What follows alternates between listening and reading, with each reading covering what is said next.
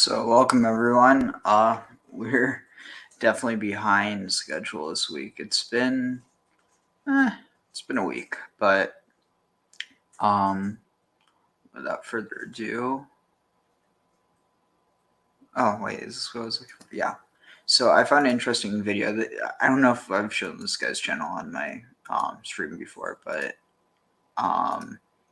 I don't know how he's going to connect Vayakhel to which means and he congregated or assembled. But apparently he's going to tie this together with golems and mind control, which always sounds interesting. So, any clue how he's going to connect the building of the temple? Hi, I'm David. I did not expect you to say hi yet. I didn't mean to unpause. But yeah, Graham, you have any clue where he's going to take the idea of building the tabernacle and how that supposedly connects to this idea of golems and mind control? Vaguely, I was going to say off the top of my head, I'm just sort of going with the idea of with the golem, you're basically instilling the spirit in it via the construction, and you're doing something similar with the with building the tabernacle and the temple. And on the other side, the idea that mind control, the goal, you're controlling the golem, and mind control, that seems to be kind of a natural connection tag. Wait, so was Gollum being controlled by the ring? I know. That's a good. I was going to say that's a good question. How much Tolkien stole from Hebrew tradition there? Tag. I don't think so, because it's spelled in a different way. And again, you could say, oh, but it's the same consonants. I don't know. It's something where it's possible. I haven't ever actually seen any reason to think that they are connected, besides that they sound the same. No, Hi, like I said, I'm David Taub. No, go ahead. All right. And welcome to the Hi, I'm David Taub, and welcome to the Parsha Rabbit Hole. Hi, I'm David Taub, and welcome to the Parsha Rabbit Hole, where I find something weird in the weekly Torah portion and follow it all the way down until it gets even weirder. This week's rabbit hole eventually gets us to golems and astral projection. Yeah, consciousness. But as always, we have to get there. This week's rabbit hole is dedicated in honor of nobody, or maybe everybody. If you'd like to dedicate an upcoming episode of the Parsha Rabbit Hole or make a small donation to help me keep on digging, go to creativejudaism.com/donate. Okay, let's get started. This week's Torah portion, Parshas Vayaqhel, tells us all about the construction of the Mishkan, the portable temple that the Jews used until the permanent temple was built in Jerusalem. Most of the Parsha is a repetition of instructions that Hashem gave to Moshe or Moses in the last few Torah portions, but in this week's Parsha, we're told about those things actually being implemented.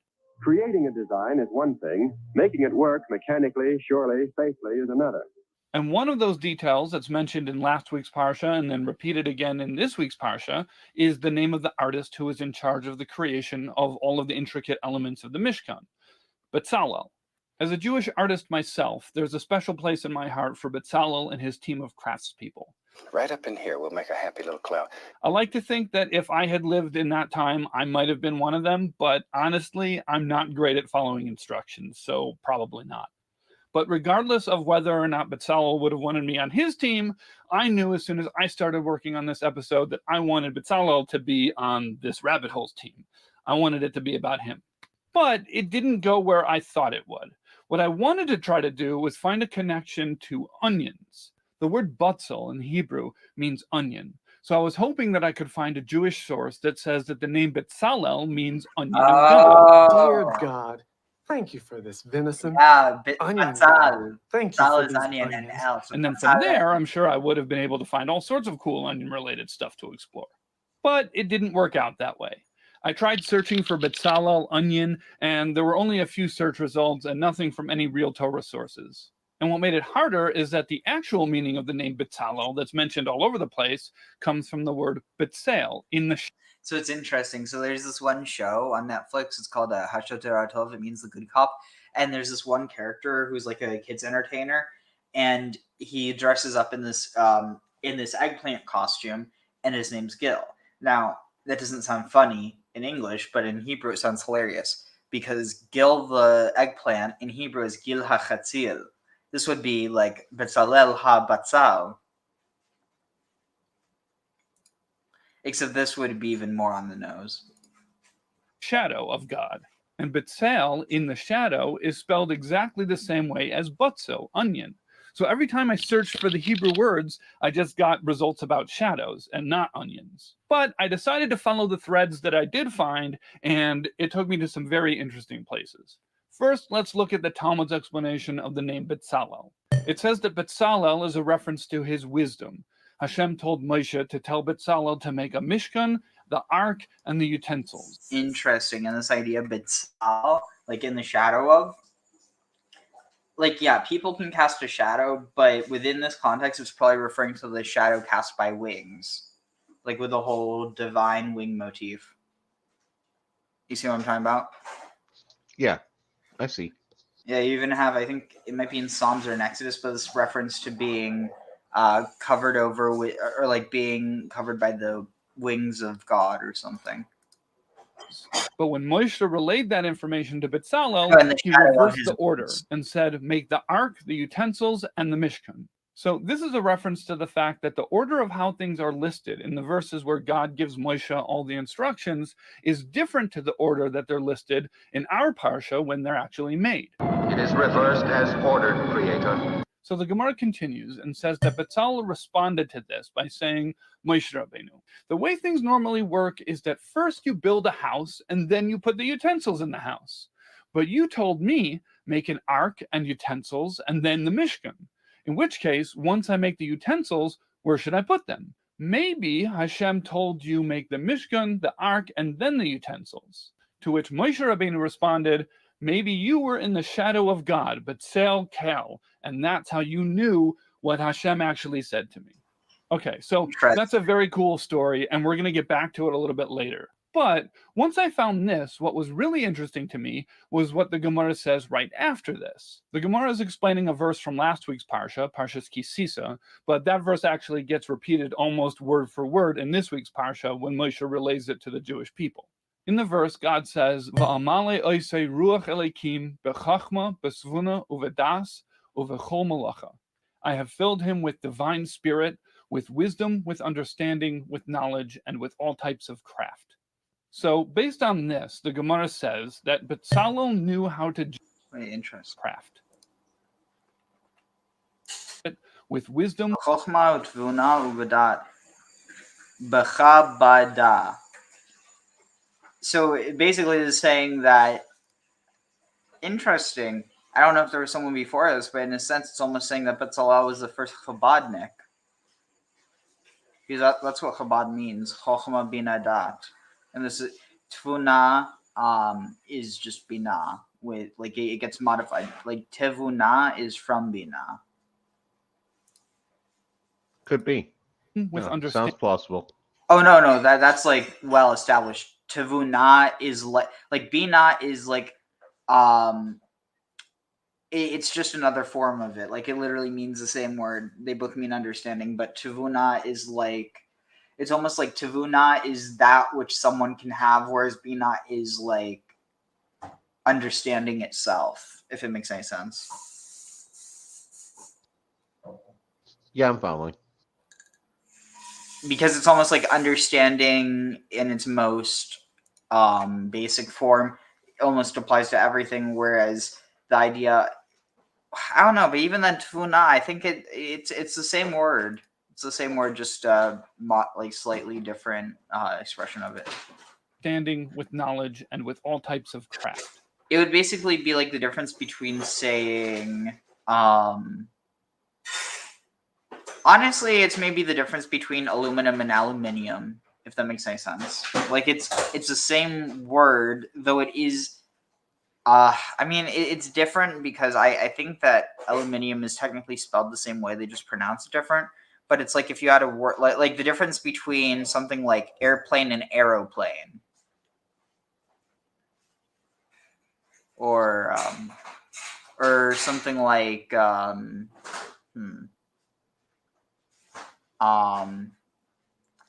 actually, this might be a good one. It is a perfect one. The difference between something like fort and fortress. Okay. So based on this, the Gemara says that Bezalel knew how to join the letters with which heaven and earth were created. And the Gemara's proof for this is those words in that verse that describe Bezalel, b'chachma, b'svuna, uvedas, with wisdom, with understanding, with knowledge. And those same three words are used in Mishlei, or Proverbs, to describe how Hashem created the world. So based on that, the Gemara says that Bezalel had this ability to use the words and letters of creation to create things himself. So this is already very fascinating to me, that the Gemara describes Bezalel's particular type of artistic talent as being similar to God's creation of the world. Again, as an artist, this idea is very exciting. I don't know if this is something that regular artists can hope to emulate in some small way, or if it's something that's completely unique to Bezalel. I assume that since it's part of Torah, there must be something in it that I can apply personally. So this is where the rabbit hole starts, with Bezalel, the archetypal Jewish artist, and his ability to manipulate the letters through which God created the world. If you're ready to see where that goes, let's dive in. So I started looking at the commentaries on that Gemara to get more insight into this idea of Bezalel being able to manipulate the letters of creation. And I started with Rashi, and it ended up taking me down a path I didn't expect. Rashi explains that the world was created by the divine combination and permutations of letters, and that how this is done is described in Sefer Yetzirah. There's something you didn't tell me about the contents of the Sefer Yetzirah. So Sefer Yetzirah, literally translated as the Book of Formation, What is the that oldest from? book of Jewish mysticism. And according to Jewish tradition, those it was written X-Files. by Avram Oh. or Abraham. So the reason this jumped out at me that Rashi described What is the context of that they bring up the Sefer Yetzirah and the X-Files? Have you seen that episode?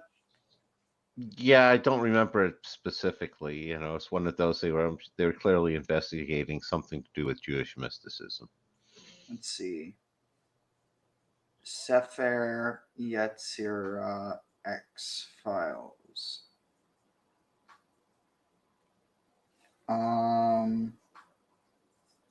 The episode Kaddish from the 4th season of X-Files references Sefer Yetzirah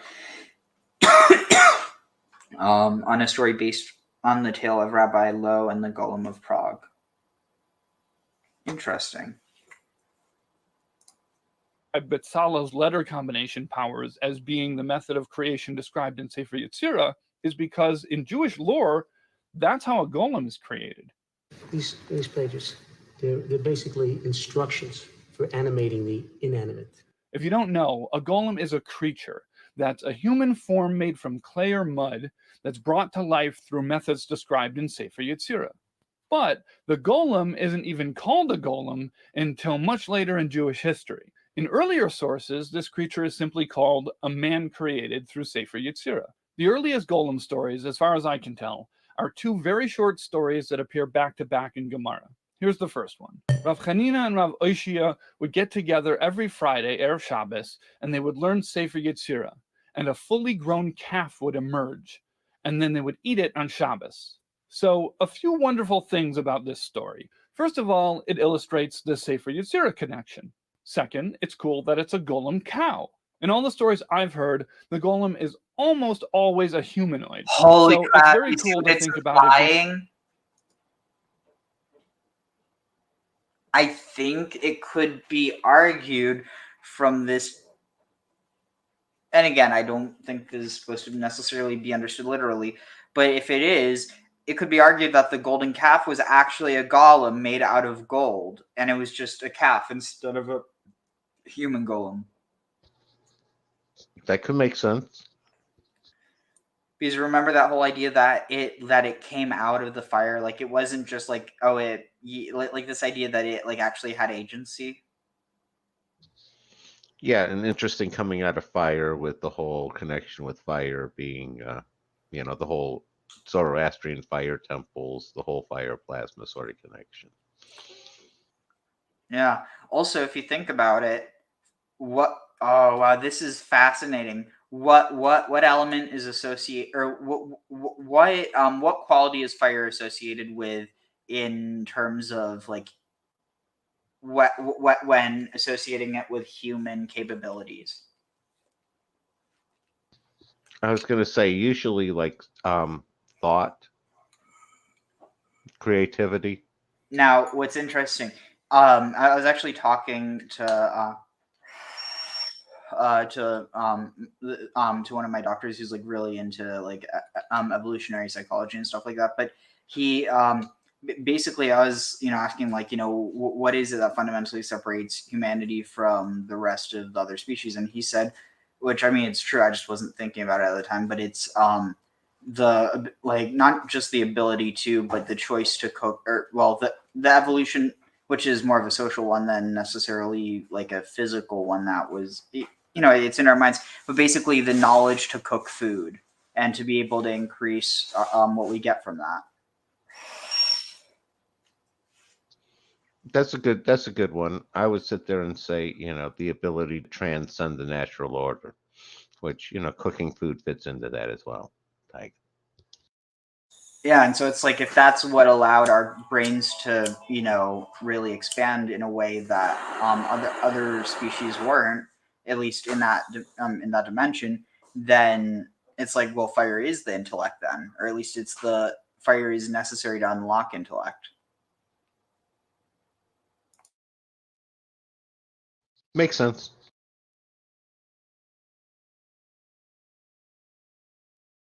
But the question is, what came first, the intellect or the fire? Because the intellect could be what allowed people to realize how to make fire, or was it that the fire allowed the intellect? It's kind of a talk about a chicken or the egg before you even can cook either the chicken or the egg. Exactly. Being possible to make a golem in the form of anything. And the last wonderful thing that jumped out at me about this story is that they ate it. They ate the golem cow. Usually in artistic representations of the golem, even when it's animated and moving around, it still looks like a lump of mud or clay. The rabbi created this magic creature out of humble clay.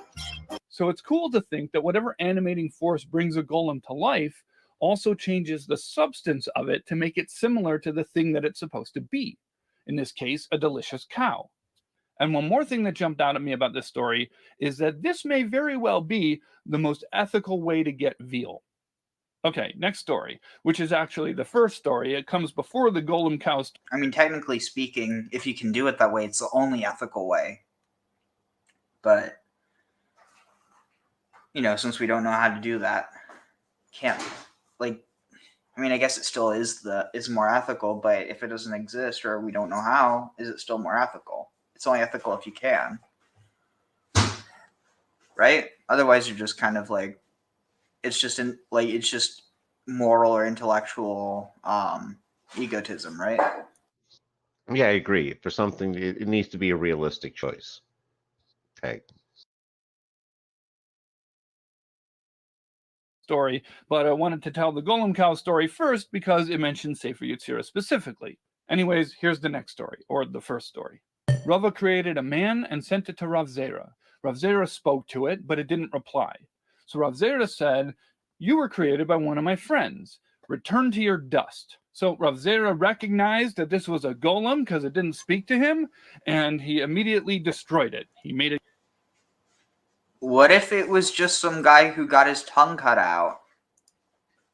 Go back to being an inanimate pile of dust. So again, another delightful golem story. This one is particularly interesting to me. Also, talk about snail mail, except it's not snails, and you don't have to worry about deleting the message afterwards because it's like, return to sender, except the sender being God, so it just like poofs back to dust. For two reasons. First, Rav Zera apparently had really good golem detection skills. And it makes me think that maybe this was something that the rabbis of the Talmud did to each other like all the time. That'd be fun. But I think one of the most notable things about this story is that it establishes an element of golem lore, which is now ubiquitous, that a golem can't speak. Finally, I can talk. This is the voice I've got. Sounds like I should be selling egg creams in Brighton Beach. So even though the Gemara doesn't mention Sefer Yetzirah Oh, in the that's story, funny. Rashi does. He explains that Rava created this man through combinations of the letters of the name of God as taught in Sefer Yetzirah. Okay, so the whole reason we're talking about this is because of Betzalel. I wanted to see if there was any connection between Betzalel's Sefer Yetzirah letter combination creation powers and the Golem. So I did some digging, and I found one place, a Rishima from the Lubavitcher Rebbe, that mentions the two together. As I've mentioned before, the Rishimas are the Rebbe's personal notes, and most of them are written in a shorthand that can sometimes be challenging to follow. This one in particular contains a lot of brief thoughts and questions about the topic of how human thought is not comparable to God's thought, because God's thought has the power to create and human thought doesn't. So the Rebbe goes through a few examples of different instances that might challenge this distinction. And at one point, he brings two examples together to ask one question. Rava creating a man in that Gemara that we just looked at, and Betzalel's ability to create through the power of combining letters. And then he asks a question which he doesn't answer. Was this specifically through speech? As I said, this is written in shorthand, but if you read between the lines, the question is, did Rava and Betzalel specifically need to use speech in order to create using Sefer Yetzirah letter combination power? In which case, that would just be an example of I think I know how they did it. can... I think they were playing Scrabble. Right? That makes much more sense. Definitely makes more sense. Yeah, it's like they're magical tiles, and every each tile, like, it has a letter. Each letter tile is inscribed, and then like the engraving, it's colored in with the blood of a of a yearling calf. And so you know it's magically potent that way. And so once you arrange in the right order, then, well, I didn't get that. And you get bonus powers if you manage to get a 7-letter golem. Yep. Gollum. Wait, Gollum. Let's see. How would that work? Would that be like? Is that the joke? I don't know.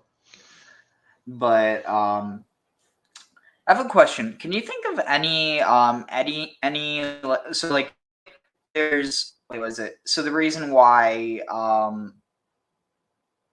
and again, like, this might be oversimplifying it, but if the reason why, a day is, or why, a day, well, I mean, technically a day and a night, but like why a day is 24 hours is because that's how long it takes, was it the moon to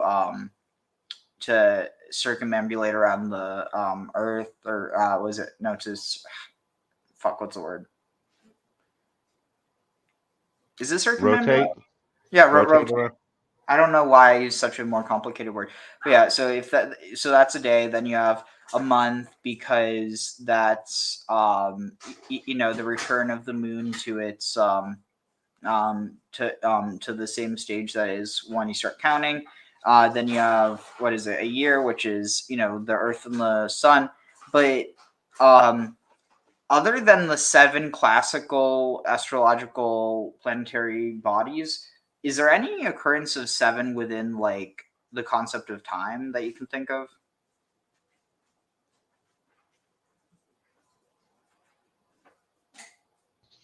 Time itself? Or just, like, even the way that, like, time within the context of, like, how the Earth is, or,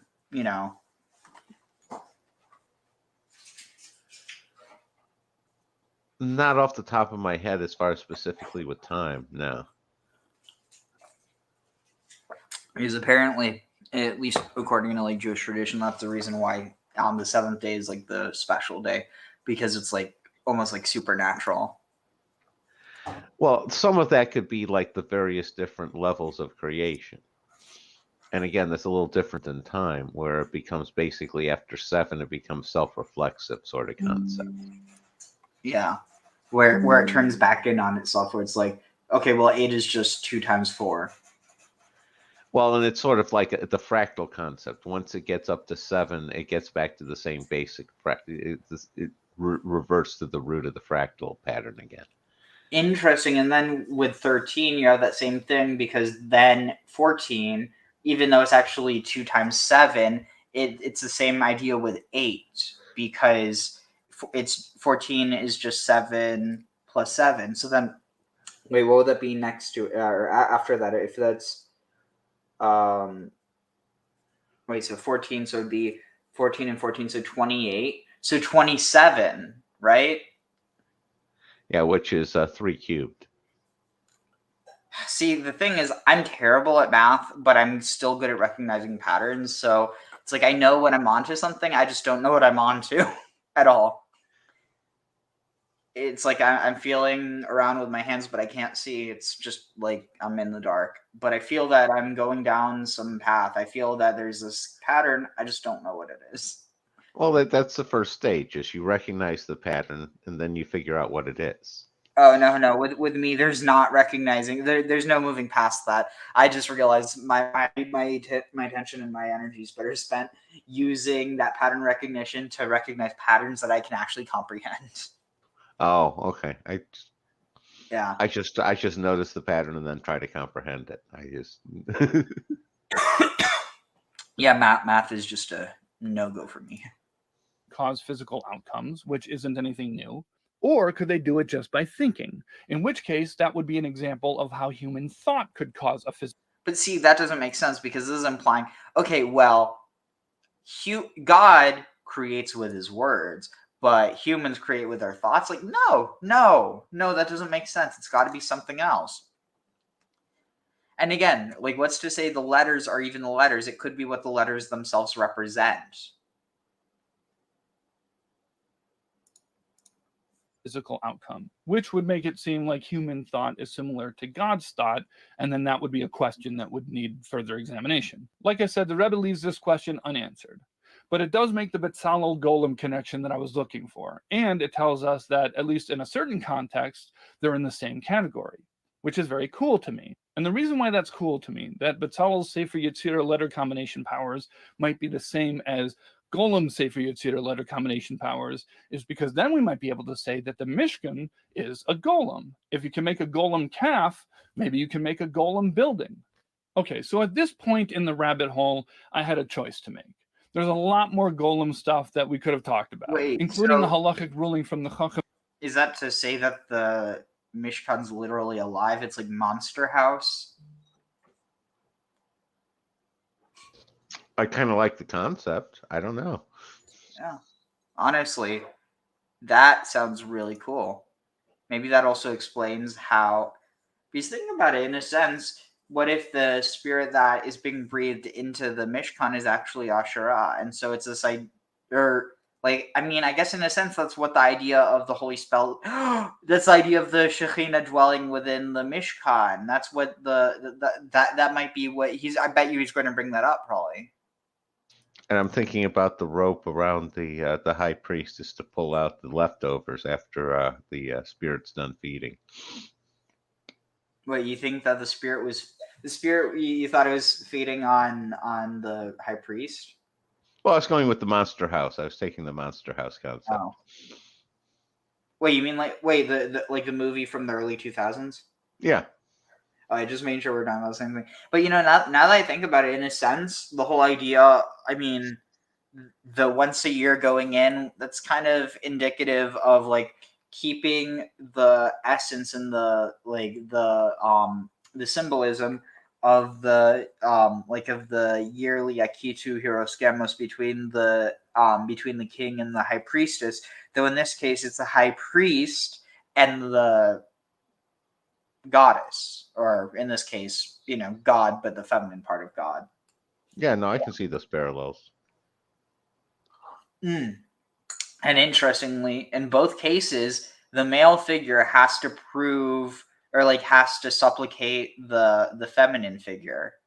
Though in one case, the one being supplicated is human, and in the other case it's literally understood to be God, or the Shekhinah.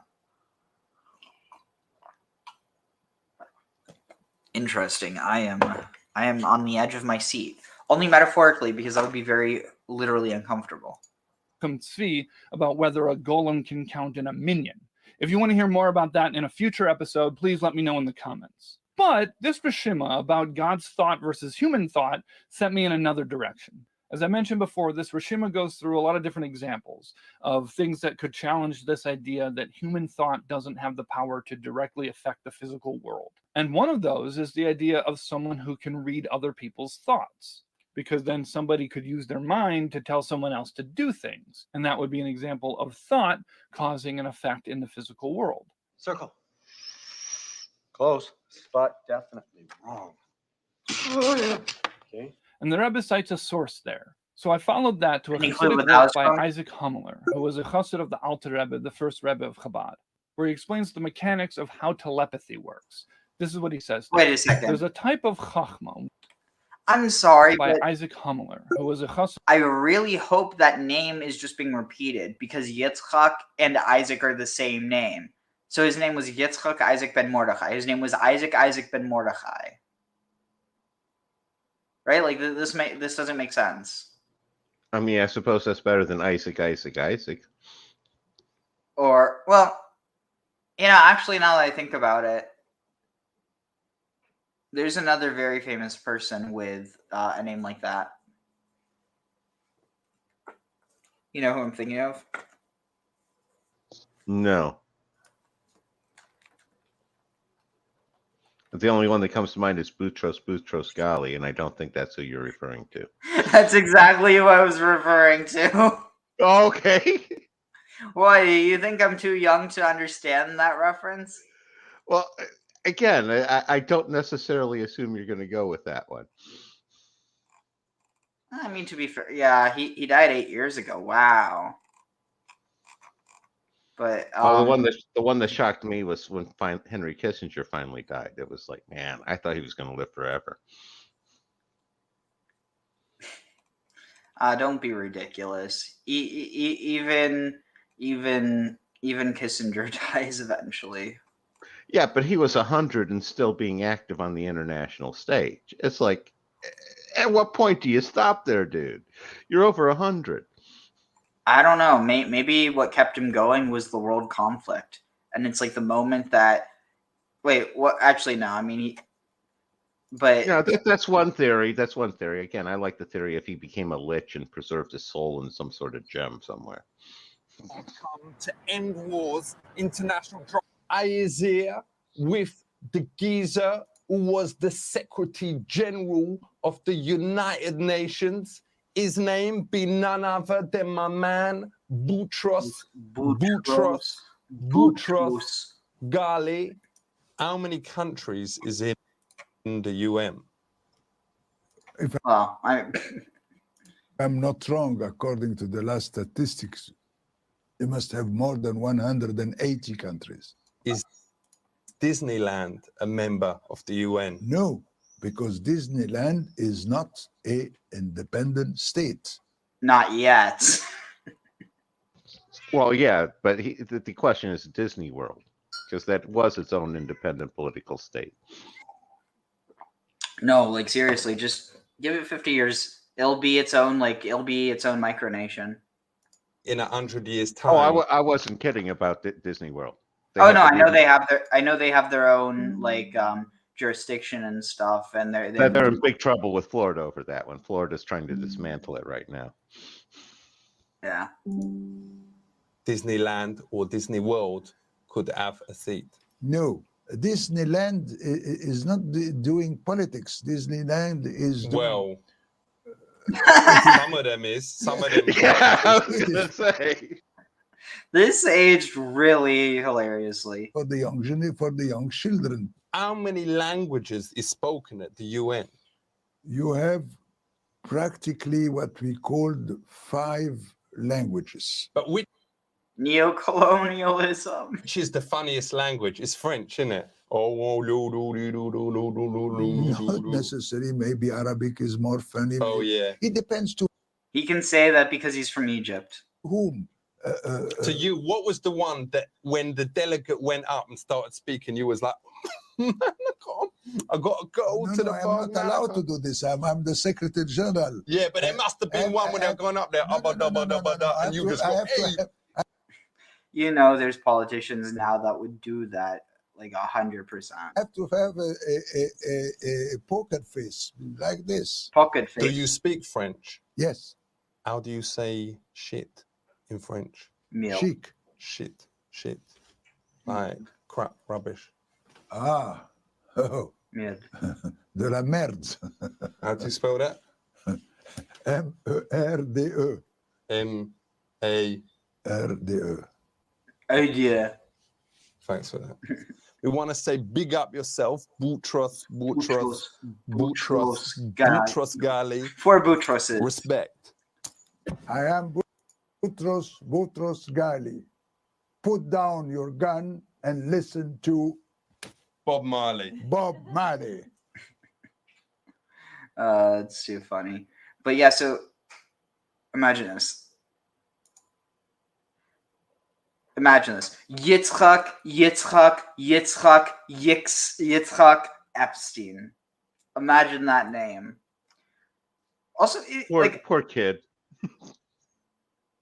Yeah, especially nowadays. It really sucks because Epstein is like a relatively common name, but now most people can think of when they hear that name is the pervert. Well, to be fair, he did work hard to brand himself as such. Damn it! It's like, it's just, it's so strange to me. It's like one of my not best friends, but one of my really good friends growing up. That's his last name, but it's like pronounced like Stein instead of Steen.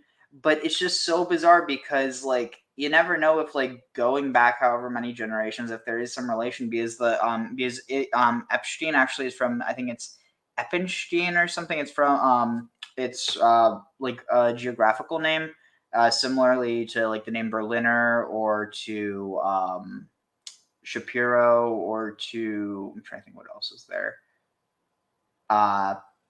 I mean, Krakow, that's pretty obvious. If your last name's Krakow, your family's probably from Krakow. But yeah, just, I don't know what would be cringier. Yitzchak, or Isaac.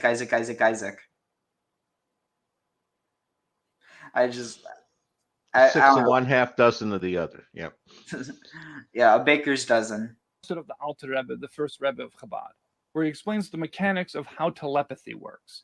This is what he says there. There's a type of chachma, wisdom or skill, that allows a person to know the thoughts of another person, and that it's famously known that Baal Shem Tov and the Arizal had this ability. But he says, in his time, there are even much less holy people who are said to also possess this ability. And then he explains how it works. First, the chacham, the wise person, connects themselves with the soul of the thinker, the second person. And once that connection is made, and it's a good solid connection, then the chacham can extend or project themselves to the place where the thinker is and can look around. And through that projection, they can feel and perceive all of the thoughts of the thinker. Okay, so very cool. What was particularly fascinating to me was that this didn't sound like regular, ordinary, run-of-the-mill mind reading. The ability to know another person's thoughts that's described here actually seems like a secondary ability that stems from the real main ability, which is to make a direct soul-to-soul connection.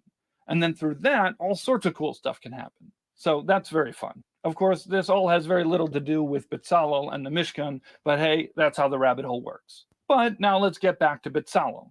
If you remember, at the very beginning of all of this, we looked at a Gemara that talked about how Moshe reversed the order of the instructions that he got from God, and Betzalel was able to figure out what God really said. Reverse the order, and what do you have? And then the Gemara jumped to another Betzalel fun fact, and it told us about how he had Sefer Yetzirah letter combination powers. So while I was digging around for stuff about the letter combination thing, I found an explanation from Toldos Yaakov Yosef, which is an early Hasidic work by a student of the Baal Shem Tov, which pulls both of these ideas together in a way that I thought was really, really cool. He asks two questions. First of all, why would Moshe Rabbeinu mix up the order in the first place? And secondly, what does that instruction reversal story have to do with Betzalel's letter combination creation powers? So there's a concept in the Talmud called Ein Mukdam U'Me'ucher B'Torah. There is no earlier and later in the Torah.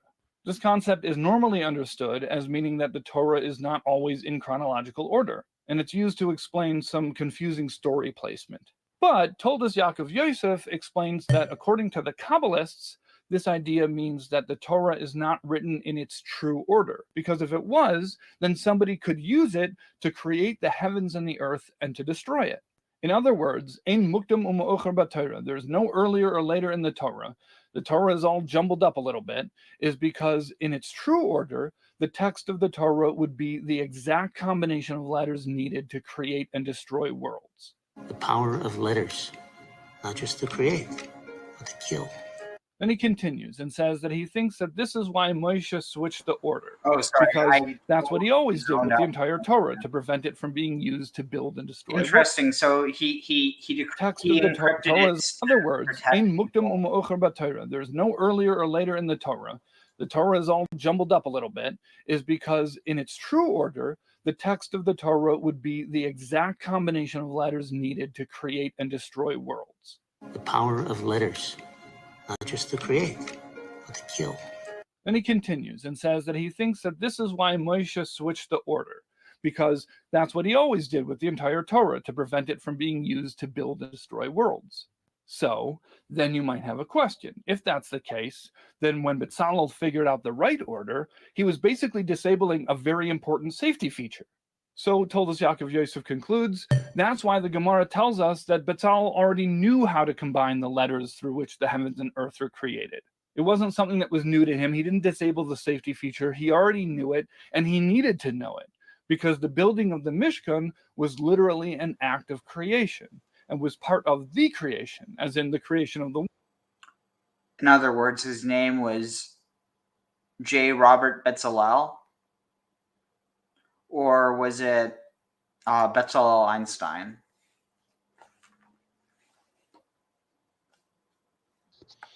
I was going to say, I don't know there. I think what he was doing was a little more practical and more carpentry than the atomic bomb people. But yeah, I see where you're going. Well, but what's to say that it has to be one and not the other? After all, if there's multiple levels of interpretation.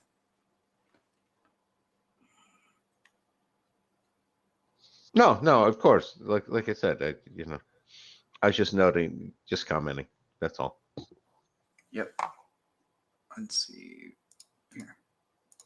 World, because until the Mishkan was built, the world was in a state of turbulence. And that's why Bezalel needed to know the order of the combinations used for the creation of the heavens and the earth. Because when he built the Mishkan, it was actually kind of like finishing off creation. So according to this, Bezalel's Sefer Yetzirah Golem powers aren't just a fun fact. It's telling us something important about the nature of the building of the Mishkan itself, that it was a part of the creation of the world, and that Bezalel's extraordinary creative abilities allowed him to participate in that. But there's something else that I take away from this explanation.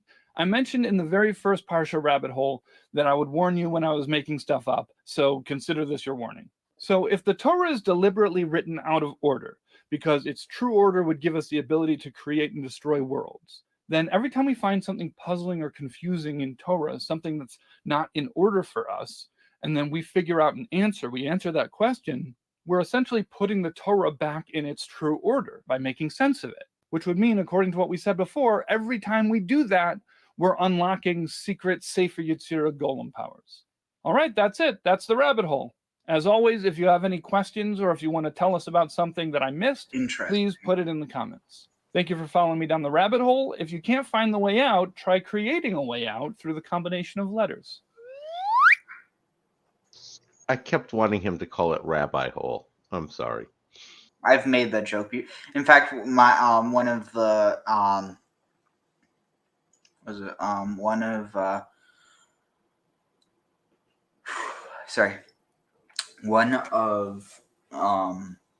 the channels in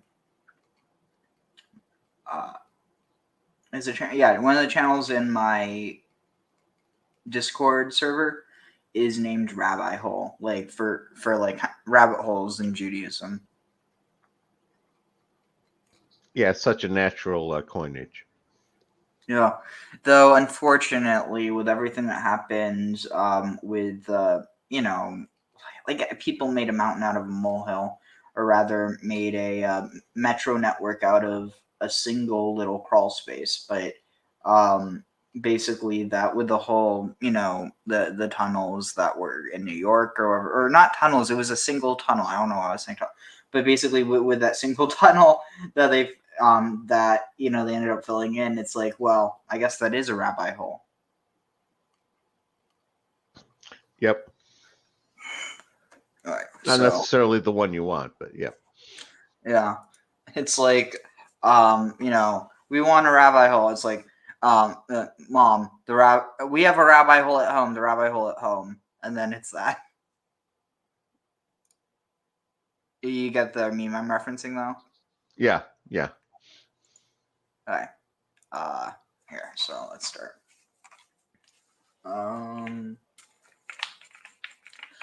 ברכו את אדוני המבורך, ברוך אדוני המבורך לעולם ועד, ברוך אדוני המבורך. Wait, sorry. ברכו את אדוני המבורך, ברוך אדוני המבורך לעולם ועד. ברוך אתה אדוני אלוהינו מלך העולם, אשר בחר בנו מכל העמים ונתן לנו את תורתו. ברוך אתה אדוני נותן התורה.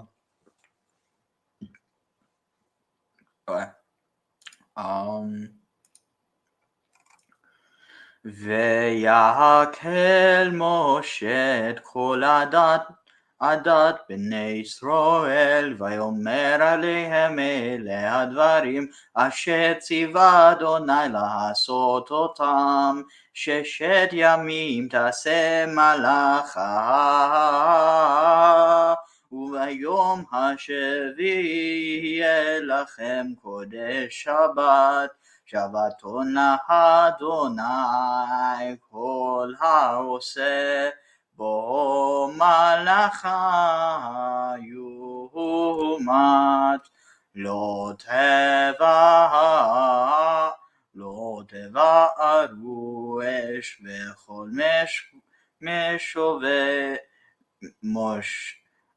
מושבותיכם וביום השבת. ויאמר משה אל כל עדת בני ישראל לאמור, זה הדבר אשר ציווה אדוני לאמור.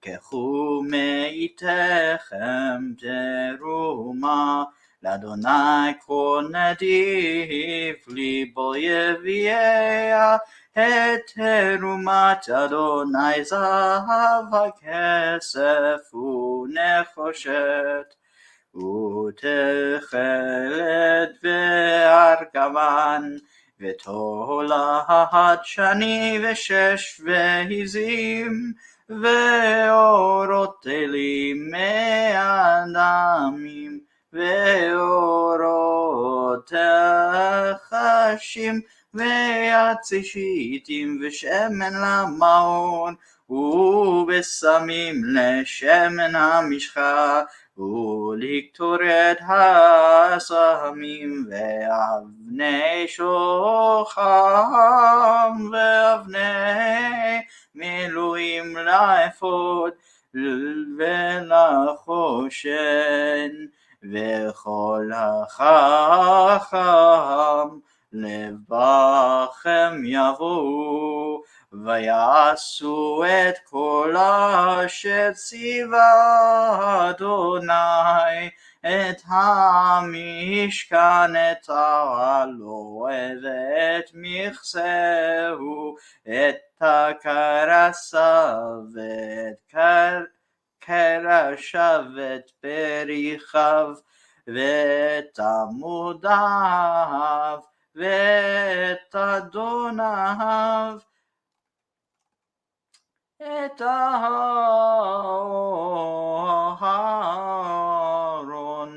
ואת בדיה ואת הכפורת המסך, ואת השולחן, ואת בדייו, ואת כל כלייו, את לחם הפנים, ואת מנורת המאור, ואת כליה, ואת נרותיה, ואת שמן המאור, ואת מזבח הקטורת, ואת בדייו, ואת שמן המשחה, ואת קטורת הסמים, ואת מסך פתח לפתח המשכן, את מזבח העולה, ואת מכפר הנחושת אשר לו, את בדייו,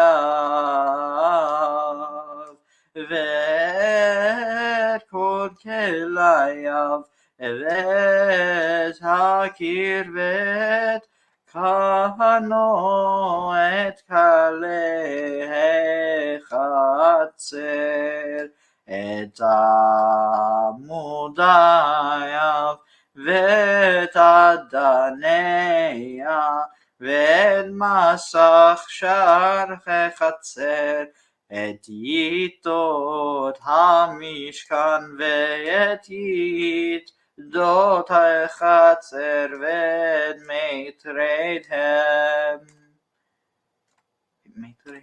ואת בגדי השרד לשרת בקודש, את בגדי הקודש לאהרון הכהן, ואת בגדי בניו לכהן, ויצאו כל עדת בני ישראל מלפני משה, ויבואו כל איש אשר נשאו ליבו, וכל אשר נדבה רוחו אותו הביאו את תרומת אדוני למלאכת אוהל מועד, ולכל עבודתו ולבגדי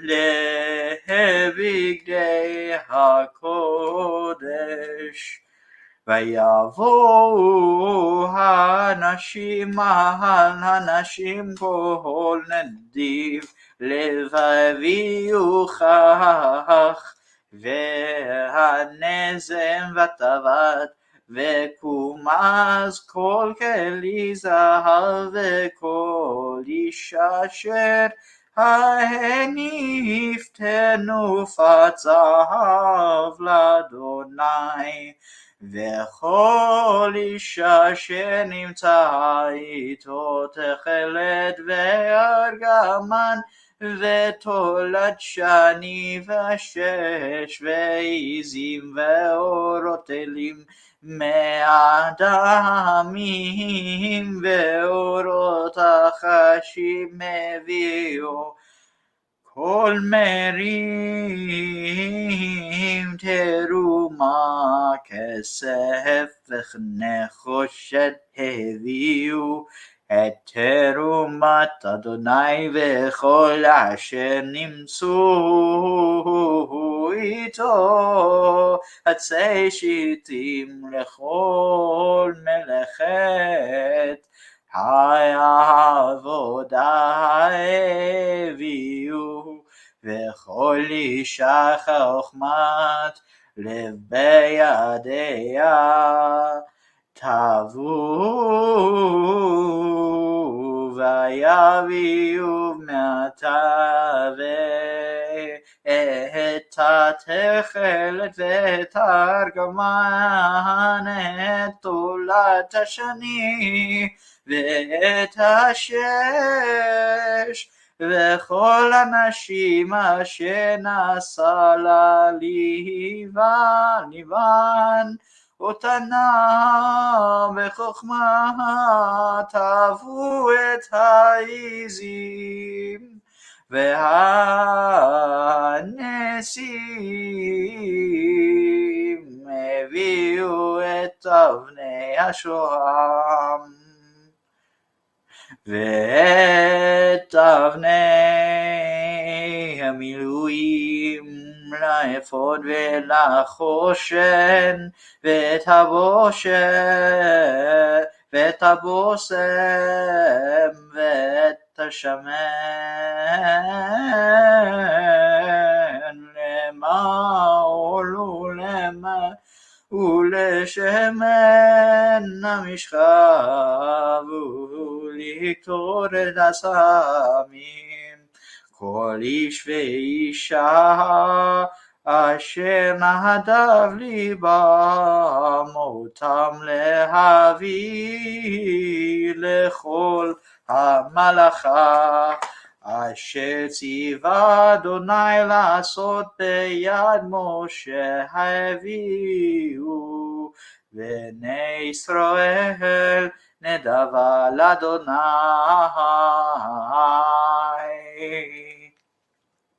Is that where it ends? Wait, let me see.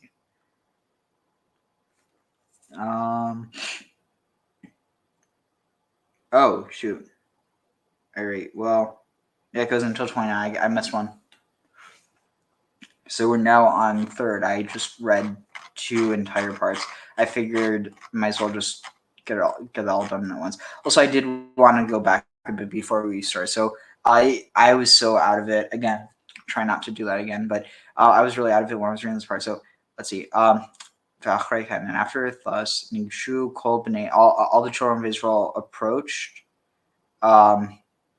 ויצווהם את כל אשר, and they were commanded, and he commanded them all that Adonai spoke to him on Mount Sinai. Vayakhel Moshe. Okay, interesting. Yachal. The other one is 𐤅𤒃, but this is but oh shoot. Ooh, that almost spilled. But anyway, Yachal. So, and when Moses finished midaver from the what did I just do? F11. What did I just do? Shoot. I don't know what I did. All right.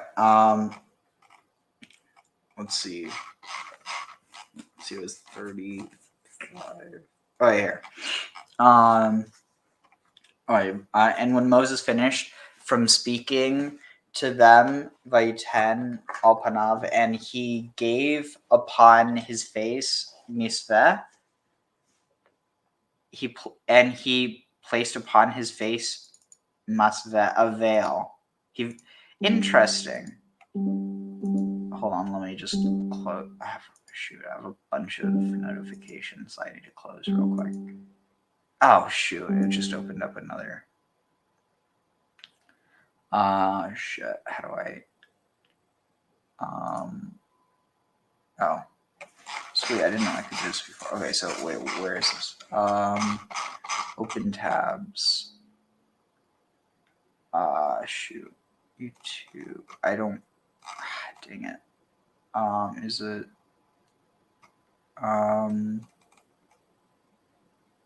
Sorry, I'm just trying to. Oh wait. Okay, here. Perfect. I didn't know I could do this. And it. Wait, what just. Dang it. Just closed out. It was. Oh, here. Sorry, I'm not. I just learned how to use a new feature, which I never knew before. Okay, here. Sweet. Okay, so where is here? So masveh. So it can mean a veil. It's from savet. Like, interesting. What's the root for this? I'm guessing it's sava. Savet means like. Here it actually has. I don't know if. Okay, sava. mean a saveh is a curtain or a veil.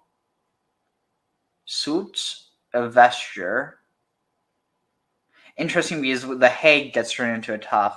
Masveh, interesting. Vesture. Levusho. Alright. Anyway. Let's see where we're. Alright. Vayavo Moshe and Moses and coming out, or no, and when Moses came before Adonai to speak to him, Yasir et Hamasveh, he removed or turned aside, like took away his mask until Seoto, until he would go out, and he would go out and speak with the children of Israel, that which Adonai had commanded him. Vera'u b'nei Israel, and the children of Israel saw the face of Moses. And the children of Israel saw the face of Moses that Karan or. So how did it translate this? So for the skin of Moses' face. This is so fascinating. It's clearly indicating the idea of a Karen or of like rays of light, but it's in this case it's actually referring to or as skin. So, and Karan means like to shine in this context. So I wonder if it's almost kind of indicating that he was like permeated with this type of like almost like a callback to Adam and Eve, like before the fall, almost like this idea that they had like light bodies instead of flesh bodies. Again, sort of like the transfiguration concept. Yeah. Interesting. And when he returned, when Moses returned, the skin of the face of Moses, like shone, and when Moses returned, the veil upon his face, until he came to speak to him. Interesting. So I want to see what commentary there is on this real quick, because I know I was just trying to finish that. I do not even remember reading that before. Let's see. Children of Israel saw the face of Moses, that the skin of Moses' face sent forth beams. Observe the meaning of that. And Moses put the veil back upon his face. Is that Moses always acted in this manner? This was his practice in dealing with the Israelites until the day God's glory gathered him to himself. Moses' grave is unknown. The Lord being merciful unto him. Blessed is he who chose Moses and blessed his Holy Spirit in him. Interesting. So, since i.e. Ibn Ezra mentioned Moses' death, he notes that Moses' grave is unknown. This is interesting. Listen to this. Lord being merciful unto him. Blessed is he who chose Moses and placed his Holy Spirit in him. So we're going to check this out. So, does he use... All right. Baruch Asher. In Baruch Asher. Like, in the spirit, Asher Bachar. He who is chosen by the... who chose Moses. What? Blessed is he who chose Moses and placed his Holy Spirit in him. All right. This is Beruach Asher Bachar, in the spirit that... No, here Asher is being used... It's being used to say blessed, not that. Not that. So Beruach in spirit of blessedness, Asher, or honestly, Bachar Bo, who chooses in Vishem Ruach Kodesh Bikir Bo. Oh, I must not be reading the full. Velo Noda Kivuroto, and nobody knows where he's buried. Bechemlat, in the mercy of Adonai, Allah that is upon him. Beruach asher in the Baruch. Oh, Baruch. Oh my God, I feel so stupid. That's Baruch, not Beruach. I should. I'm embarrassed that I even thought that could have been Baruch. It's just there's no way it can, because that would have to be a chet for that. So Baruch Asher. Wait. So this is actually interesting. Here you have two words that both mean bless, but instead interesting. This is fascinating because I'm sure you've heard the term Hakadosh Baruch Hu, right? I can't claim that I have, but yeah. I mean, I've probably said it at least a few times, but basically, Hakadosh, the blessed, Hakadosh Baruch, like the blessed, holy, who, so like one is here, the blessed, like the holy blessed one, that's actually a term used in Ugaritic, which is really interesting. But basically, so if you were to take the form Baruch and you were to like apply that form or that shape, or like that vowel usage to Ashar or to Asher, it would become Ashur, which is interestingly enough, its own deity. Which I think it's interesting because Ashur means the same thing as Baruch, not literally, but in essence. Yet for whatever reason, it's not Hakadosh Ashur Hu. Also probably because it's like there's more of a focus that Asherah Ashers and Adonai Baruchs. I don't know. I could be just reading that into it. It's totally possible. Anyway, let's see. All right, so I'm going to close that out. And I'm going to look at commentary. How is there only 23 commentary? There should be a lot more commentary on this. All right, so I'm going to add this to my sheet. Okay. Also, any ideas what I should be for Purim? Not off the top of my head. Oh, right. So this is what I was saying. This idea of blessed is the one who chooses Moses. And again, it doesn't say Moses. It just says the one who is chosen. So it's kind of strange. They're implying that it says about Moses, but blessed is the one who is chosen and, or who was chosen and placed. Okay, this is super interesting. So, wait, yeah, actually, let me look this. So, okay, Baruch Asher, blessed is the one, Asher. So it's blessed is the, like blessed is. It's not actually saying blessed is he. It's saying blessed is the one. Or alternatively, Baruch Asher. Blessed is them. Because in this case, Asher isn't being used for blessing. It's actually being used in the relative form.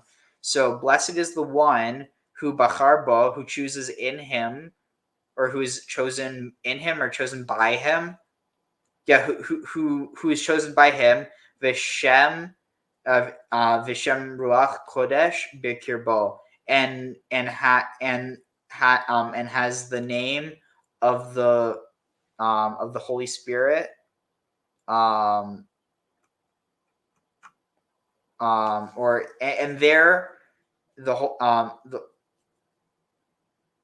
no, it would have to be and the name of the Holy Spirit in his midst. Now, what's interesting is why would you say the name of the Holy Spirit? Isn't that kind of redundant?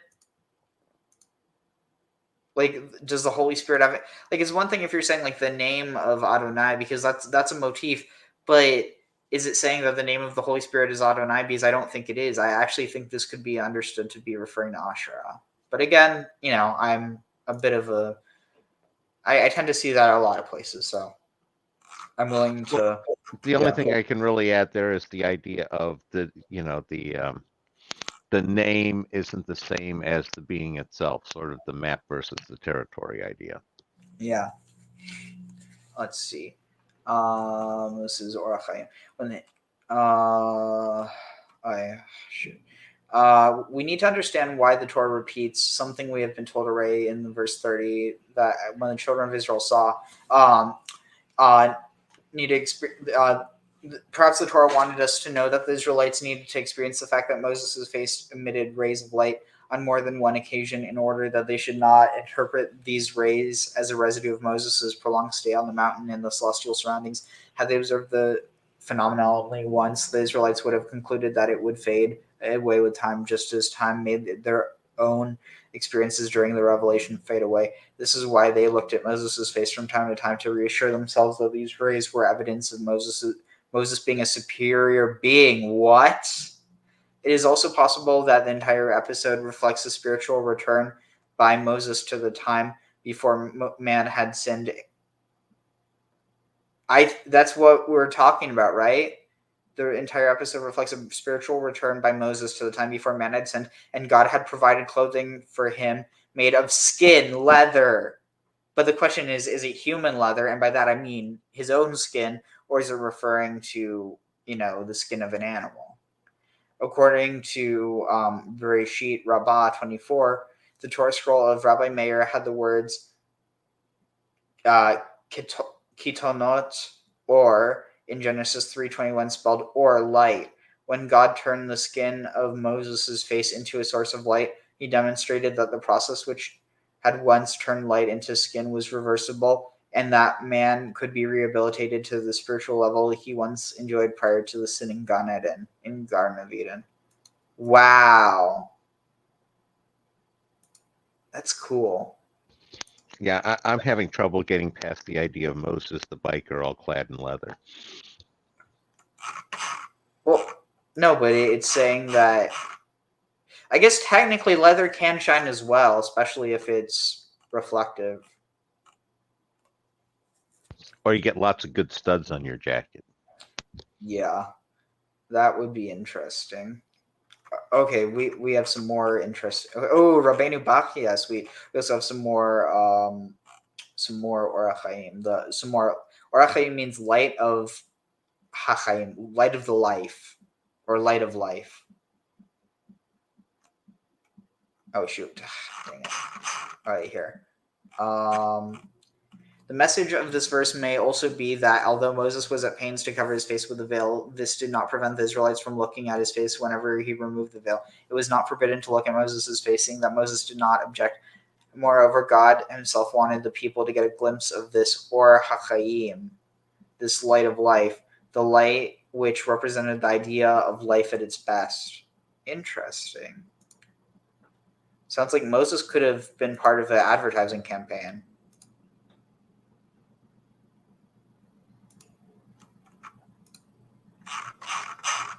All right, let's see. So, here.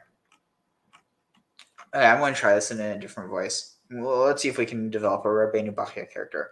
When the children of Israel saw the face of Moses, etc., we need to understand why the name of Moses is understood 3 separate times in this verse. The Torah could simply have written, Ki keren or panav, vehashiv et masveh. As soon as the skin of his face emitted rays of light, he put the mask back on. According to the plain meaning of the text, we may understand the fact that the Torah bothers to mention Moses' name 3 times as corresponding to the 3 times 40 days which Moses had The 3 times 40 days which Moses had spent on the mountain. It is a fact that during each of his days on the mountain, Moses achieved a greater degree of forgiveness from God. The radiations of light from Moses' face may well have intensified each time he had achieved part of his purpose. This is why not only the name Moses, but also the word Panim appears here 3 times. We may conclude that the very name Moshe assumed a greater significance in terms of his spiritual achievements during every visit on the mountain. The name had originally been derived from Pharaoh's daughter saying that she had pulled him from the water. At the time, the water referred to was physical water. In the interval, Moses had graduated to Torah, otherwise known as the Jewish people's spiritual water, their lifeline. Moses' spiritual progress may reflect the saying of the sages in Baba Kama 17 that Ein Mayim Ele Torah, that the only water which is a true source of life is the Torah. Ein Mayim Ele Torah. Without water, Ein Mayim, there is no water that is like Torah. Moses' very name contains within it an allusion to the fact that he would be able to hear the Shekhinah speak to him at some time in the future. The name Moshe is an acrostic of the respective first letters in the words Mivein Shanei Hakruvim, from between the two cherubs. Interesting. Moshe. The angel light figures on the lid of the Holy Ark from where God's voice appeared to speak to Moses. A Kabbalistic approach to why Moses' name appears 3 times in our verse. Wait, is it just repeating this? Oh no, it's in our verse. I'm just going to quit. Okay, the fact that both the word Moshe and the word Panim is mentioned here 3 times is in order to pay a great compliment to Moses. The word Panim, as well as we have seen repeatedly, is a substitute for an attribute of the Lord. The Torah, which is intrinsically God's Torah, has been called such on occasions, such as when David says, Torah Adonai Temimah, the Lord's Torah is perfect. On the other hand, the prophet Malachi 3:22 refers to it as Moses' Torah when he said, remember the Torah of Moses, my servant, etc. Just as we find that maybe it's referring to oral Torah versus like oral Torah versus written Torah. Just as we find that in the instance God paid honor to Moses by describing his Torah also as Moses' Torah. So in our verse, God, maybe it's like, what's mine is yours and yours is mine. Almost like this idea of God being married to the Jewish people. Again, not saying like, other people don't have a connection to God. It's just specifically Yahweh. His Torah also as Moses' Torah. So in our verse, God paid Moses a compliment, showing that he had accorded him as much honor as he had accorded to him, as had been accorded to him. There were occasions in the Torah when Moses invited God, the Torah, which was contained in the ark, to rise or to repose, such as Numbers 10, 35, and 36. According to a variety of midrashim, we're dealing with only one of numerous examples where God reciprocates by honoring Moses. The author lists many examples. The interested reader is referred to Torah Shlema, like the complete Torah, by Rabbi M. Kasher on Vayera 7:1 for a broader discussion. Blah, blah, blah, blah, blah, blah. Sorry, I'm not trying to be disrespectful. I'm just trying to move. Adbo lidaberota, until he came to speak with him. Until he came to speak with him. Actually, the Torah should have written Adba'u lidaber at Hashem, until they came to speak with Hashem. Why is it that the same verse which mentions the name of Moses again and again, when a pronoun would have sufficed, does not accord God the courtesy of having to referring to him by name? We again have to fall back on the statement we have already made on the entire verse is an example of the great compliment the Torah pays to Moses. Once we understand by means of such examples how great was the esteem in which God held Moses, it is easier to understand that Moses, as distinct from the other prophets, conducted a dialogue with God much as when people speak to each other. The informal manner in which the Torah describes Moses as communicating with God by even omitting to mention God by name reflects this intimate relationship which existed between God and Moses. At the very, again, remember, he's speaking of the Shekhinah, so this is between the Shekhinah or Asherah and Moses. At the very end of the Torah, Deuteronomy 33:11, this is spelled out for us once more when the Torah describes this unique and never repeated phenomenon of the communications between God and Moses and God respectively, by comparing it to Kasher Yidaber Ish El Re'ehu, as a man speaks to Kasher Yidaber, and as a man speaks to his friend, just as a man speaks to his fellow. Okay, let's see, anything else? Moses replaced the veil upon his face until he came in to speak with him, but when he came in to speak with him, he took it off his face. When Moses exited the tent of meeting, the children of Israel saw the face of Moses, and they noticed that the skin of Moses' face was radiant. Moses did not cover his face when transmitting the words of God to the people, so that the divine light upon his countenance could accompany the Torah that he taught the Jewish people. And yet at other times Moses replaced the mask on his face until his entering to speak with them, as it was unfitting that his shining, awe-inspiring countenance be seen without proper cause. Interesting. So, any thoughts on that? Just the idea of the whole Moses being so intimidating without the veil, and Moses doing a veil dance. Okay. Funny. Let's see. Did I get these also? Okay, I need to get the second buff here. I'm gonna have to. Wait, did that do it? Let's see. Onto sheet. Okay, perfect. Yeah.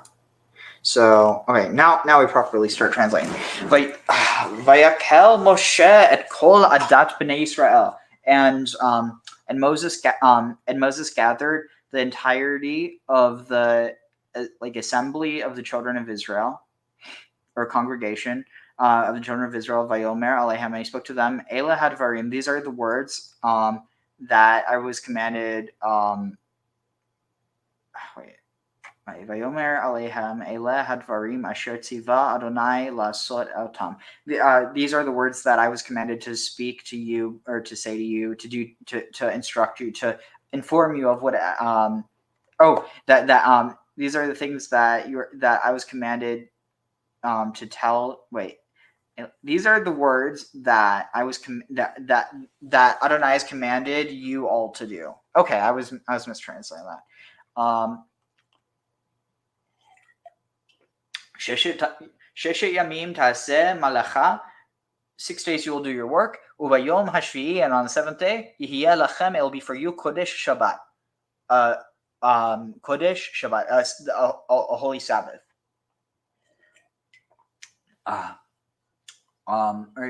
Let's see. It says yihiyeh lachem kodesh. It will be for you holy.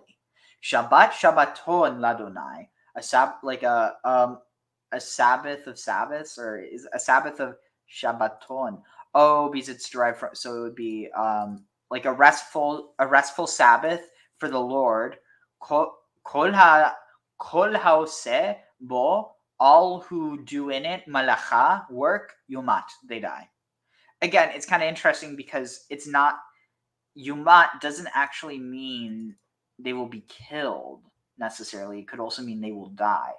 And again, it also says that Adam and Eve, it's one of those things where, like, if you go with this idea of, on one hand, like, I guess there is this idea that, if everyone kept the Torah perfectly, then Mashiach would be there, and so people wouldn't die. And so by definition, it's like, in that's a way you could read that. But because even one person, or not even one person, just because the entirety of the nation is not at that level, it means that they're dying. Or alternatively, like, whether they're dying because they can't not sin at all, or whether they're not sinning, or whether they're sinning because they're dying. Like, no matter how you look at it, it gets kind of interesting.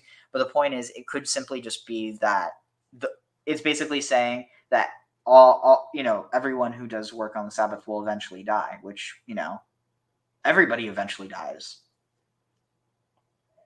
Yeah, even those who don't do work on the Sabbath. Yeah, but it's much easier to get people to listen to what you're saying if you tell them that if they don't do what you're telling them, that they'll die. Just don't tell them that if they do what you're going to do, what you want them to, they'll die as well. It's kind of like, say you have to have emergency surgery. You're like, okay, am I going to die? It's like, well, if you have the surgery, you're not going to die. It's like, that's a lie. You're just not going to die right now, or at least very unlikely to die right now if you have the surgery, versus, it's like, I've always found that idea, like, what's the mortality rate? The mortality rate is 100%. Yes, the old no one leaves this life alive. Yeah, or with money.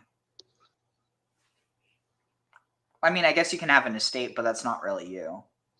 Well, I was going to say, if you burn it all up in a pyre, isn't that kind of taking it with you? Yeah, but it's not going with you wherever you are going, is my point. You don't suddenly get that money because you burnt it if you pop into like a new life or say there's an afterlife. You don't get that money in the afterlife because you burnt it with you. I guess unless... I was going to say, certainly some of the ancients believe that kind of stuff. True, but I mean, that's also...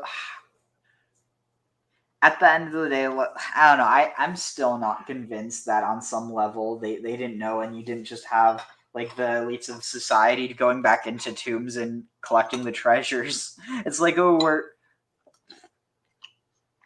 You know what I mean? Oh, well, they definitely did that in, again, during the Ramessides and later, after the New Kingdom. They definitely went back in and looted. That was an organized activity. Is it theft if the government does it? Probably, I would count it as theft. Yeah, but I guess what I'm saying is, if it's a government building, especially when the government was more so this genetic dynasty. No, this was a new genetic dynasty that was looting the old genetic dynasties. Oh. Okay, then yeah, probably would be seen as a no-no.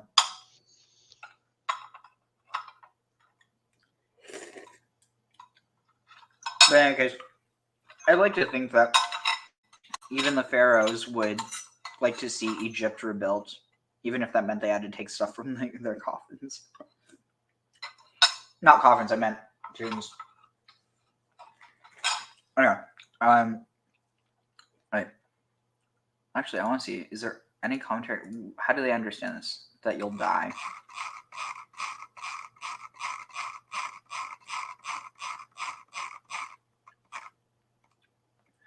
Let's see.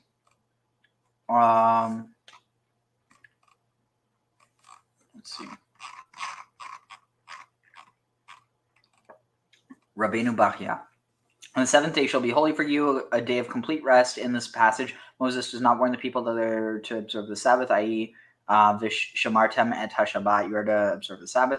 It appears, therefore, that we derive from here that the mystical dimension of the Sabbath is not to be revealed to the masses. When the Torah used the expression Vishamartem et HaShabbat instead of Vishamartem et Yom HaShabbat, this is an indication that in chapter 31 of the Torah, in chapter 31, the Torah addressed itself to philosophical and hidden meanings of the Sabbath.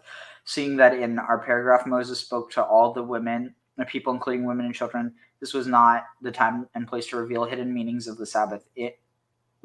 That's not very nice. In 31:13, on the other hand, God has instructed Moses with the words Dabar el b'nei Israel, speaks to the children of Israel, implying that you should reveal to them both the obvious as well as the hidden meanings of the Sabbath. Like, okay, wait, I'm just going to see. There's another, let's see. The manner in which the Torah phrases that what went on here is a hint to us not to reveal hidden meanings of the Torah to people who are not on the spiritual level, enabling them to appreciate such meanings. Hope we're all on that level.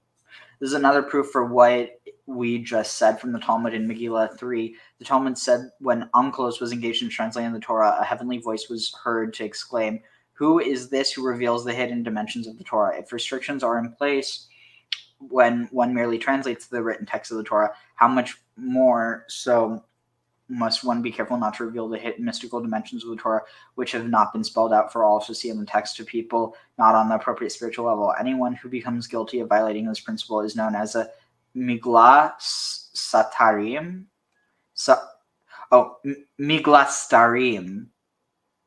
Miglastarim. Someone revealing mysteries. Only slanderers do something like that. Interesting. Miglastarim. Any thoughts on that?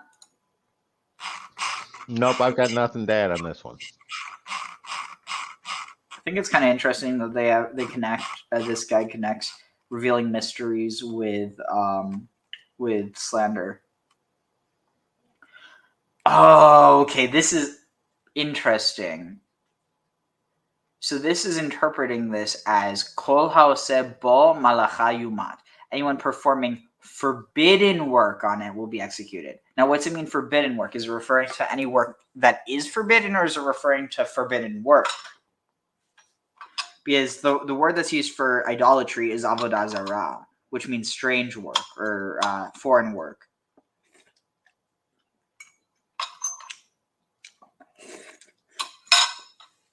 So could be either. All right, so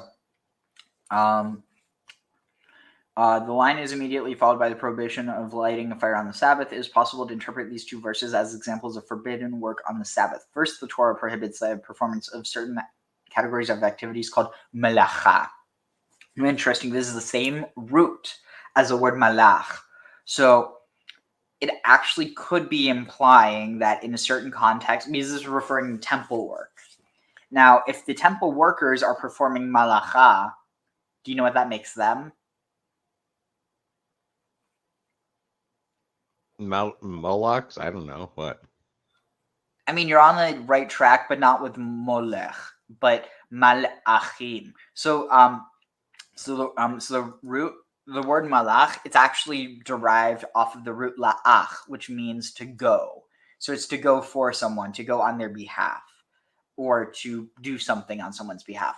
And so those who do malacha are malachim. In other words, those who do service are malachim, which means messengers, or those who go forth, or angelos, or angels. Now, what's interesting there is this idea that basically the line between human and angelic is not as clear. It's almost like this kind of echoes the idea that the line between human and angel isn't actually anything besides physical existence in some sense. Not that there isn't a difference, but that it almost implies that angels can become men and men can become angels. Yeah, no, I can see what you're saying. Yeah. Anyway, the Torah describes the lighting of fire as an example of such a forbidden category of activity. The expression malacha applies primarily to activities connected to the building of the tabernacle, which are forbidden to be performed on the Sabbath. This is the reason the Torah does not speak here of kol malacha, any manner of work, as it does on other occasions when the work prohibition on the Sabbath is mentioned. Compare Exodus 20:10. Following the prohibition to perform such work on the Sabbaths, during which the construction of the tabernacle was in progress, the Torah goes on to prohibit such activities on the Sabbath for all future generations also. This is the meaning of the additional words, Bechol moshavotechem, in all your dwellings, as opposed to God's dwelling. The example of lighting a fire is merely representative of all other categories of activity which are prohibited on the Sabbath. Making fire is an appropriate example of basic human activity, seeing that most of the principal activities we are engaged in cannot be performed satisfactorily if one were not able to be allowed to make fire. This is the reason that the sages instituted the benediction over fire during the Havdalah ritual at the end of Sabbath, to signify that this crucial activity, as well as other activities which was prohibited on the Sabbath, is once again permitted. Fire, i.e. light, was the first of the activities God engaged in when creating the universe. Genesis 1:2. The ritual known as Havdalah comprises a total of 4 benedictions. Whoa! I bet you, yeah. Taste is wine, fragrance, so smell is a spice, fire, light, and then, so that's 3 senses. Okay, so total of 4 benedictions: wine, fragrances, fire, light, and the benediction reminding us of the difference between the holy and the profane. Okay, interesting. So the fire is touch, because you can feel the fire, you can feel the sensation. It's not, you're not touching the fire, but like you put your hands over it, and then you also see the light. So you have taste, smell, sight, and touch. And then you're reading off the benediction for the sound. Not only that, but you know what you do at the very end of Havdalah? No. Dang it. Oh my god. I am so proud of figuring this out. I'm going to share this with, I swear, I mean, it's not like, I'm not like, oh, I'm so smart or anything. I wish that, I wish that I found people who would appreciate the stuff I found as much as me. It's just like, I don't know, maybe I'm hyper enthusiastic about it, but check this out. So Havdalah.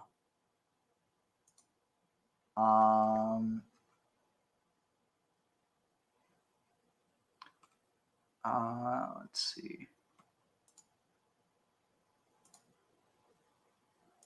Right here.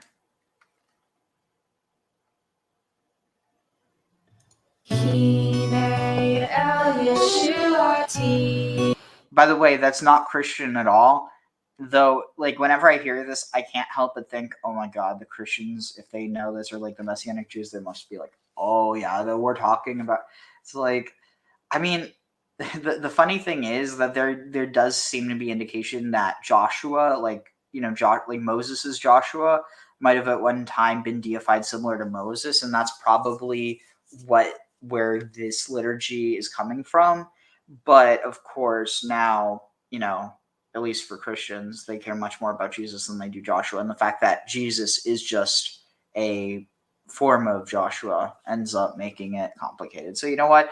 At the end of the day, it shouldn't. I don't know. Like, it's just the appropriation that bothers me. Like, at the end of the day, I know it shouldn't bother me. Like, but it's like, I don't know. I was going to say, it's sort of like, they deified one Joshua, you know, and 1,000 years later or so, they deified another. It's like, it doesn't sounds about par for the course from my book. Yeah. So it's interesting. If you actually look at the liturgy, you can see how much Christian liturgy is actually derived from Jewish liturgy, because it's like literally, if you didn't know the context or they weren't singing in Hebrew, you wouldn't know.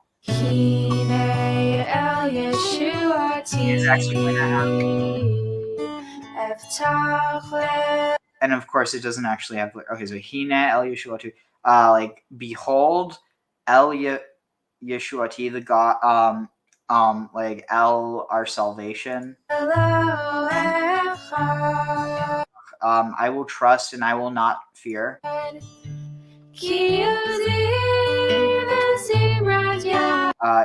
Because my strength and my song is Adonai. Is Adonai. Wait, Adonai. Wait. Hioziz Vizimrat. Yeah, Adonai. Interesting. So here, there's actually one of the places where you have the Yud Hey, then like Adonai is being referred to as Yah. That's why it's not like this is just something that people apply to. It's literally taken from liturgy.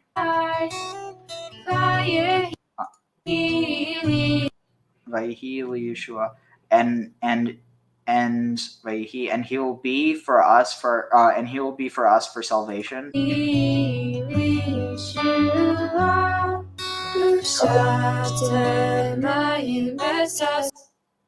And Shavta, and they will draw water from. They will draw water and happiness.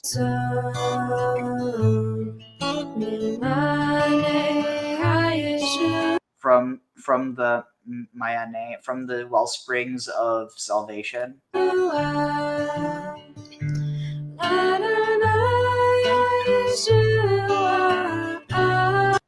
For Adonai, the salvation upon your for Adonai, the salvation upon your people.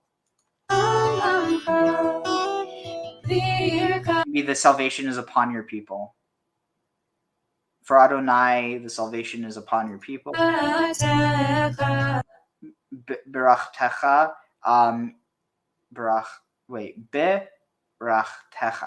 Barachtecha. Their blessing. You'll bless that. You will bless them, or they will bless you. I'm getting confused, but Selah, and that's just like. The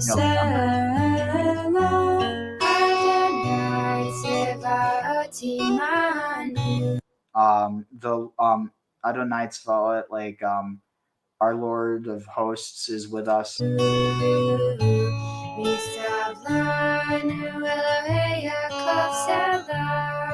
Miskav Lanu Segev. Oh my God, Segev. What is Segev? Oh my god, I always forget.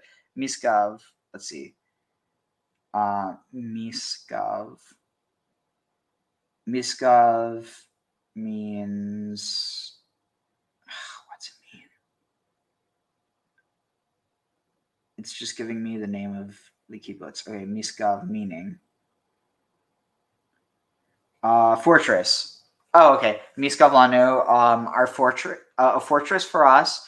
Elohei Yaakov Selah, the God of Jacob is our fortress. Selah.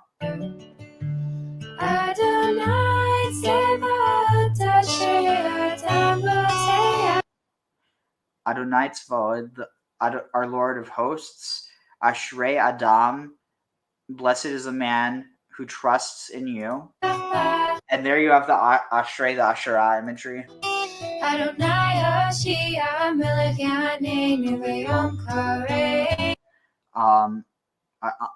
Our Lord, or was it no? Yeah, our Lord, Hoshea, our Lord, Hoshea. It's oh, what is the form? Yeah. Wait, that's Hofal. Oh my god, I'm sorry. I need to look this up. It's like it's bugging me now, and I'm translating this completely without looking this up, except for this. So let's see. It's spelled Hoshea. Hoshea. Okay, Hoshea. Hoshea. Hoshea, Exodus 1. Right here. Oh, interesting. Wait, Hoshea. Salvation. It's just salvation. Okay. Adonai is Adonai Hoshea HaMelech, the salvation, the Adonai, salvation of the king, salvation the king, Yanenu, that will Anan, that will Anan. I think it should be respond, but I'm not sure. Yanenu. Yanenu. Biyom Karenu. Oh, this is from Psalms. Interesting. All right. Yeah, Anenu. Interesting. Answer us. Yeah. Yanenu. He will answer us Biyom Karenu on the day that we call.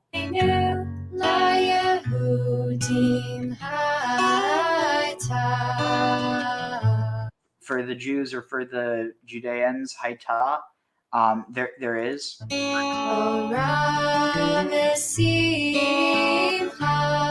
Light and happiness. Vayaqhel,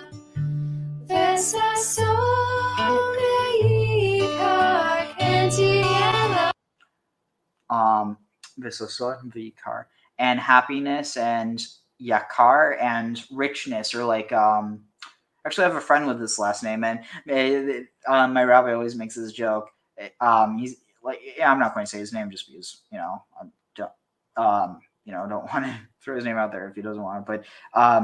But my rabbi's always like, he refers to him as blank hayakar, which means the not the rich, but like something that is not something that is rich, but something which like is precious, like something that you need to be rich to have. And again, it's not exclusively within this physical sense or within this material or monetary sense. It's very like interesting. Yakar, yeah. So this is interesting. And again, I might be a bit off with this, but so if you take the root for yakar, yud, kof, resh, you mix it up, change it to yarok or yarak, you get green. And it's interesting. I wasn't even thinking about how money is green within our contemporary society, but it's kind of funny because green stuff, which is green, which is fresh, is seen as precious. So it's it's like as like that. If you were to think of, oh, I'm going to get some really rich fruit or some really like if you get something that's I mean, there's the whole motif of if you have all the money in the world, you can get food flown in from wherever. I mean, given it's kind of a waste. Like if you're that wealthy, why not just go to that place and like go there? But I don't know. Maybe it's one of those things where if you have that much money, then it's like well, complain once you have that much money, but I don't think I'm ever going to have to worry about that. In terms of like, I don't like one of those things. The idea like a bunch of people, they have this impression like, oh, they'll be able to make it big one day. At the end of the day, some people might, but like just I don't know. I don't have any illusions that I'm going to be some sort of millionaire or billionaire. I think it's just about being happy, and too many people are chasing this false illusion. Well, I was going to say these days it's not hard to become a millionaire if you're not too stupid with your money. True. And then again, millionaire doesn't really mean that much anymore. It's billionaire that does. Yeah, I was going to say I think we're basically saying the same thing. Yep. 1 second, I'm sending Avi the link in case he wants to join. Okay, let's see. Oh yeah, V'sason v'yikar. So and sason, like enjoy. It's not joy. It's like delight or pleasure. Not pleasure. Pleasure is Eden. Delight.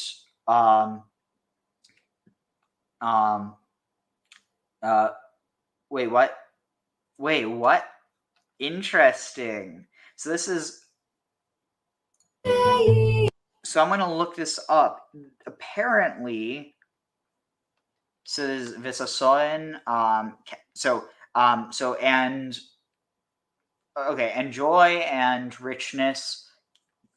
Thus, it will be for us.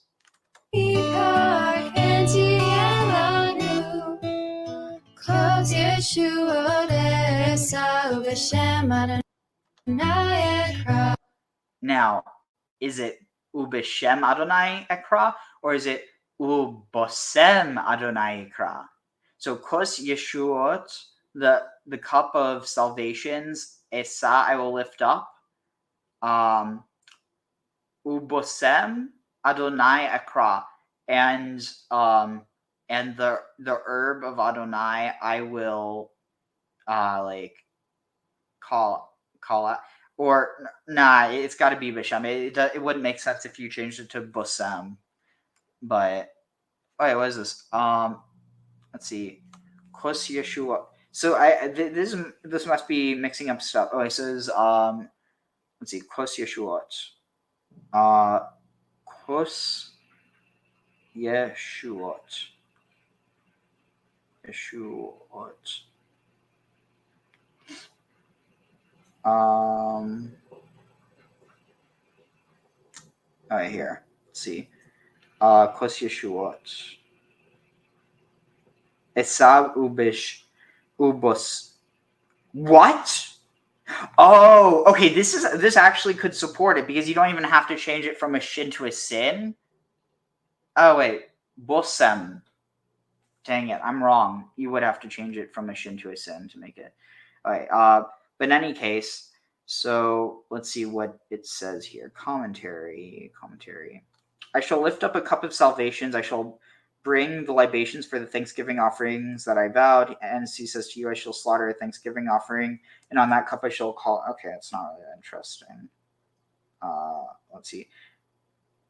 I will lift up a cup of salvation, referring to a cup of wine that is raised in a public toast of thanksgiving. I will call in the name of the Lord with words of thanks for him.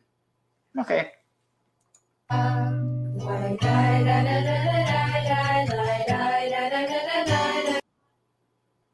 Are you kidding me?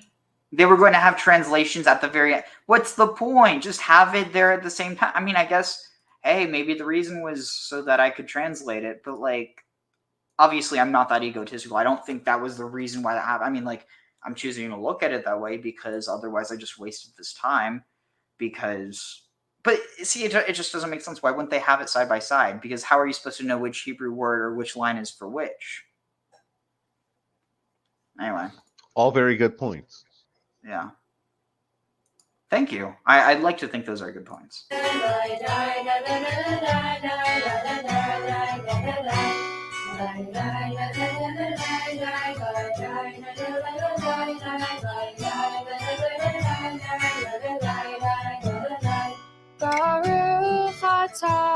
Are you out in Ireland?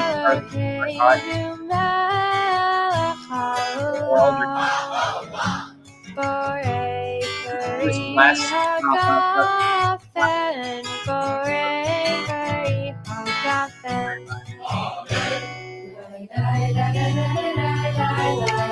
Again, why not just come to this? Oh, see, I'm like just all this. It's got me worked up. Boreh. I got confused. I thought it was Boreh was Borech. I don't know why I thought that. I'm like, this is why they should have it side by side. Then I would know, okay, wait, I mistranslated that. But then I had to wait to see that because I was so. Anyway.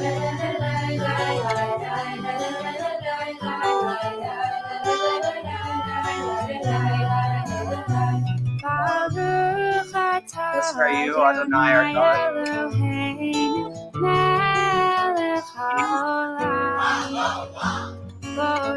That's the species of spicy.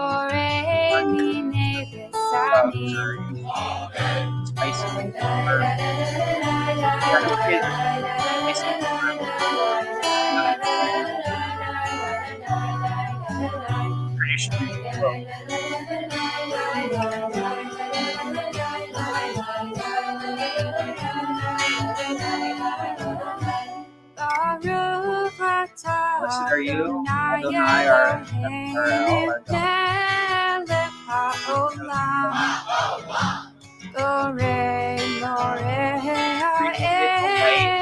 the fire,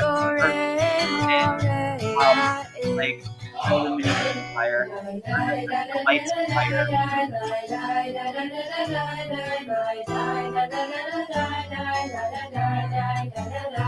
Okay, that's interesting. It's not Me'or Ha'esh. It's Me'orei Ha'esh. Now, that could either be the lights of the fire, or it's the lights of fire. But you see the difference, like the lights, or the lights of the fire, or the lights of fire.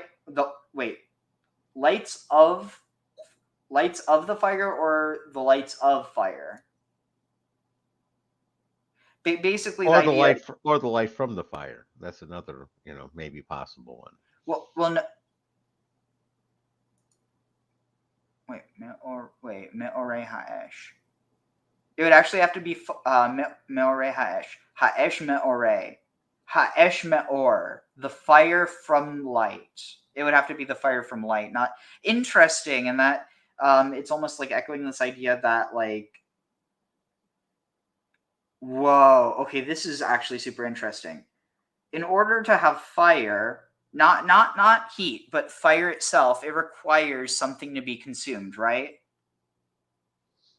Yeah, the idea of fire is the oxidation of a substance, and you got sort of the plasma there. Yeah.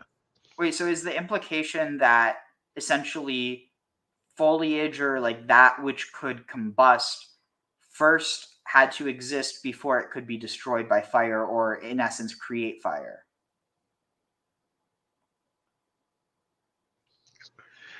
Yeah, but that doesn't mean you can't have a primordial fire that precedes them. No, but that's the thing. Light is the primordial fire, but it's echoing this idea that that, like, basically think of it this way: light ends up, like, if all matter is just condensed light or whatever, I forget exactly how it goes, then basically light condenses down to become matter. That matter gets consumed to create the fire. So you have the fire, the higher fire and the lower fire.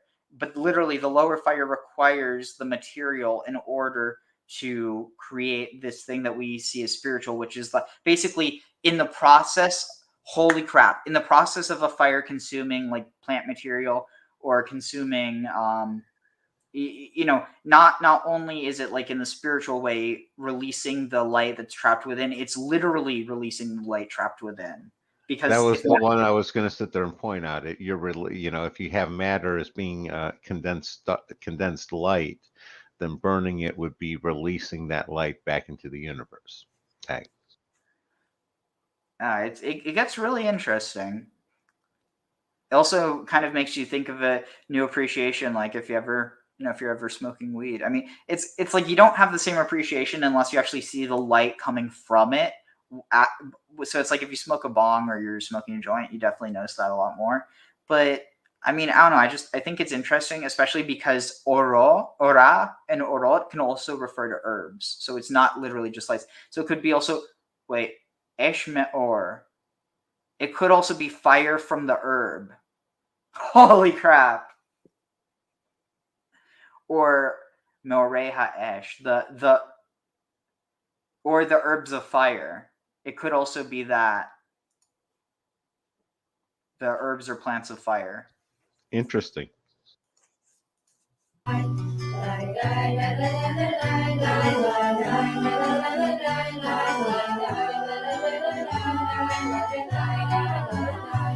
Baruch atah Adonai Eloheinu melech haolam hamaftir ben kodesh lechol hamaftir ben kodesh lechol. This like hamaftir ben kodesh between holy and unholy, or not holy and unholy, but literally holy and mundane.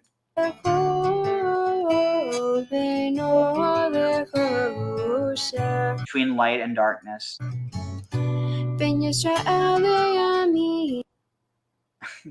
So again, it's important. Kodesh and Chol do not mean holy and unholy. It means holy or sanctified. And again, sanctified just means set apart. And again, set apart does not mean better than. And then what is it?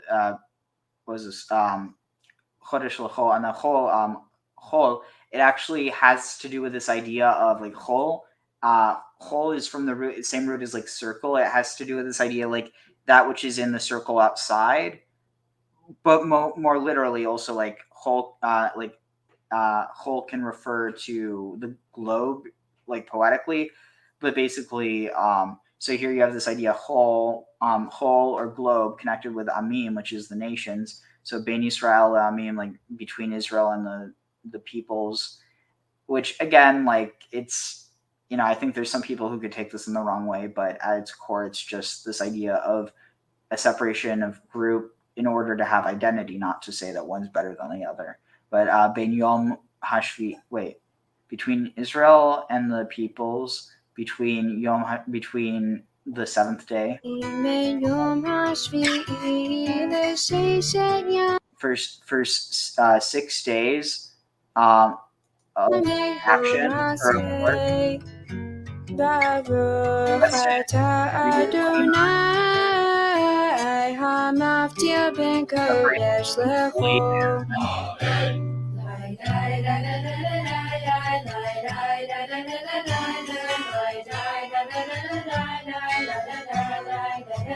Oh no, come on. Are they going to do it? I feel cheated. Okay. Well, the reason I brought this up in the first place is because, if you're there, you would, you know what? We're just going to watch a video on this because, Sephardi Havdalah. Let's watch this. Yes, you too. There you go. That's good. Okay. Well, it's a good place to start. How do you? How do you like? Right. Fail. Press. Whoa, it's like high angled. Okay. Woo. Okay. Yeah. We go? Yep. Yeah. Oh, should we angle it so we don't see the branding? Is that okay? ראשון לציון הננה וירושלים מבשרת כוס ישועות אשא ובשם אדוני יקרא ענה אדוני הושענה ענה אדוני הושענה ענה אדוני הסליחנה ענה. It's interesting though. Hoshiana, Hosanna. That's where Hosanna comes from. Interesting. אדוני הסליחנה הסליחנו סלימודנו מזלנו תורתנו מדינתנו פרנסתנו צרנו שים ברכה והצלחה וכל מעשה ידינו כי דתינו תורה בשמחה וששון ויקר ואדבקם אדוני אלוהיכם חיים כולכם היום סברי ונעם ברוך אתה אדוני אלוהינו מלך העולם בורא פרי הגפן. So now is he going to drink? ברוך אתה אדוני אלוהינו מלך העולם So you know the בורא wine, מיני and then בשמים. all the herbs. So you have taste, you have smell.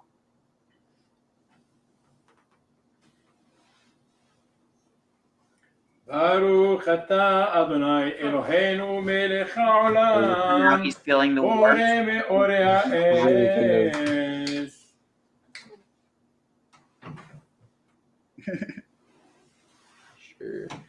ברוך אתה אדוני אלוהינו מלך העולם המבדיל בין קודש לחול ובין אור לחושך ובישראל לעמים ובין יום השביעי לששת ימי המעשה. ברוך אתה אדוני המבדיל בין קודש לחול. So now he's drinking the wine.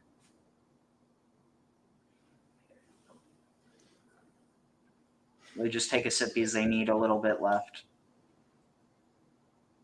I don't know if I've ever actually drank from the same cup. It's definitely not since COVID. I know that.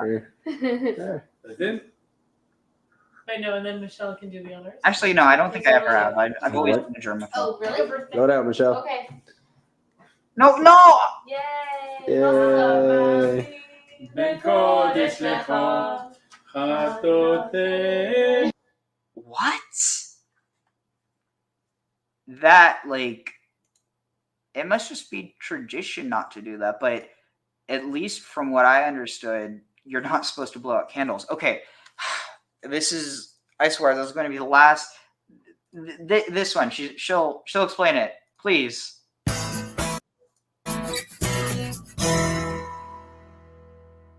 Rabbi Kate. Hi, I'm Rabbi Katie Bowman, Temple Israel in Memphis, Tennessee, and I am going to do a demonstration of the ceremony that ends Shabbat, the Jewish day of rest. This ceremony is short and sensory and tactile and very spiritual. Ooh, I like how she's touching on this.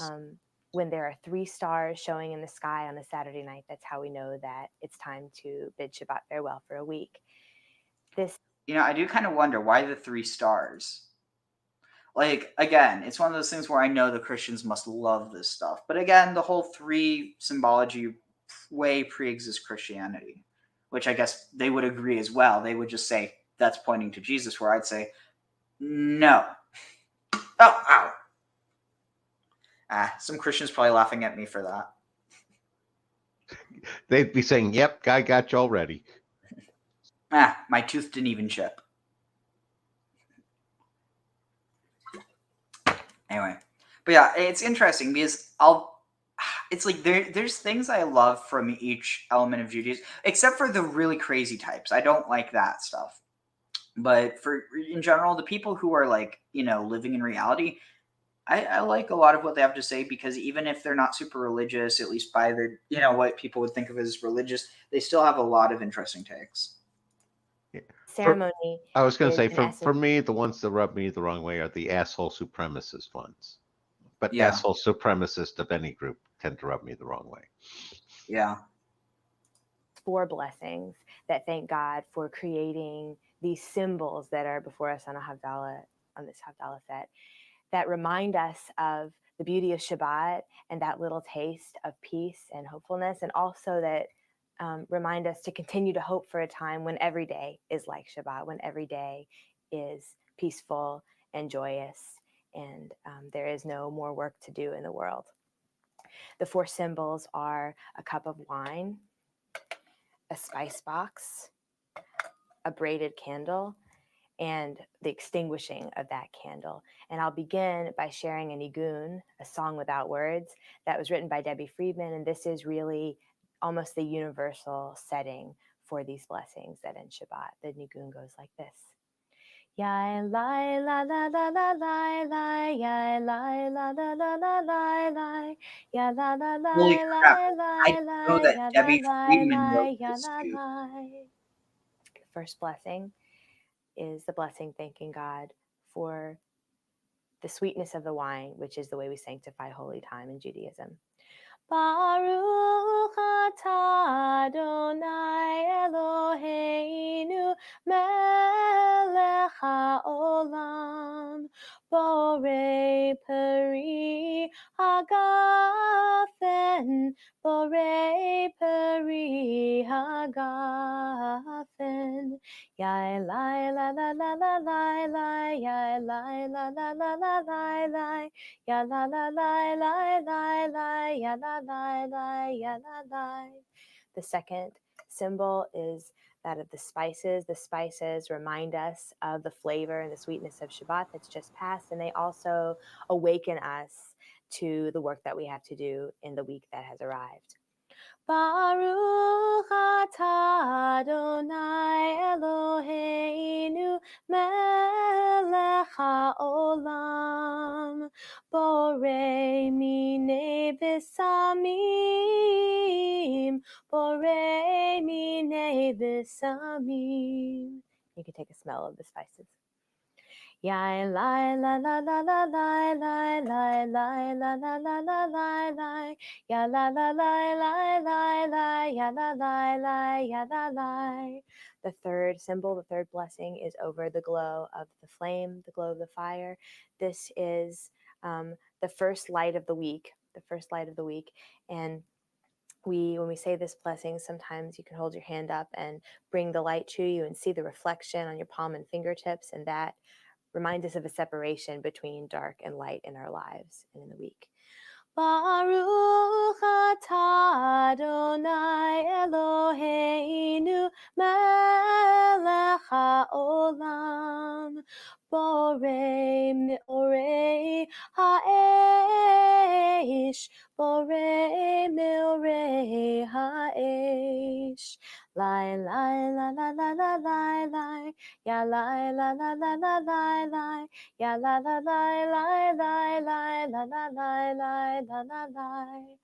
And the final blessing is thanking God for making the distinctions that exist in the world, the distinctions between light and dark, figuratively and literally, the distinction between the people of Israel and other peoples, the distinction between 6 days of creation and work and 1 day of rest, and the distinction between everyday mundane time and holy time in our lives.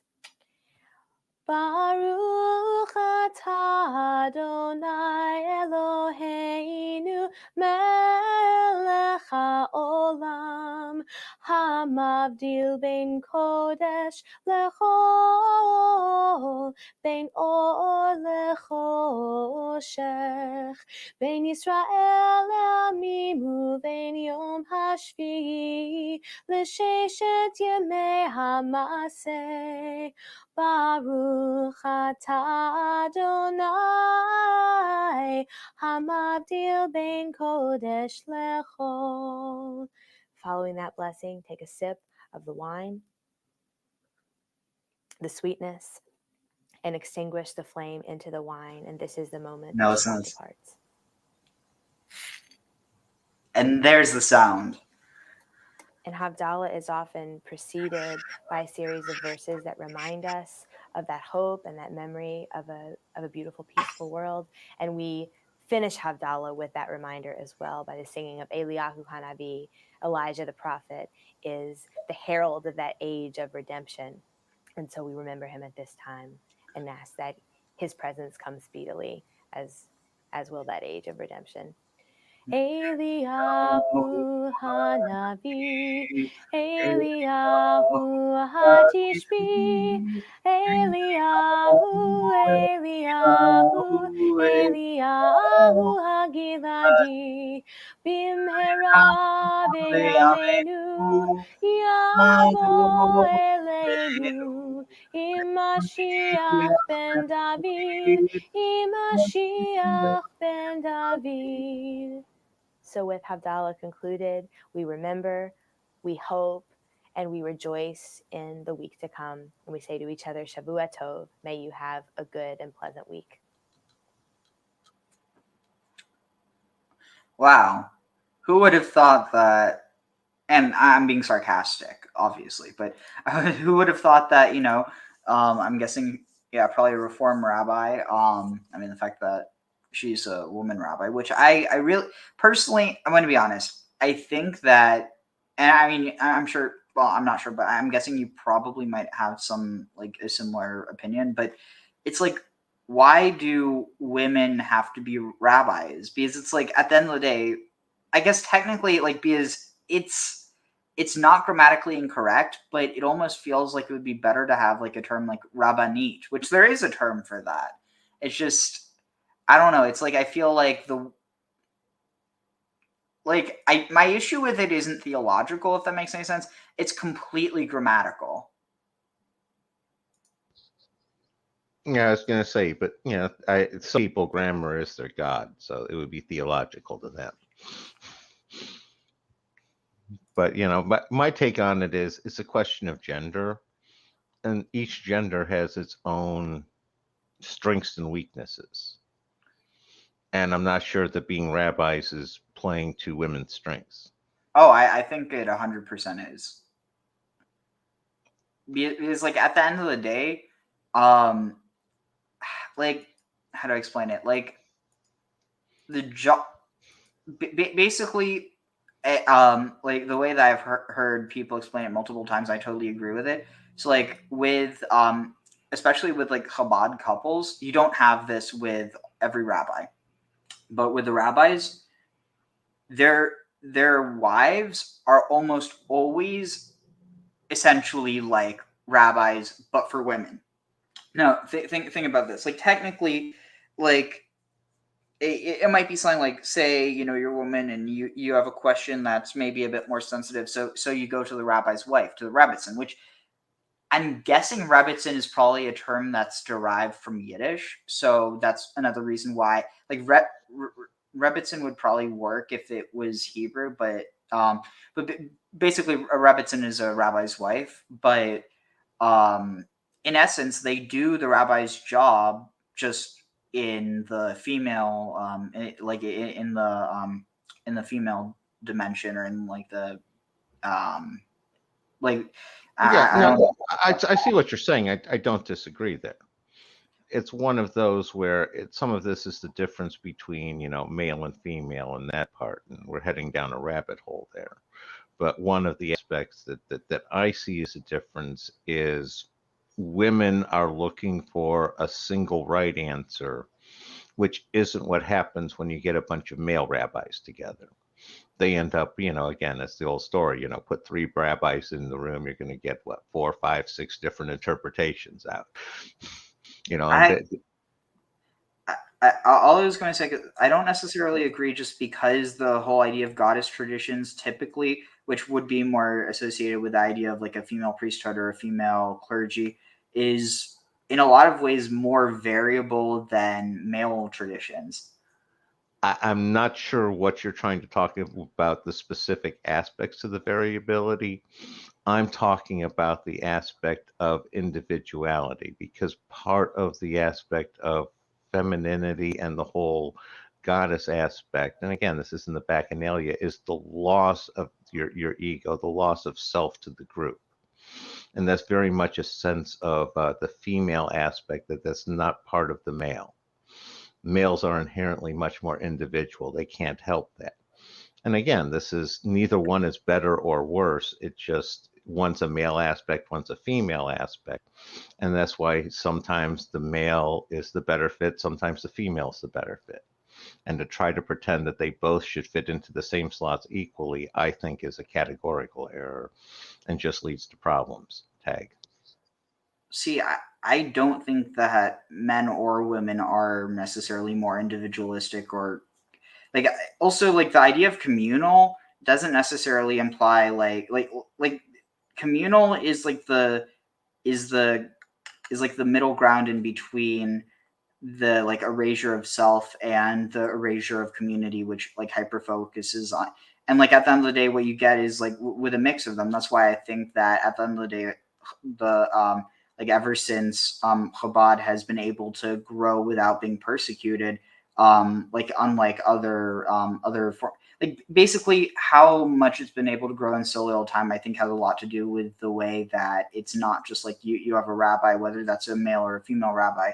It's more so you have like because again, rabbi just means teacher. So also, another thing that I think is important is that Jewish tradition holds that the Torah was, before any men were ever taught Torah, it was taught to the women. So it's like, at the end of the day, I also just the other thing is that, I mean, like I'm sure you could find a parallel for women. I'm not sure what you're actually arguing with me over here, Ariel, because to me, try to break down what I think my essence of what you're saying is you're trying to argue against my stance that men and women are different, and sometimes men are a better fit, and sometimes are women that are a better fit. If that's not what you're trying to argue, then what are you arguing? No, there are differences, but the thing is that, like, to argue because someone has a different point of view because of like one condition or another that they're less suited to be a teacher, I think that's wrong. Why? I think somebody who's absolutely intolerant and screams whenever somebody makes the least bit of mistake is absolutely ill-suited to be a teacher. I don't have a problem with signing off that there are certain attributes that somebody has that makes them a bad teacher. I don't know why you see that there's a problem with that. No, but that has to do with them, their actual characteristics, not whether they're a man or a woman. Well, there are certain characteristics about men and women, and different aspects of it will make them better fitted for different types of teaching. So what, like, all I'm saying is that, like, rabbi, like, it's because it's morphed into this gendered role, but like inherently it just means a teacher of Torah. And I think I understand what you're saying, and I'm not saying that in a more modern sense is that way. I'm saying from a more traditional sense, in order to come to a final decision as to what the interpretation is, that's much more of a male role. Female are much more of, basically everybody needs to get involved, much more democracy. Well, we need to vote on the interpretation, and, it's like there are different aspects. And sometimes that is the right role in deciding things. But that, in general, in my opinion, that's not the way to decide, points of theology and stuff. It shouldn't be, again, you've heard me complain about Council of Nicaea, where things are on a, majority vote and stuff. That's just not how theology works. And it's just, like I said, tag. So, I mean, in terms of actually making decisions for community, going with what you're saying, this idea of like choosing one way, that if you're saying that's more suited with like the feminine role, that actually kind of connects with this idea that you have this, 70 faces of the Torah, but ultimately how are you going to teach this to your community? Because like it's not really until the age of people being able to basically, it's not until the age of leisure that people besides Torah scholars can study this stuff. And so because of that, I think that where was I going with this? Basically it becomes where the focus on interpretation, where like there's more interpretation probably going around, like more knowledge of the interpretation now than there was in the past, because at the end of the day, most rabbis, like they might understand it multiple ways, but for the sake of simplicity and not to confuse people, they would just explain it one way to their congregation. So that actually kind of fits in with that idea of one way. But again, I think that like the way that, I don't know, personally, I think that the idea of using like masculine and feminine to refer to men and women, especially in today's society, is like, at the end of the day, I think that there's obviously differences from a biological standpoint, but at the end of the day, like the way that people think is so individualized. What it sounds like you're trying to say is that there's biological difference, but there aren't psychological differences. No, there are psychological differences, but the thing is that you can't just say, well, I mean, you can, but like, I think it would be incorrect to say that those differences are just on the basis of male or female, because what about all the differences that exist? Well, you throw in the word just there, and to me, that's bad pool. Because I never use any limitation like that one. What I'm trying to say is there are fundamental differences between your typical male and your typical female. And you have a small minority of people that can fall in between. But in general, those have certain attributes. There are certain general psychologies that go with both, as well as the biology. And it sets them up there. It's like, I don't know how much gossip you've ever listened to, but it's the way women's gossip is not something that's part of a male psychology. It's just not. If you listen to women interacting and men interacting, it's like almost different species. And I don't hear that reflected in what you're saying there, because I see that as being enough of a difference that, it comes into the role. Tag.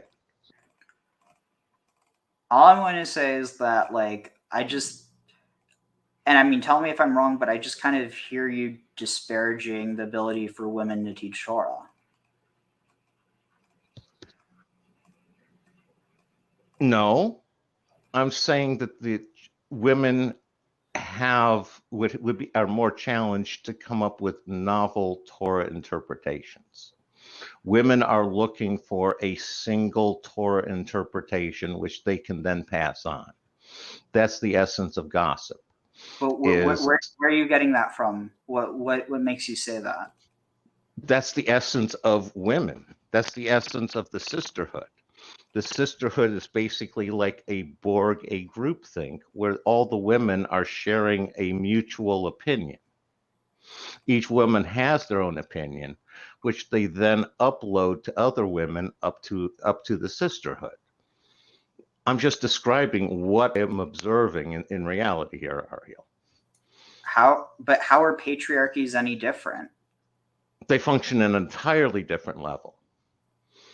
Patriarchies function on a hierarchy where each one knows their role in the hierarchy. The sisterhood doesn't have a hierarchy. It's basically like a hive mind. So you don't think that institutions like the Catholic Church are like a hive mind?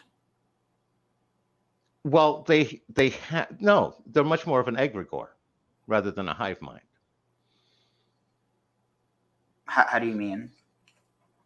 An egregore is a disembodied intelligence. A hive mind is a collective intelligence distributed amongst a bunch of individual agents that do not have the control over the overall community. It's like you with the Pope, the Pope is in charge. The Pope has the final say. That sort of thing really doesn't happen in a matriarchy. But that final say, how is that any different than what you're talking about, that there needs to be this one interpretation? Well, there's a difference between one interpretation and one interpreter. But if there's one interpreter, aren't they going? So you're saying there could be one interpreter and many interpretations, but again, I've just never seen the idea that women are more limited in their ability to come up with multiple interpretations. Okay, I accept that you at 25 don't have the same experience I do in my 60s with women. I totally accept that. Yeah, I'm going with scientific studies. Again, it's stuff that I've been looking to. It's like the difference between regret functioning in men and women, where men have inaction regret and women tend to have action regret. Women regret the things they've done. Men tend to regret things that they haven't done. Two different types of thinking. Yeah, but in any case, if you're only looking at one half of that, you're missing out on the other half. And now you're sitting there and limiting again. You're using words like only. I'm saying that only is like just. That's not really a legitimate arguing technique here. I'm trying to sit there and saying that women and men, they're both people. But as subsets of people, they have two very, very different ways of dealing with the world. Each one of them is neither better or worse than the other, but it's better or worse depending on the fit for what you're trying to do. But I guess that's why I'm trying to say, like, at least to me, it seems like you're saying that there's like one ideal way of Torah study or something. Well, there is for each individual person. But the difference is, like you and I going at it, we end up with two different interpretations. Two women sitting and talking Torah, they're going to end up with a single interpretation that they both share, because that's how gossip works. That's how women talking to each other work, is they're sharing how reality is and updating each other and coming to a mutual agreement. You and I talk all the time. We don't often, there's regular times we don't come to mutual agreement. That's more of a man's way. It's the butting heads. We both take position, and that's it. Two different ways of interacting. I really I could not more disagree with that. I think the idea that that women will always come to an agreement. Always. Why are you throwing in these supreme words? Because I'm not using Okay, but what you did say was that if two women are talking, they will come to an agreement. That you're not saying always, but like the implication is that they will. You're not saying that they probably will. You're not saying they're likely to. You're saying they will. I'm saying that is the nature of the feminine to do that. And women are going to struggle to continue to disagree if they're thrown in that situation. Women are naturally community and bonding sort of things. And that's just the nature of it. Now, if you're going to sit there and always go that, well, you can always find an exception, there's no point in having a discussion.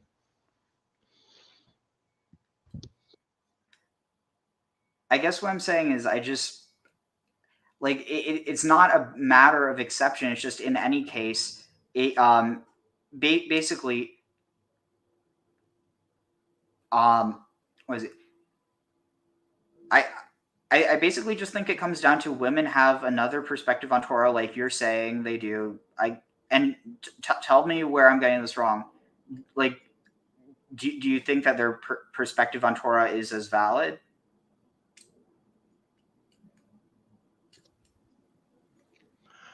I think that two women can convince themselves of a Torah interpretation that has nothing to do with God. And you think men don't do that as well? You didn't let me finish there. I believe that a single man will do that.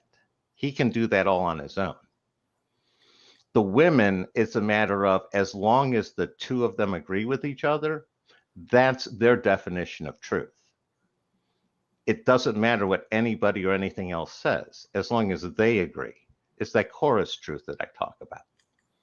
That's the point of the groupthink, the hive mind, the sisterhood, is as long as we both agree, that's what the truth is. It doesn't matter if the men disagree. It doesn't matter if anybody disagrees. And that's not Torah. God is truth. And to sit there and if just the two of you agree on something, you can make it true. That's not a legitimate Torah interpretation in my mind. Am I off base on any of that? I mean, I just feel like a big part of this is also an issue of lack of data because of the fact that almost all the thoughts and opinions on Torah that are recorded have been recorded or written by men. No, but you have lots of research and studies into how women and men come to decisions on their own. That would be relevant. but again, when you're dealing with something like Torah, where it's, you know, not like even just, I don't know. I just all I'm saying is that in any case, I think that there's like even if it's a different one, even if you have this idea of like they end up agreeing with each other, still that's a perspective that it's like you know, you don't have to agree with something in order to gain something from it, and like you don't and if it's just simply like, also it's one of the things where if it's not true according to Torah, then it'll get shot down by people regardless of whether it and again, not saying that everyone will know what's true and what's not, but it's like the type of thing where just because someone says something doesn't mean that people are going to accept it. Like the whole thing with, you know, Torah scholarship is that that it's a back and forth. And so I just think that, you know, the idea that like if you introduce this idea of this scholarship like between men and women regarding Torah, where there's, you know, more of this discussion, then I think it's more likely that you have this back and forth that, you know, stops that type of groupthink that you're talking about.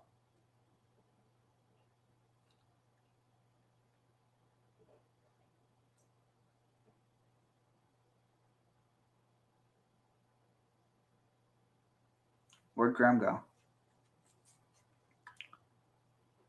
I'm going to wait, because if I go to a different tab, then I hope everything's all right.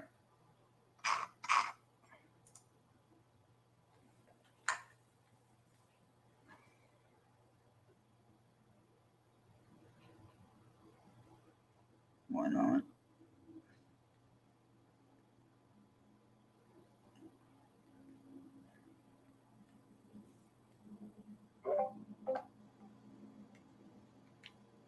Oh, his laptop probably died.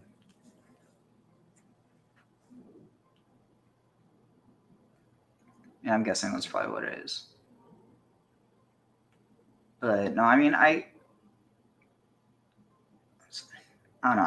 I personally have an issue with because I mean, I look at the way that I don't know. I don't think that like I think that within, you know, this idea of like more masculine or feminine thinking, there's multiple ways of that being expressed, like multiple permutations that just, I don't know. I think that I personally think it's reductive, and that's the main reason why I'm pushing back so hard on it. I kind of want to move on now, though, just for the sake of time, not because I don't like the discussion. So whenever Graham joins back, we'll just continue from. But no, I mean, in the meantime, I will just read this though. So almost 2 decades ago, I ended my book, "Women Would Be Rabbis: A History." Shoot, I wish there was something on YouTube I could find about this, but it seems like there's not really a lot of. Yeah, there's a lot of stuff from rabbinites, but not so much of them talking about being rabbinites. Maybe female rabbi.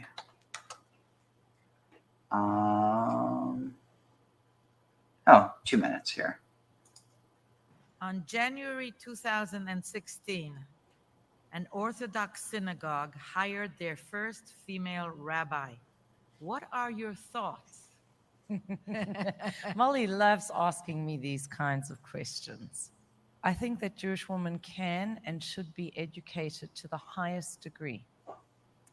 In a very beautiful talk on Parshas Emor, the Rebbe speaks about women learning not only Chumash, but law, Talmud, and mysticism.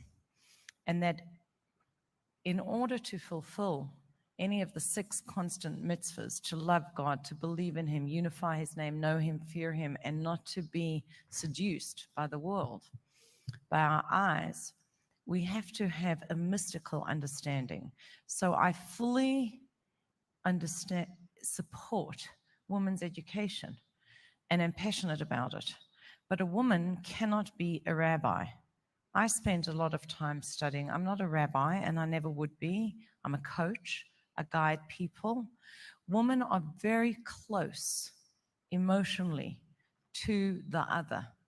And in order to rule and pass law, there needs to be a certain measure of objectivity.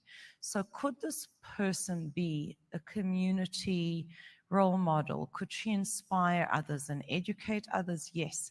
But to be a rabbi, she cannot. Because in Jewish law, a rabbi is receiving that ordination directly from Moses through Yehoshua down the generations. It is not a man-made construct, it's divine. And a woman cannot step into that role just like a man cannot give birth. We don't see it as different because we think, well, a man can't give birth, that's physiological. But if it's abstract, like Rabbi Aaron was speaking about abstractions, if it's abstract, then somehow we could shift it around. Thank you, Mrs. 𤤅𤒄💄.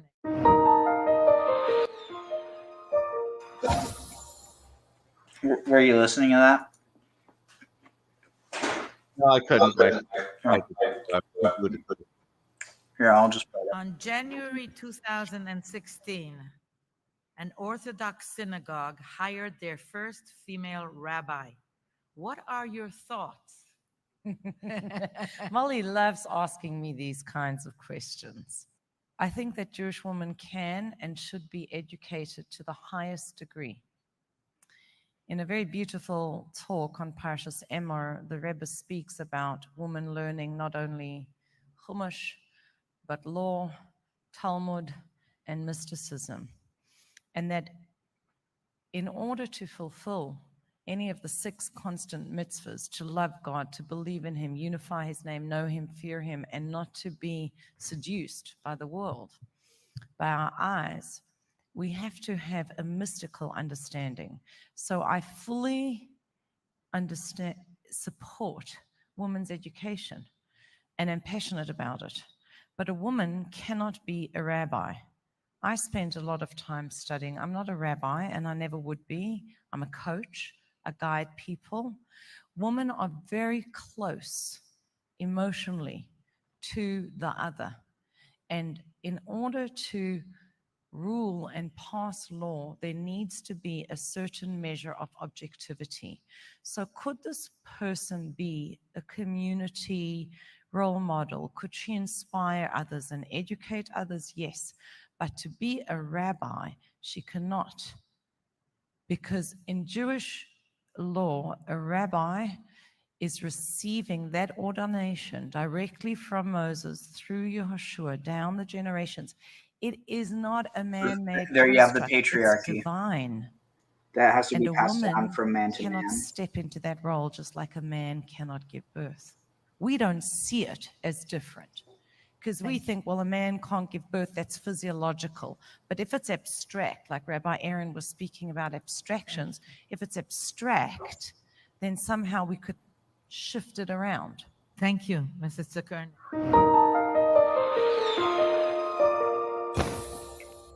No, I agree with everything she says. Ooh, what's this? Rabbanit Shira Marili Mervis is now the proud leader of Shirat HaTamar Synagogue Hey, in the West Bank Mervis? Israeli. Shira Marili Mervis is now the proud leader of Shirat HaTamar Synagogue in the West Bank Israeli settlement of Efrat. And she's an Orthodox Jew. This a noteworthy and unusual feat in the Orthodox world and still unseemly to many in it. But how did she get here, you ask? Well, she kind of fell into it.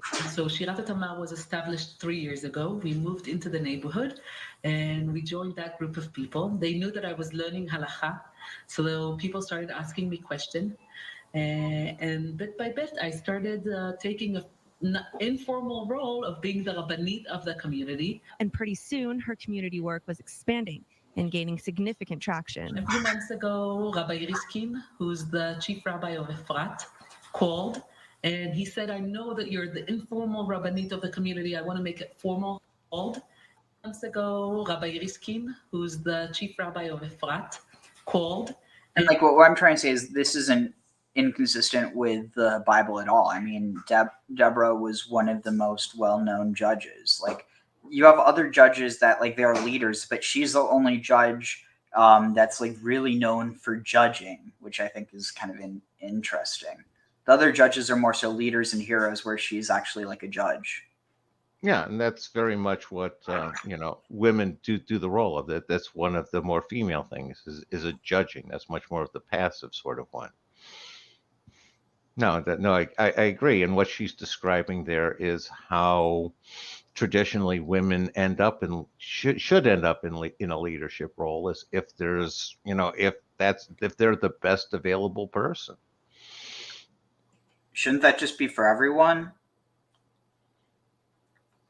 Well, yeah, but one of those things is being male, as the first lady was talking about, is that distance, that objectivity. It's men achieve an objectivity women can't. Again, it's one of those things that a man can do that a woman. I don't see a woman being able to do what Abraham did, sacrificing his only, his son. That's to women, that's that's a whole different aspect. That's a it's a whole different proposition to a woman. And again, it's not a better or worse kind of thing. It's a difference, and so it it recommends one gender for one role, and kind of I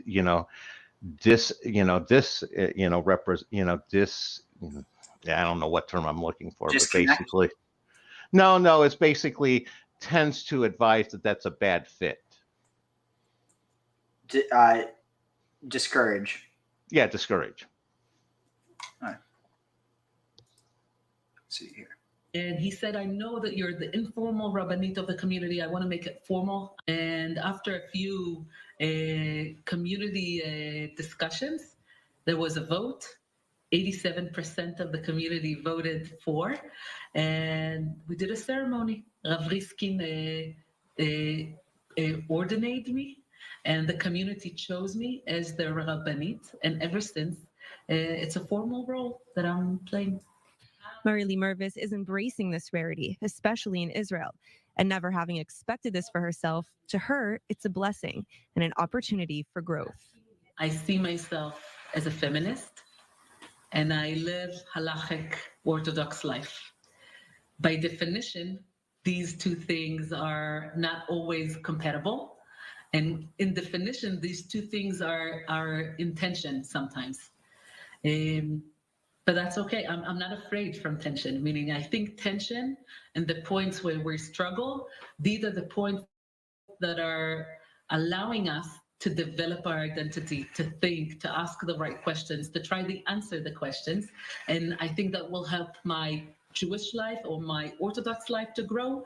And I think it will help my feminist identity to grow. And though she recognizes that not everyone is comfortable with her position, so far she's only received positive reactions. Now, as for her hopes for the future, hopefully there will be many, many women that will be able to take part in leadership roles in Orthodoxy. I'm hoping that we'll be able to create an environment in which maybe women are not counted for minyan, but it's not all that matters because they are part of the community and not only part of the minyan. So I'm sure it's gonna evolve even more. I can't imagine how, just like I couldn't imagine me being a rabbanit when I was a part of the community and not only part of the minyan. So I'm sure it's gonna evolve even more. I can't imagine how, just like I couldn't imagine me being a rabbanit when I was growing up. I don't know what the future will bring, but I'm hoping tefillah will be a very meaningful part of it, and the community will be a very meaningful part of that. The democracy aspect's a huge problem for me. What do you mean? The whole idea, that the community chose her? No, that runs counter the idea of a tradition. No, I'm fine with the community choosing it. It's the idea that democracy is somehow godly. Democracy isn't godly.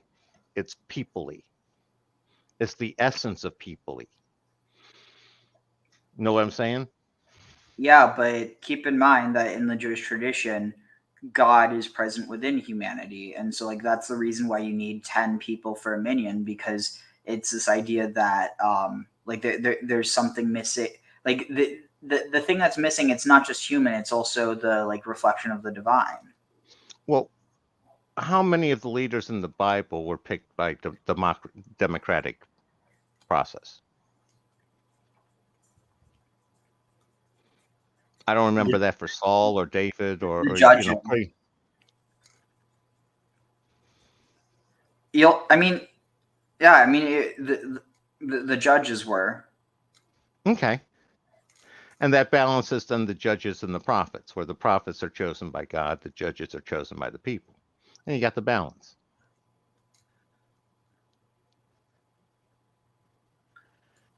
But yeah, I mean, like, I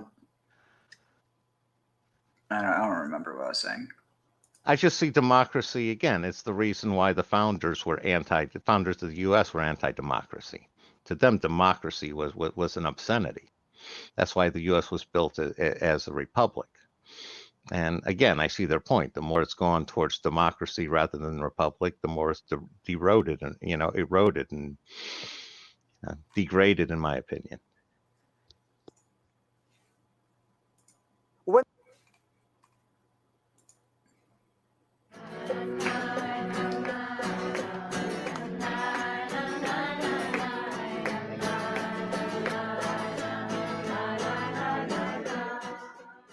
My name is Rabbi Lila Kashdan, and I'm the first woman holding the title rabbi to serve an Orthodox synagogue.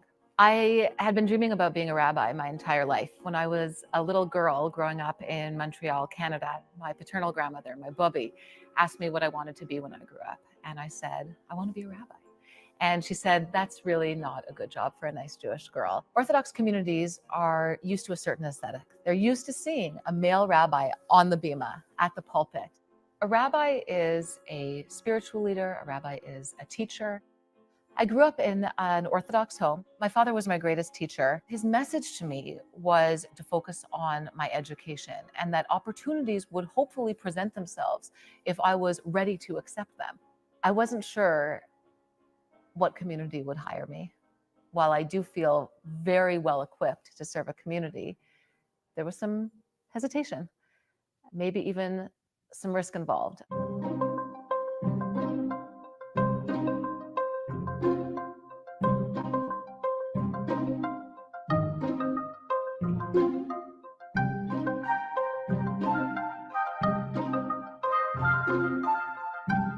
I think that we don't have the luxury in Judaism of passing up any talented, thoughtful, caring, sensitive leaders who are capable. There's 50% of the Jewish community who should have the opportunity to serve. There is really very little in rabbinic literature, in biblical literature, that suggests that women cannot enter into religious leadership. How's everybody doing? I had always been considering this title, the title of rabbi. I didn't want to walk into a room or a space and have there be any ambiguity of what it is that I was there to do, what my training was, what my skill set was. I think putting women in leadership positions ensures that we will maintain tradition. We are in 2016. I think putting women in leadership positions ensures that we will maintain tradition. We are in 2016, but misogyny is alive and well. We're really on the cusp of certain progress that we have to advocate for ourselves, advocate for our needs as women. Women have to find support where they can so that they don't give up. In some ways, women have to look at themselves in the mirror every morning, knowing that what they're about to do is going to be very difficult and very challenging, but they're going to do it anyway. They're going to do it because of their call and their drive and because they're the best person for that position.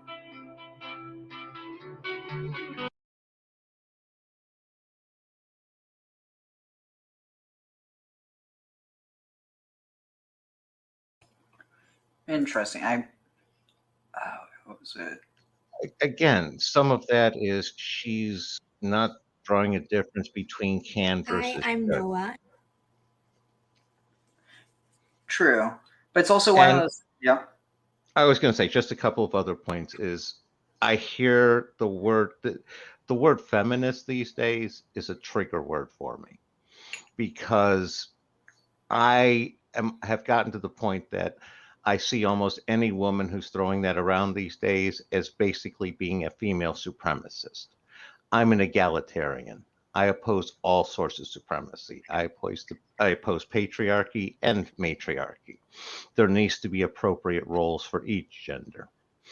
And along that front I really would like to know what misogyny actually is to her, because I don't hear good definitions other than, disagreeing with a woman or thinking a woman isn't the absolute best person for every job. Again, I'm being exaggerated there, but that's sort of the take I get from today's feminists. Tag. I mean, generally, I get the impression that they're talking about stuff like people trying to ban all abortion in certain states, and again, it's not all people, but there is a very specific type of person that's like. To the best of my knowledge, they're not trying to ban all abortion. They were talking about banning voluntary abortion. I've never heard of a state, even remotely wanting to ban abortion, in the cases of rape, incest, or life of the mother. Yeah, they were trying to basically constitute. I forget which state it was, but trying to classify all what was it? Basically, from the moment of conception, that's considered a full human life, and therefore to terminate that life is considered murder. Well, I can see some of them trying to do it, but that was one that again, those are extremists. You're going to get extremists trying to do any sort of thing. But I think that's what they're talking about, regardless of how many people actually buy into that idea. Like, it's one of those things where, someone... I've heard people call the Playboy swimsuit issue misogynist. Yeah, and there's also people who say that Starbucks changing their cups is a war on Christmas, but that doesn't mean they're correct.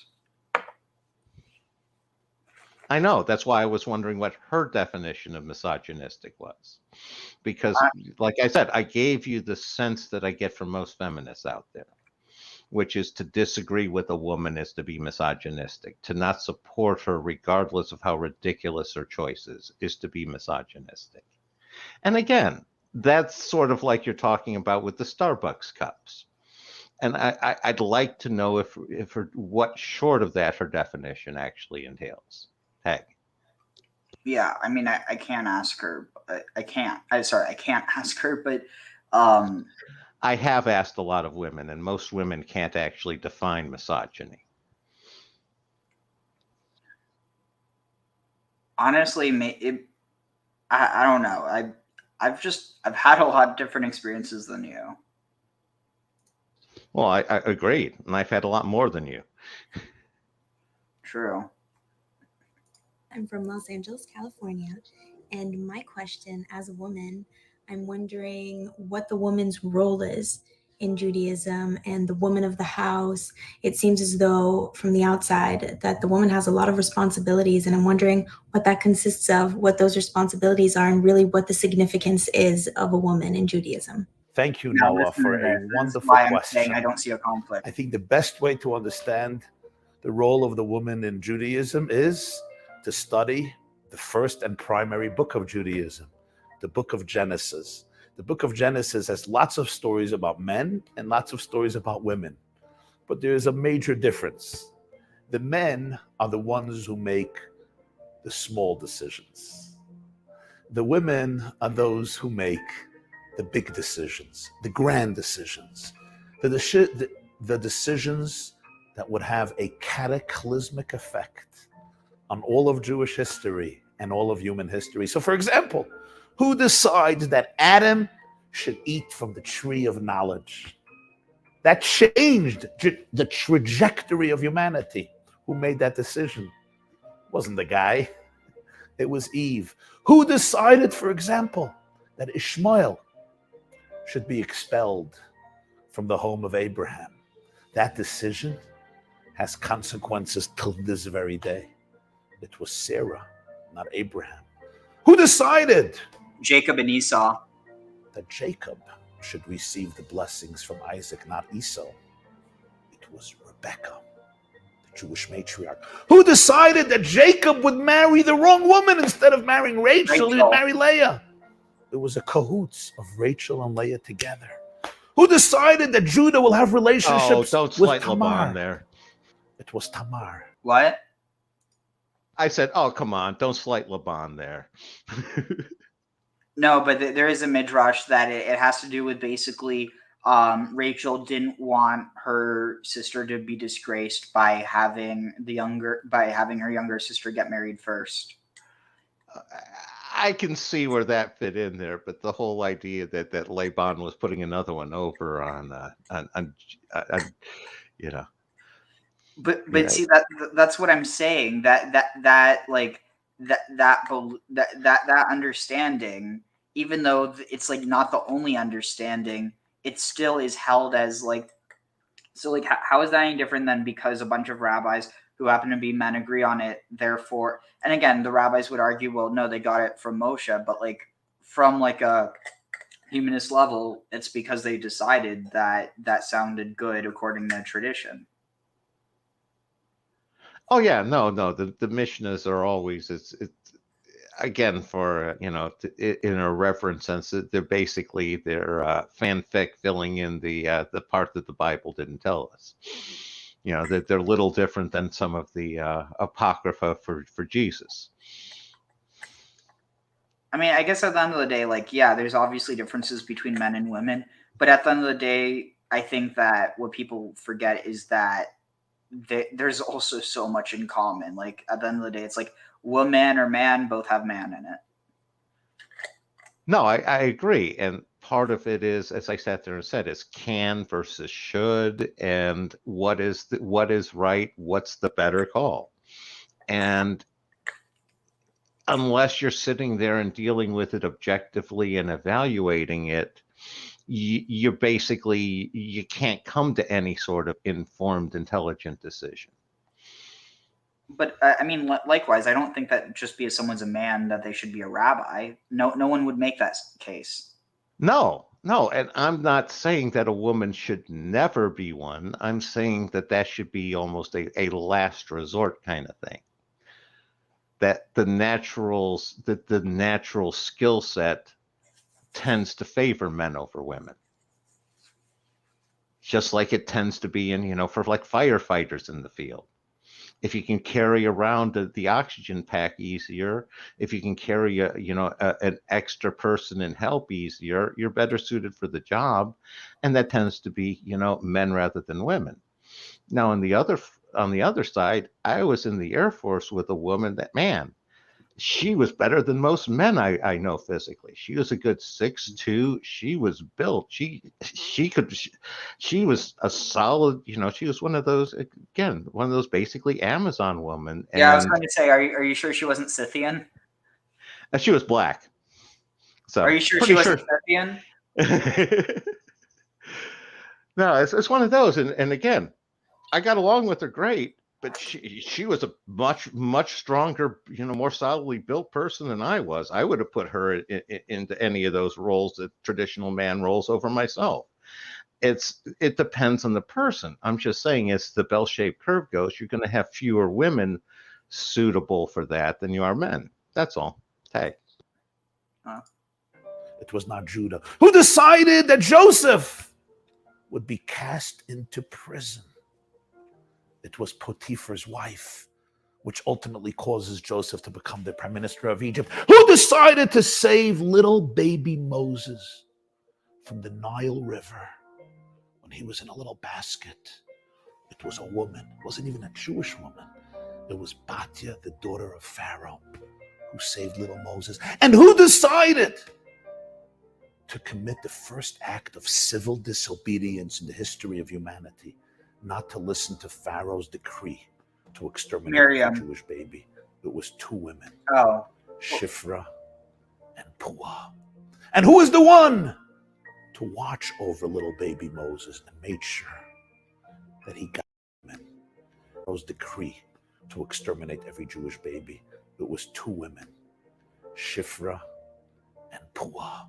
And who is the one to watch over little baby Moses and made sure that he got what he needed to be able to grow up Moses, to be able to grow up as Moses? It was little Miriam. Go through the whole Hebrew Bible from the beginning all the way to the book of Esther, who saves the entire Jewish nation from the genocide of Haman and Ahasuerus in ancient Persia, present-day Iran. You get the point, Noah? The men have an important role to play in Judaism, but the big decisions, those that define the future of our people, the future of our families and our communities, those who mold and create the Jewish tomorrow, this was entrusted into the heart and into the soul and into the conscience of the Jewish woman, because Judaism always understood that the woman has that deep, intuitive wisdom to be able to ultimately understand what are the most important things to create powerful and viable Jewish homes, powerful and viable Jewish communities. What are the ingredients to secure a Jewish tomorrow? That's some of the gifts of the Jewish woman.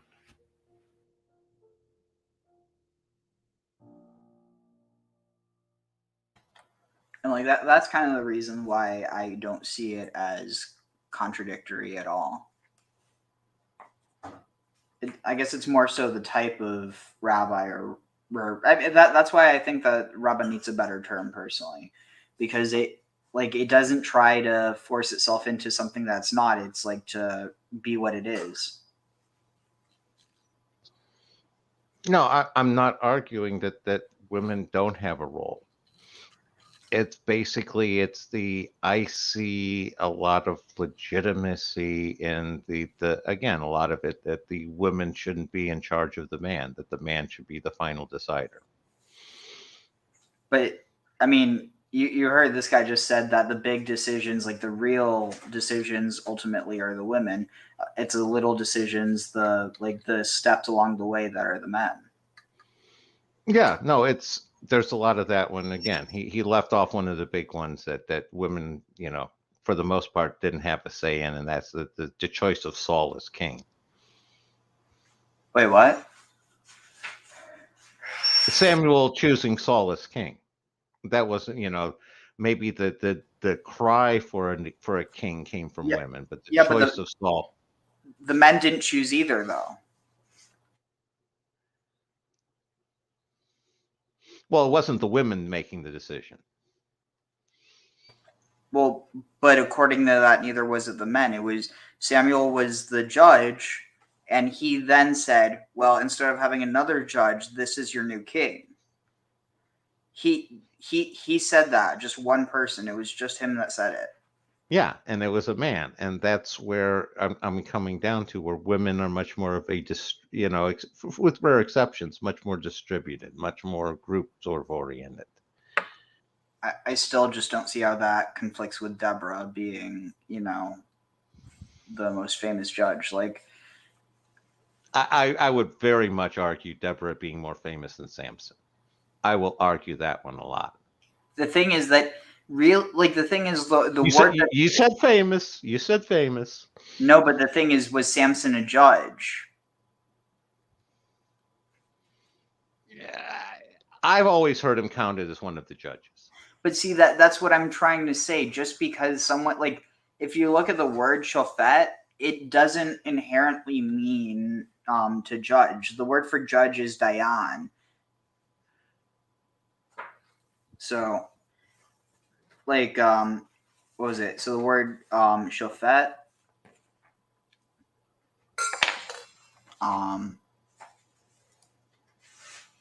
see, where is it? I mean, you have to remember, I'm going back, 30 years on my memory here for some of these Bible stuff. Let's see. Oh, here, I think that, let's see, BDB online.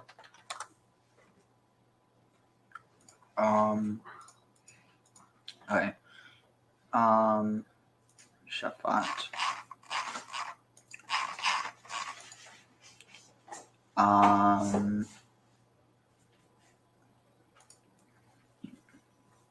to judge or govern. So this is what I'm trying to say. Samson was a governor, but not a judge, based on the context in which he ruled.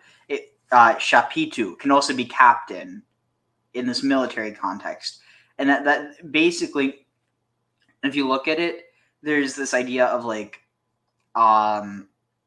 here. So judgment, it can also be captain, possession, connection. Wait, on usage, let's see. Giving law, deciding controversies, and executing law, civil, religious, political. Social, I'm guessing also military. Both early and late, of God, only, let's see, of man, Moses deciding cases, making known statutes. So, so notice this, condemning wicked and justifying righteous. If you look at what Samson does, he's not really that righteous. He's a military leader. He's not a judge. He's not pronouncing judgment. He's fighting wars. I kind of did at the end with the whole temple thing. That's sort of a pronouncement of judgment. I mean, but it's not like an official pronouncement of judgment. I was going to say, smashing the temple to the ground kind of sounds like a that fits into a lot of the senses of official, God official pronouncement of judgment in my books.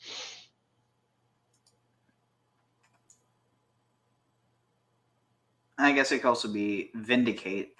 I mean, the point though is what I'm trying to say is this idea of judges. If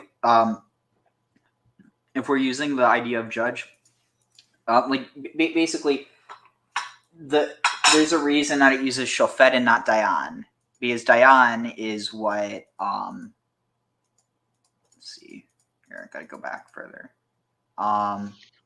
I was just saying that from that list of what I learned from judges, the judges from the Bible, Samson was always by far the most famous.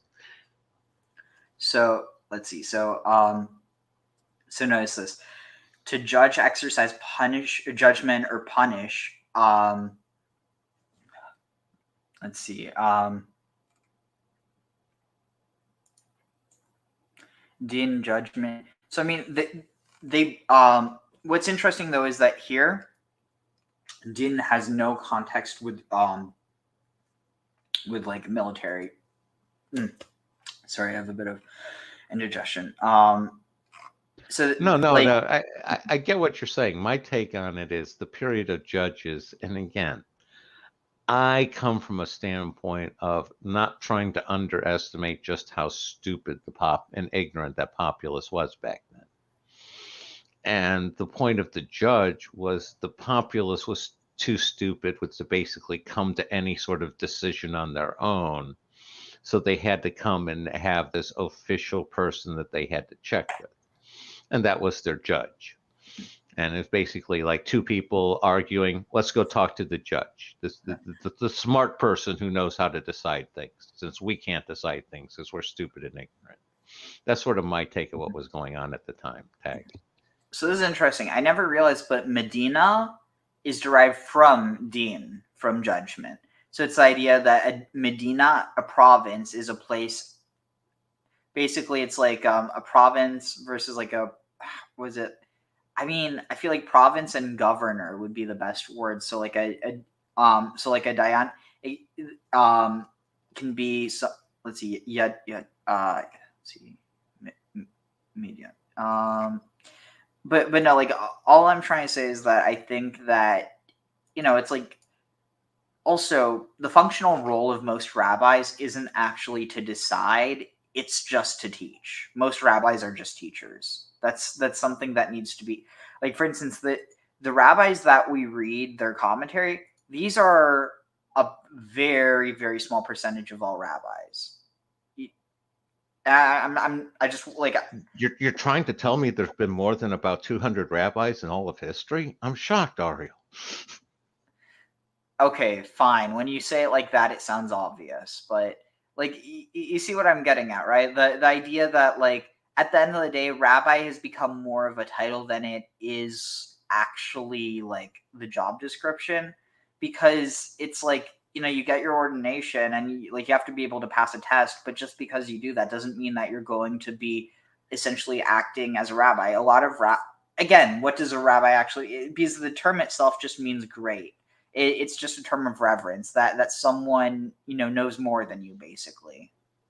Again, I'm using the term in the sense of also community leader at the same time. And that was the traditional role that they had back in the day. They were both the most learned one, the teacher, and kind of like the mayor of the little community. Oh, let's see, where was the, because I have to use the restroom, so I'm just trying to, okay, here, did we finish this? Oh, we did. Let's see. I'm trying to find a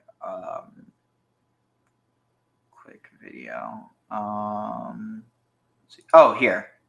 Thank you for joining me for this wonderful JLI class. Thank you to JLI for making these incredible classes available to people all over the world. We're truly fortunate to have organizations like JLI who make Torah study available to every person. Two men were traveling on a bus. The older gentleman, being curious, asked the younger gentleman, "What do you do for a living?" The young man replied, "I help women in boosting their self-esteem." The older guy was now impressed and said, "Great, wow. What do you do? Do you run a nonprofit for women's empowerment?" And the young man smiled and said, "No, sir. I like the selfies posted by girls on Facebook." We are 10 days away from the most awesome Jewish holiday, the holiday of Shavuot, the holiday on which we receive the Torah, which occurs on the 6th and the 7th day of the Jewish month of Sivan. These days correspond this year to Friday, May 29th, and Shabbat, May 30th. Shavuot is the holiday in which we receive the Torah, and ultimately the holiday on which we became the Jewish nation. Up until we received the Torah, we were referred to as the children of Abraham and Sarah, Isaac and Rebekah, Jacob, Rachel and Leah, or as the Israelites. But when we received the Torah, we became the Jewish nation.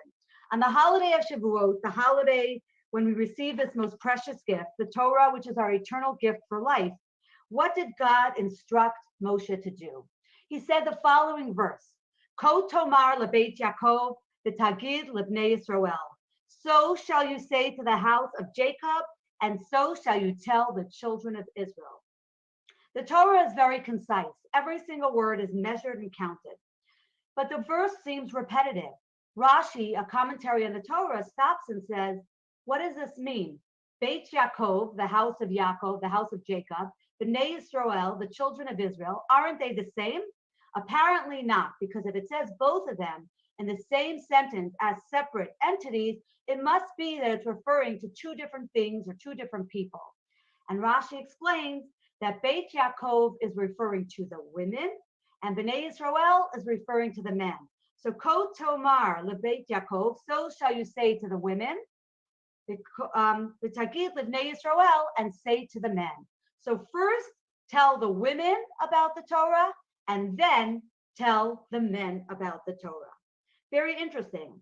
The commentaries that Rashi brings also explain that it uses two different expressions for saying. It says, so shall you tell and so shall you say. Tomar and Tagid are both expressions of saying, telling. Why does the verse use two different expressions? It says when you speak to the women, speak to them b'lashon raka, in a soft tone, and when you speak to the men, speak to them in a harsh tone. Very interesting.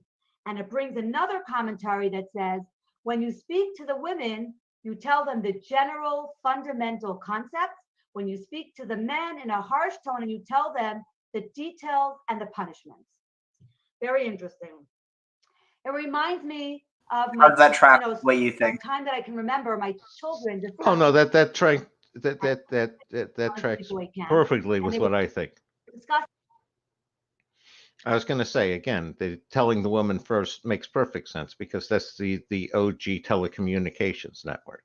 Long before you had, television, telephone, telegraph, you had telewoman. That was the best way to disseminate information back in the day. Tag. So you're telling me that TV is missing an extra V? It's actually TW? Well, it's the updated. I mean, how many of those anchors are women? So In the first day of sleepaway camp, what it's like. And my son Mendel said that first day of camp, the head counselors gather you in the main room and they scare you. They tell you what's going to happen if you don't listen or if you misbehave, and you might get kicked out of camp. And they really try to, make you feel a little intimidated. And my daughter said, really? Not in our camp, not in the girls' sleepaway camp. Quite the opposite. They get you all pumped. They get you excited about how amazing camp is. Yes, they say the rules, but it's more about how exciting camp is going to be.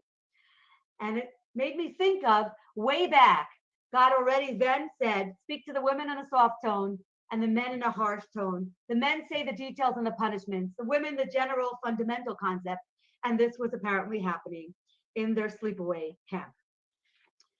So based on reading all these commentaries, we see that there were three differences. The women were told first about the Torah. The women were told in a soft tone, whereas the men were told in a harsh tone. And the women were told the general concept, whereas the men were told the details and the punishments. So let's talk about each of these differences. The women were told the Torah first. Why were they told about the Torah first? Rashi brings a commentary that says because the women would be quick, they would be eager to accept the mitzvot. And we know that Judaism stresses that women are the ones that will be responsible for the continuity of the Torah, for making sure that the children keep the Torah, and therefore God wanted the women to be given the Torah first. Why the women in a soft tone, in a gentle tone, and the men in a harsh tone? It says because women would easily accept it, they would accept it right away, whereas the men, in order for them to accept it, would need to be told in a harsh way. The women were told the general concepts and the men the details and the punishments. Why? The women were told the general concept says because women have greater emunah, greater faith, and women have greater yirat shamayim, fear of God, and therefore just being told the general concepts, they would abide by everything. But the men, in order for them to abide, they would need to be told the details and the punishments. So we see three significant differences that we learn just from this verse. Very interesting. A number of years ago, Robert Abrams, the borough president of the Bronx and the district attorney of the state of New York, came with his wife Diane to see the Rebbe, Lubavitcher Rebbe, world leader, of blessed memory, and many important people would come to Lubavitcher Rebbe, and he came to the Rebbe to discuss certain things. And the Rebbe was discussing political and economic issues with him, while his wife Diane, who was an accomplished attorney herself, just sat quietly because she thought that the Rebbe only wanted to converse with her husband. And after a while, the Rebbe turned to her and said, aren't you going to say anything? These are the days of women's liberation. The Lubavitcher Rebbe always stressed the greatness of women and the significance that women play in Judaism. And so did his aren't you going to say anything? These are the days of women's liberation. The Lubavitcher Rebbe always stressed the greatness of women and the significance that women play in Judaism. And so did his predecessor, the previous Lubavitcher Rebbe. Judaism stresses that women are the keret habayit, the foundation of the home. And we know that the foundation of the home is most important. That's what the home stands on. And if there isn't a strong foundation, it'll crumble.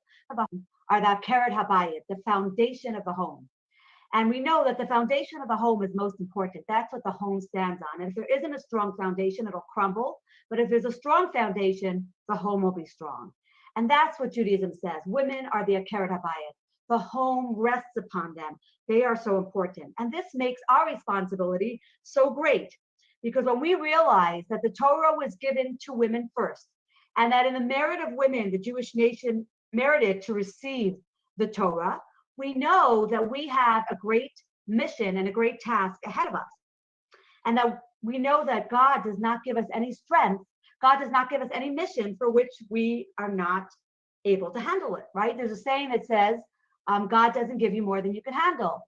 In fact, I remember one Rosh Hashanah, after services, a woman came over to me and she said, in a questioning tone, they say that God doesn't give you more than you can handle. And I said, yeah, I've heard that. And she says, well, I think he overestimated me. And I laughed, and that line always remained with me. But in truth, God does not overestimate us. He knows what we as women are capable of. And if he instructs us with the Torah first and says that women are the Yakir to buy it, that means we have the strength to fulfill and utilize all the qualities that he gave us. Now, it's interesting, not only when God gave the Torah were women given precedence over men, but in numerous places in the Torah, we see that women were first. There's another instance in the desert when the Jews were building the first ever Mishkan, the tabernacle, the portable sanctuary in the desert. In a way, it was like the first synagogue ever with no membership and for all Jews. Imagine that. And it says that the women were very excited to contribute to this. And the verse says, and the men accompanied the women. And the Ramban explains that the women were so eager to donate to the holy sanctuary, to the Mishkan, the portable sanctuary in the desert, that they were rushing and the men went after them and they donated their precious jewelry. Now we know that's not so easy. Would you give your jewelry? These women were incredible.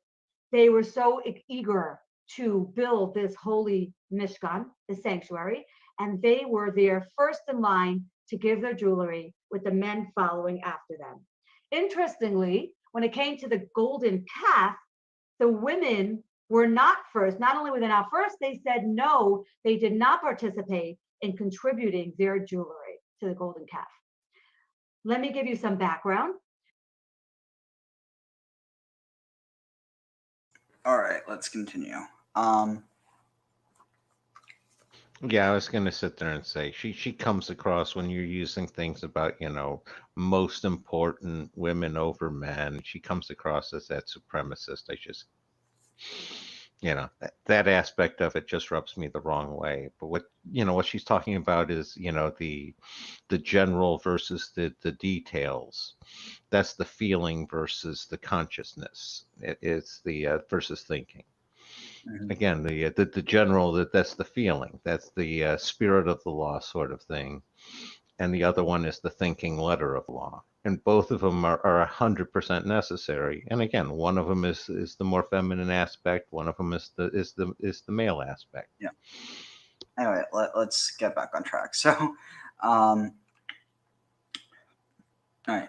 Lo tavaru, do not kindle esh, a fire, bechol mash in all mashvot moshavotechem, in any of your habitations. B'yom hashabbat, on the Sabbath day. Vayomer Moshe el kol adat, and Moses said to the entire assemblage of the children of Israel, Lemor zeh advar asher tzivah, saying, this is the word, or this is this is the thing that that Adonai has commanded me to say to you. Kachu me'itchem, take from yourselves teruma la'Adonai, an offering for Adonai. Kol nadiv, those who are generous, libo, in their hearts. Yevieya will bring teruma, will bring teruma of Adonai. Zahav v'kesef u'nechoshes, gold, silver, and bronze. Utuchelet v'argaman v'tolat shani v'shesh v'izim, and blue, and argaman purple, and tolat shani and scarlet crimson, and shesh and hemp fiber, v'izim, and goat hair, and goats that they get the hair from, I guess. Probably also where they get some horns and stuff. Ve'orot elim, and the hides of elim, the hides of rams, me'adamim, that are tanned, I think, reddened. Ve'orot tachashim, and the hides of tachashim, either dugongs or dolphin. Ve'atzeshitim, and acacia trees. It's interesting. It says the things that you're bringing, but it doesn't actually say what they're for. It says what they are. So it's giving you the raw ingredients, basically. It's not saying what they're being used for. So it says acacia wood, but literally it's acacia trees. I mean, etz could be wood, but most directly it means tree. Tree wood, it's like tree wood, basically. Like it's never going, I mean, I guess all wood is kind of tree wood, but like it's very much referring to trees. Vishemen lamaor, and oil for lighting. Bisamim l'shemen hamishcha, and herbs for the oil of anointing. Veliktoret hasamim, and for the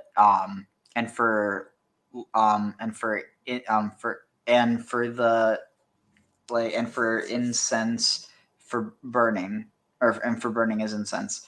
Ve'avnei shoham le'avnei meluim la'ephod u'lechoshen, and precious stones and stones for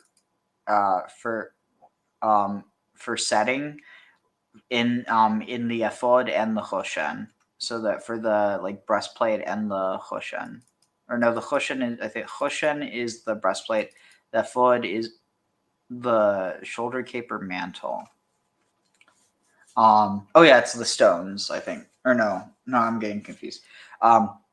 V'kol chacham lev, and those who are wise of heart, bachem yavou,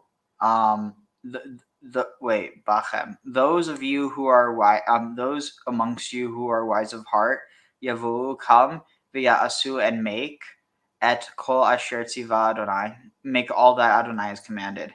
Et mishkan et ohalo, the mishkan, the tabernacle and his tent, or the tabernacle, his tent. Sorry, I'm having a bit of indigestion. But the tabernacle, its tent. With the tabernacle, its tent, and its covering, its hooks, and its boards, or planks, boards or planks. It's brichav, it's beams, I think. No, it's bars. I think that's relatively shaft spear. Brichav. I think it could be beams, but I'm not sure. I'll just go with what it says. It says bars. Et amudav, and it's columns. And adanav, and it's what's this set pedestals? It's base. And Aaron and his Aaron vet badav. Oh, Aroan, sorry, not Aaron. And or Aaron and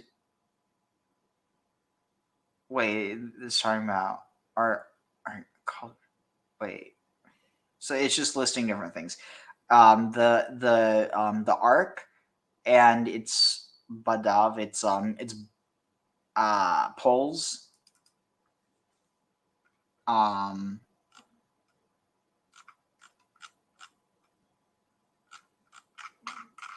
is it not showing up? Is it separation being alone? Parts and its parts. It's bars. That's why, yeah. And it's bars and the kapora and the mercy seat, the parochet, and the veil hamasach that conceals or that covers, and the veil covering. Et shulchan, and the table, and the et badav, and its bars, or it's what's the word? And it's rods.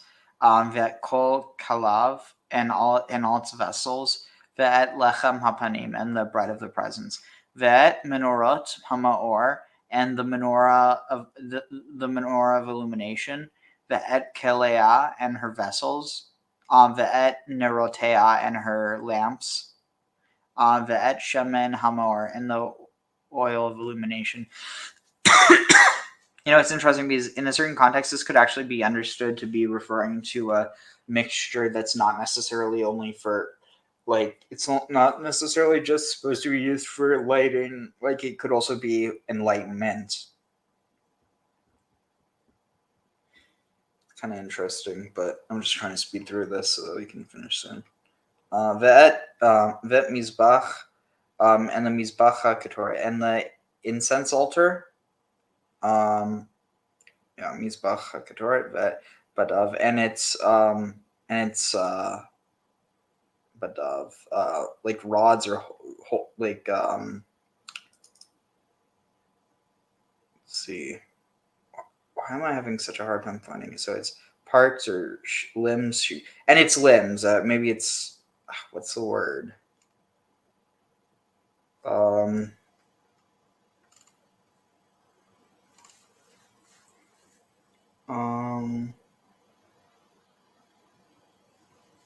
Not sure.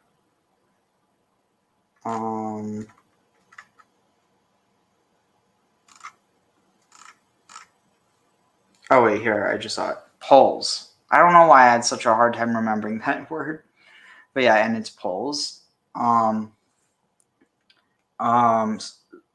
the incense altar and its poles, and the oil of anointing, and the Ketorah, and the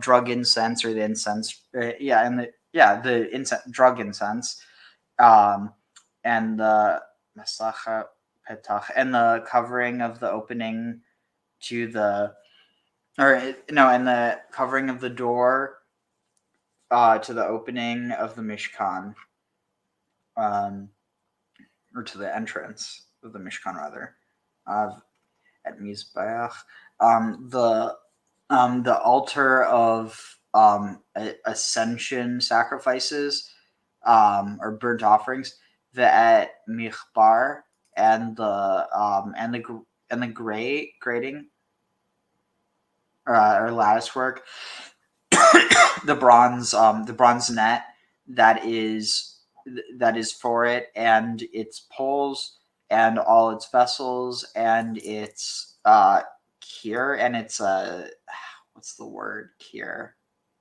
Hakior. It's lather, I think. Is that the word? Why is it kior? Laver. Yeah, I was right. Laver basin. Vet kano, and I think it's base. It's feet. That which supports it. Base or stand has full. Yeah. Et Calais. The interesting, this is sling stones, curtain drape hanging. How does it mean? Oh, maybe it's like it hangs, and it's like a sling kind of hangs down. The hangs, or like the draperies, hechatzer of the court, or the curtains of the court. It says, et amudav, the curtains of the court. Wait, the curtains of the court. It's amudav. It's columns. Ve'et adaneav,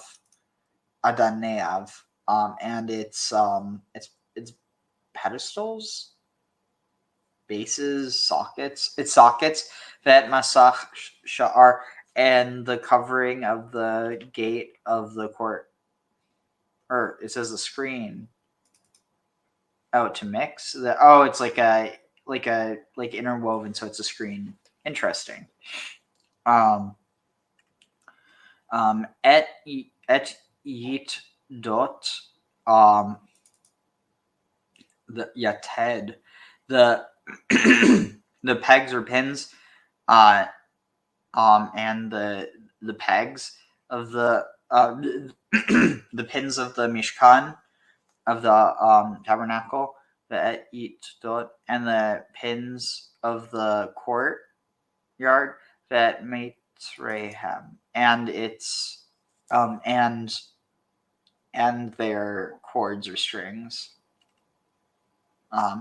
At Big Day ha sarad, and the clothing, the clothing, the plaited or braided clothing, lisharet b'kodesh, for ministering in holiness. Lisharet, the mesh vestments for covering. Lisharet, no, to minister. For ministering in holiness. The big day, HaKodesh, the holy vestments for Aaron the priest, and for and the clothing of his sons to minister.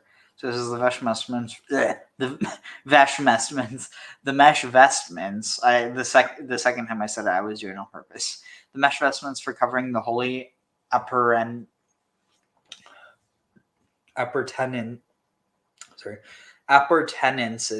the ark, the table, the menorah, and the altars, the consecrated garments of Aaron, the Cohen, and the garments of his sons for ministering.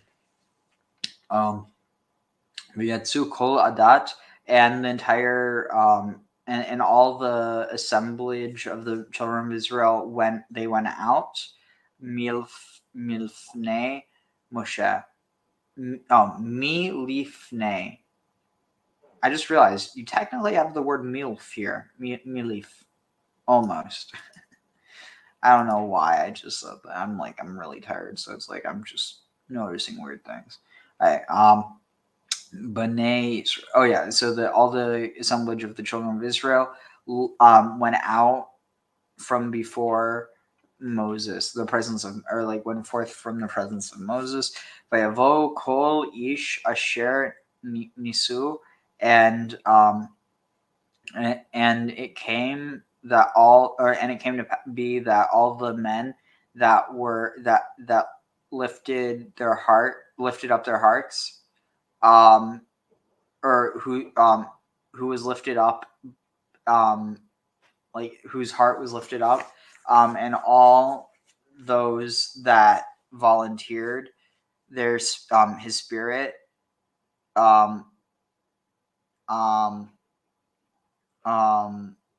whose spirit brought him to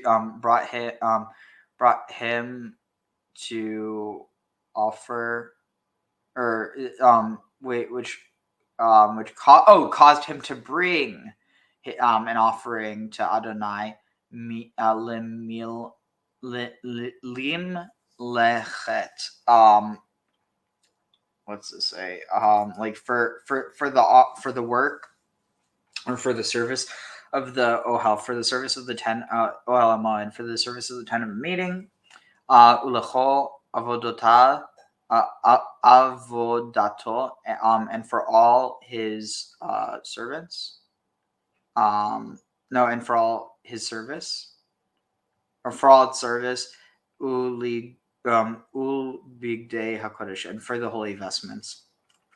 Vayavo ha'anashim, and the people came al hanashim, alongside the women, kol nadiv lev, all those of generous heart, heviu chach, brought hooks, or was it hooks or rings or bracelets, basically like circlets, vinezem, and nose rings or earrings, vitavat, and finger rings or signet rings, chumaz, and ornaments, golden ornaments, maybe armlets of gold. So it's just repeating different names for it. It's probably like old things. I might look at the commentary for this.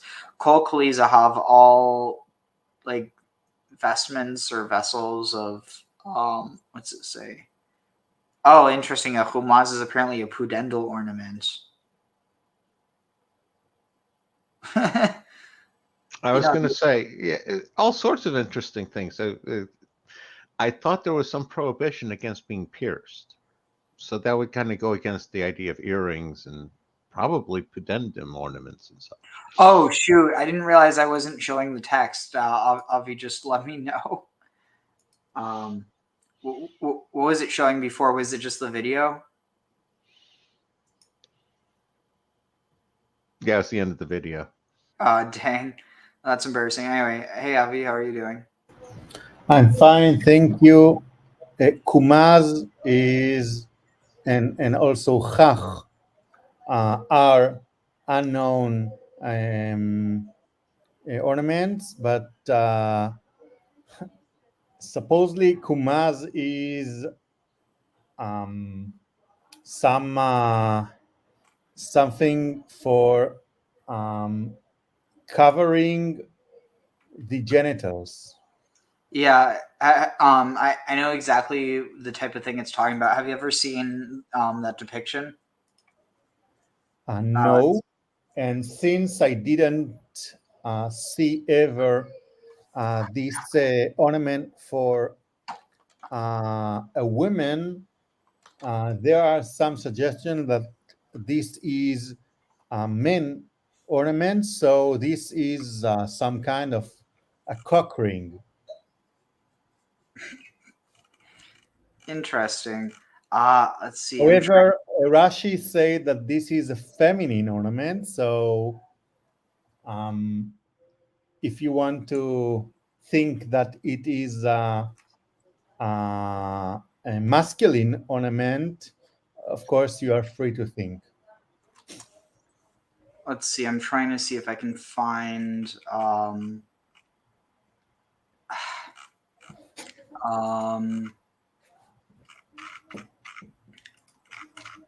Let's see. And by the way, you probably read what I wrote. When they say the men came along with the women, this type of writing, vayavo, the men came on the women, al hanashim.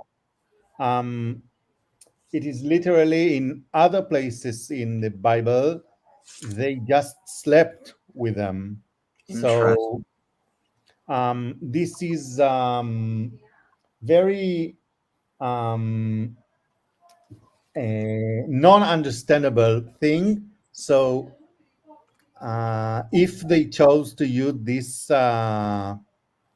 this text of came on the women, you should think that this is something sexual, but the mefarshim, the commentators, just preferred to interpret it.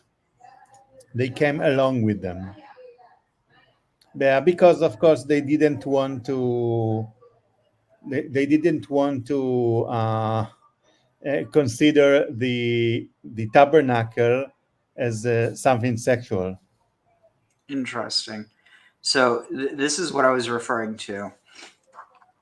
Have you ever seen this? Let's read, and then I will say if I know. Okay. When sex play in ancient Canaan, when is a sex goddess not a goddess? The perfumes of 7 tamarisks, the odor of coriander, and the purple of mirax. That's the scent of an ancient goddess, her own heavenly creation. What more do you need to set the scene for a little Canaanite hanky-panky?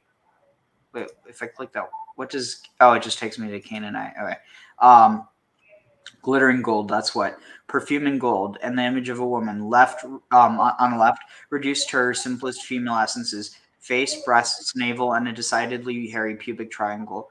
Gold pendants like this may have been made to hang from a necklace, or more likely, I think, from a girdle tied around a woman's waist. Early excavators considered that these images represented the Canaanite goddess Astarte, but equally she could have been any other sexy Canaanite goddess, such as Anat, Asherah, or Kudeshet, or possibly yes, even... I knew about it. You should notice that Kedeshet or Kedesh was a Canaanite and later Egyptian goddess of sex. And of course, the name for the temple is a Mikdash. So, interesting. And Kiddushin. Yes, the ancient Kedushim as temple prostitutes. So, No. I'm saying that the word Kiddushin means marriage. Yes, and not just marriage, but in Hebrew, in ancient Hebrew, Kiddushei Bi'ah. So you marry a girl by sleeping with her.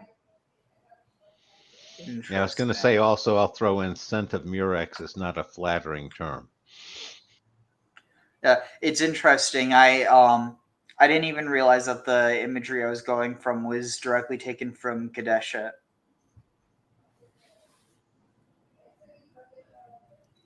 Great. By the way, since you have background, we don't see it clearly, but I could see the figure.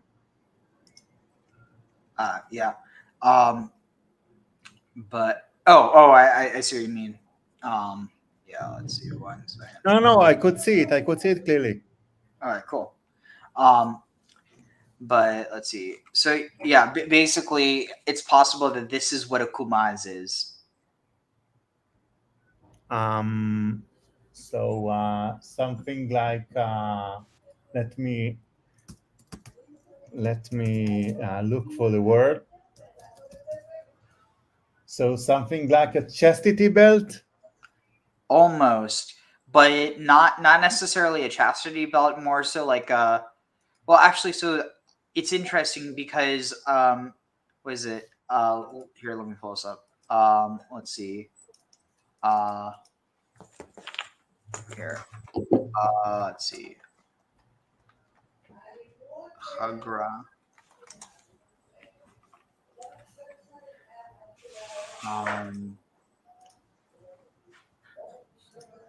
Shoot, search.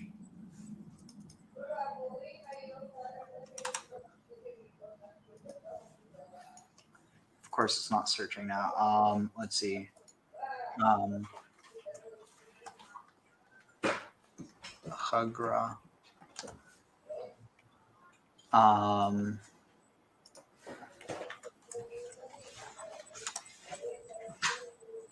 Oh. Wait. Let's see. Here. So, this is what I was thinking of. So, a chagor, a belt or a girdle, a waistcloth for sword.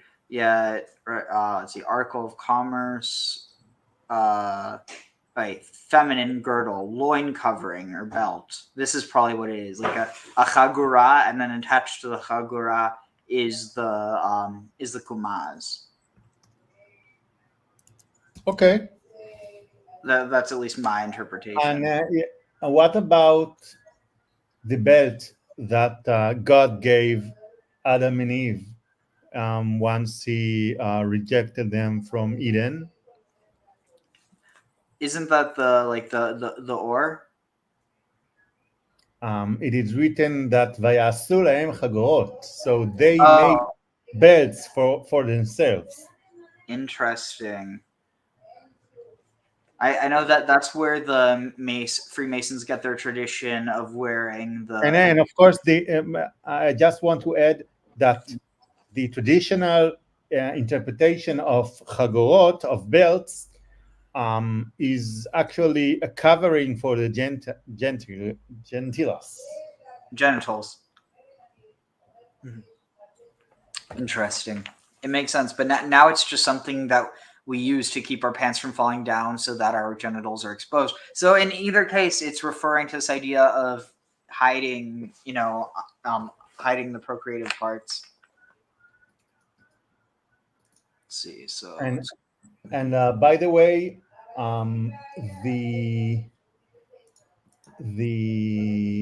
priests in temple just had what is called avnet, which is some kind of sash or a belt that they put in order to divide between the upper side of the body and the lower side of the body. Interesting. Right, so this is something that they put on the waist, and this is something that in let me see where in portion of Tetzaveh in chapter 29, it is written that, and also in Leviticus chapter 8, it is written that they put the belt, they avnet like a belt, ויחגור אותו באבנת. Interesting. So this is probably, of course, if we go according what we understood now, this is probably something that covered they are Gentiles. Interesting. So let's see. Kol kli zahav, kol ish asher henif tnufa zahav laDonai. All the vessels are gold, and all the everyone or every man that was the sprinkles, the brandishes. No, henif, that'd be that waves. Oh, like waves back and forth to nufat, swinging or waving zahav ladonai. See, every man who brought an offering. It's strange. Why is it like who brought an offering? Hanif. There must be another context that wave offering. Oh, it must be like offering up, like you're like waving back and forth with what you're offering or something. Every sacrifice in the temple was waved. Korban Tnufa. Interesting. So when they say that Hinif Tnufa, I think that they probably mean that they donate it. Because sacrifice is a donation to the temple. Interesting. Oh, wait. Let's see.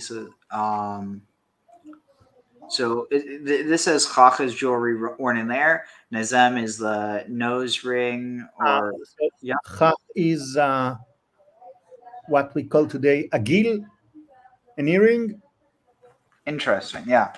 Let's see. It says Nezem, yeah, nose ring. Tavat, jewelry worn on fingers. Kumaz, jewelry worn on the arms. That's what it says. But of course, there's. By the way, Graham, you say that the Torah is something against piercing.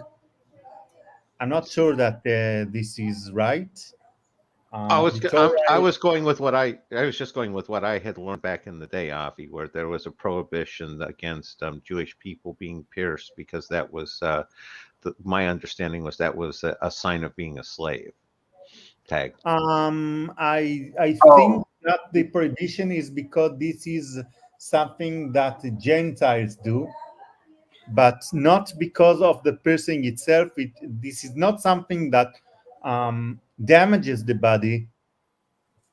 And of course, you see that in the Gemara or everywhere, you see that the women just pierce themselves. So if it is prohibited, probably that's because the men pierce themselves in order to just adorn themselves. But I think that this is not an old prohibition. I know that today this is a prohibition, but this is what we call the Rabbanan. So something from our sages and not something from the Bible. So one thing that Thanks for the correction, Avi.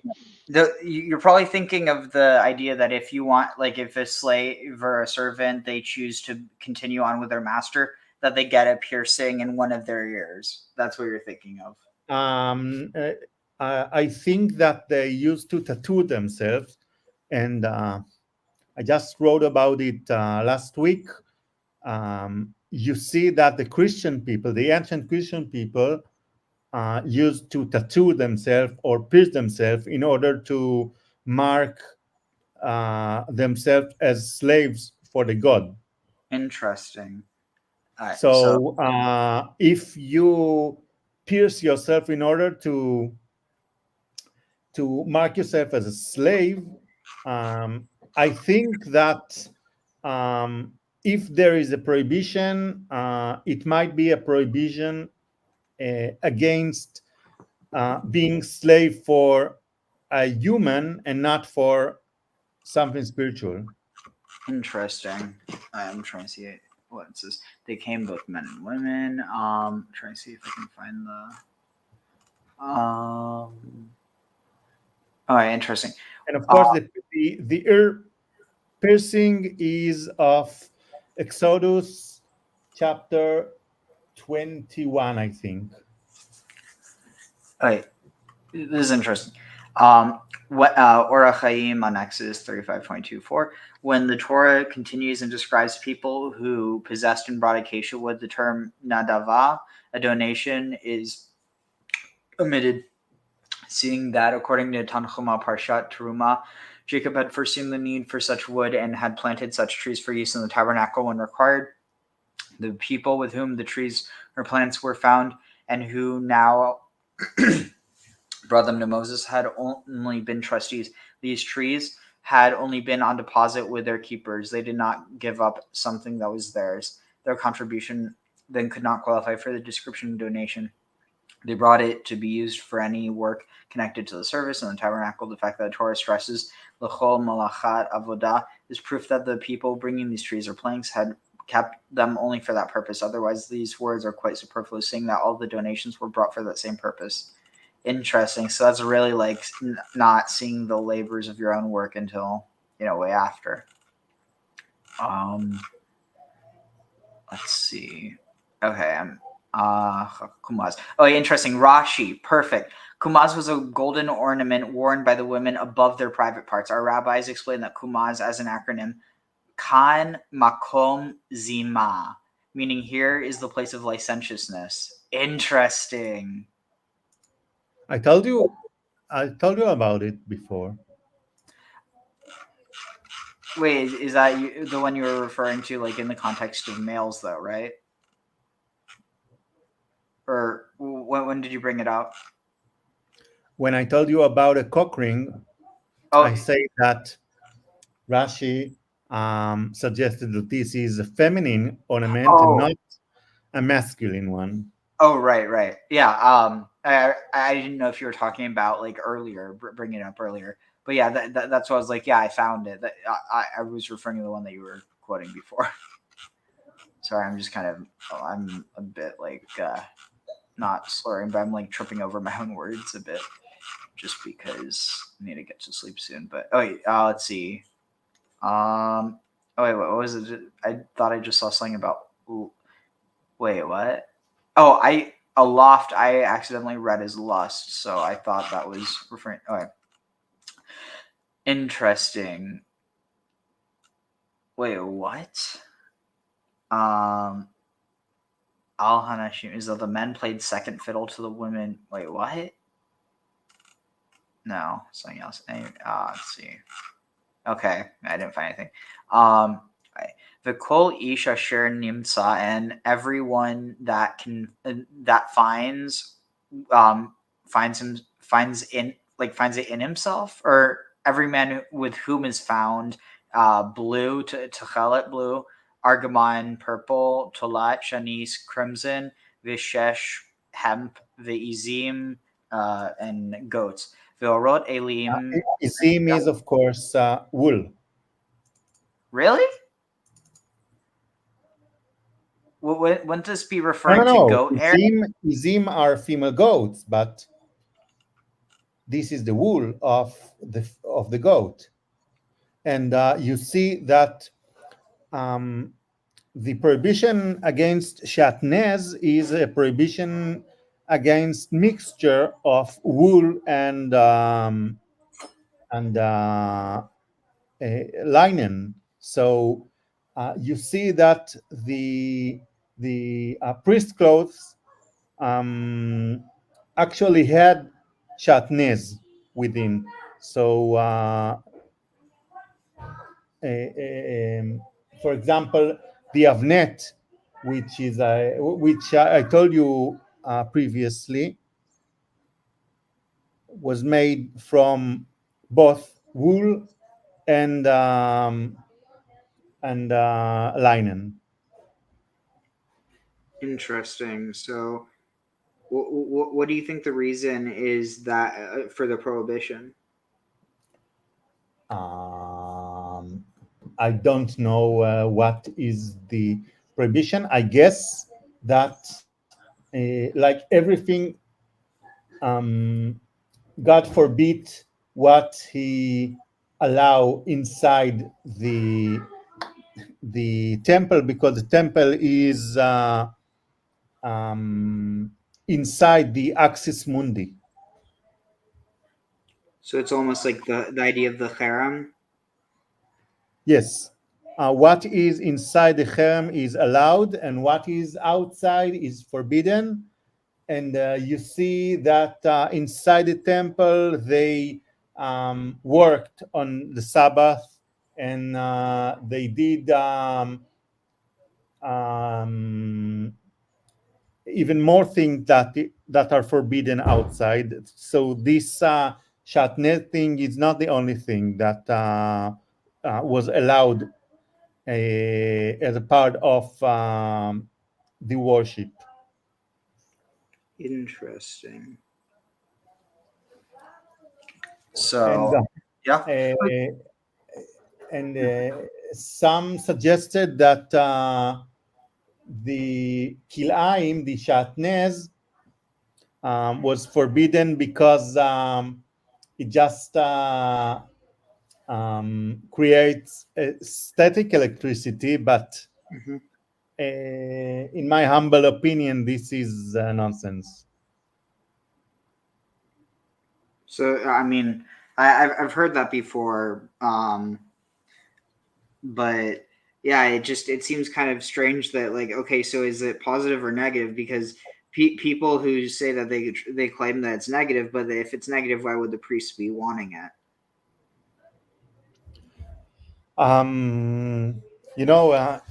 That's mysterious, but most of the commandments are mysterious. Yep, that's the easy answer, but it doesn't mean it's not true. So it is just logical that because they wanted to define the hierarchy, they just forbid what they allowed for them to do. So is there another word for wool? Like there is, right? Yeah, it's it's tzemer. In Hebrew?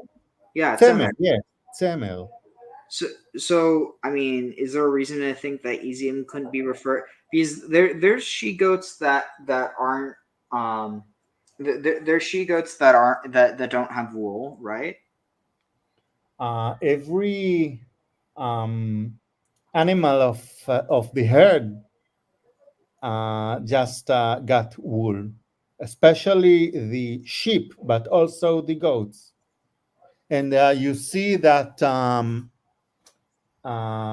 in the Torah they call not in the Torah, in Daniel they called the young goat tzfir-izim, because tzfir is you see near the number of 6 in the right column.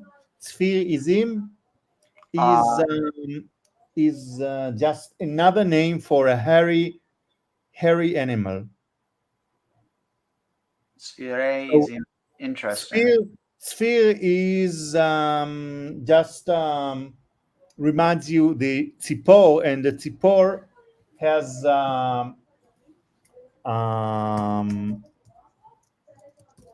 I don't remember the feathers. So the feathers are the bird hair, considered to be the bird hair, and every hairy animal is being called like a tzipor with a word with this root. So what I'm trying to say is that the goat is considered to be hairy, and now we are talking about the hair of the goat. Interesting. So the like But hair versus wool, or What is wool? no. I'm saying like, is it the hair versus the wool? Like, are you saying that the wool is the hair? The wool is, you know that the wool is the animal hair. Yeah, but like, there's also. Let me see if I can find what I'm talking about. Let's see. Non. Let's see. Non-wool goat hair. I mean, it would make a lot more sense for it to be wool. I'm just let's see. Yeah, see, like there's oh, but I get, yeah, but this would be male, but I don't know why I thought there was like They are naked? No. no, not naked, but that they have like interesting. Yeah, I don't know what I was thinking. Although the sheep look pretty naked after they get sheared. Anyway. You see that the cow is some kind of naked because its hair is short. And of course, shorter than goats and sheep. Interesting. So, But a cow, like a herd animal, is also hairy, and probably, I think every mammal is hairy, and of course the human is hairy too. But since human lived in a warm place, they lost their hair, or if you want to call it, their wool. all right. So, let's see. Ve'orot elim me'adamim. So, and like red And of course, you see that every desert animal, most of the desert animal are furless. interest. Really? You know, to wear fur is to wear something that will make you hot. Yeah, but it can also reflect. So every desert animal has short fur, short hair, or what we call naked.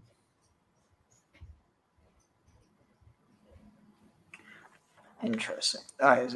Let's see. So ve'orot elim me'adamim. So, in reddened or like tanned ram hides. Ve'orot tachashim hevio, and they'll bring orot dolphin skins or dugong. Maybe isn't one of the theories that could be something like what's the name narwhal? You know, there is not there is no unambiguous there is no unambiguous identification of the tachash. So it may be like it's written in the right column, a badger or a dolphin or a sheep or whatever. And in the Midrash, they just call it a unicorn. So yeah, so it seems like that idea was sort of a rare mammal. Well, so here's what's interesting though. So a son of Nahor is named Dachash, and Nahor has like a lot of this like river and sea etymology, like or not etymology, but like Nahor. It means like was it like snorting, but it could be like either of horses, but also of a river or like rapids. But what I'm thinking is that if it is one of the understandings is that it might be a dolphin.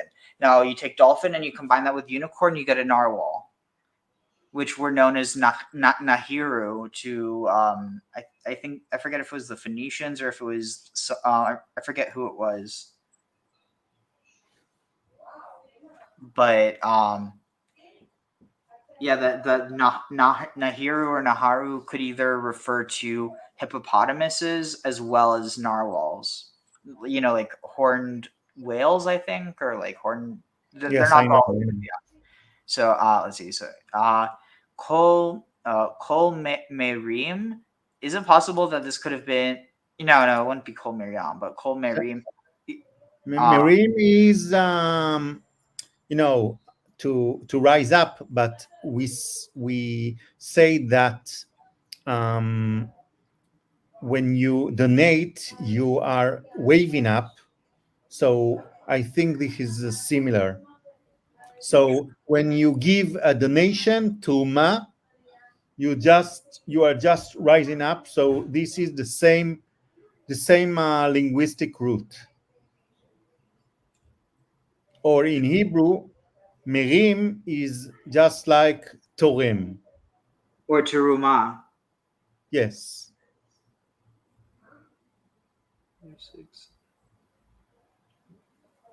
Interesting. So let's see. So all the terumas that rise up, or wait, all those who set aside, Just donate. All those who donate teruma of kesa, of silver or of bronze or like copper, have you at teruma, they will bring the teruma of Adonai and all that are found with it. I'd say all that, all that the acacia wood.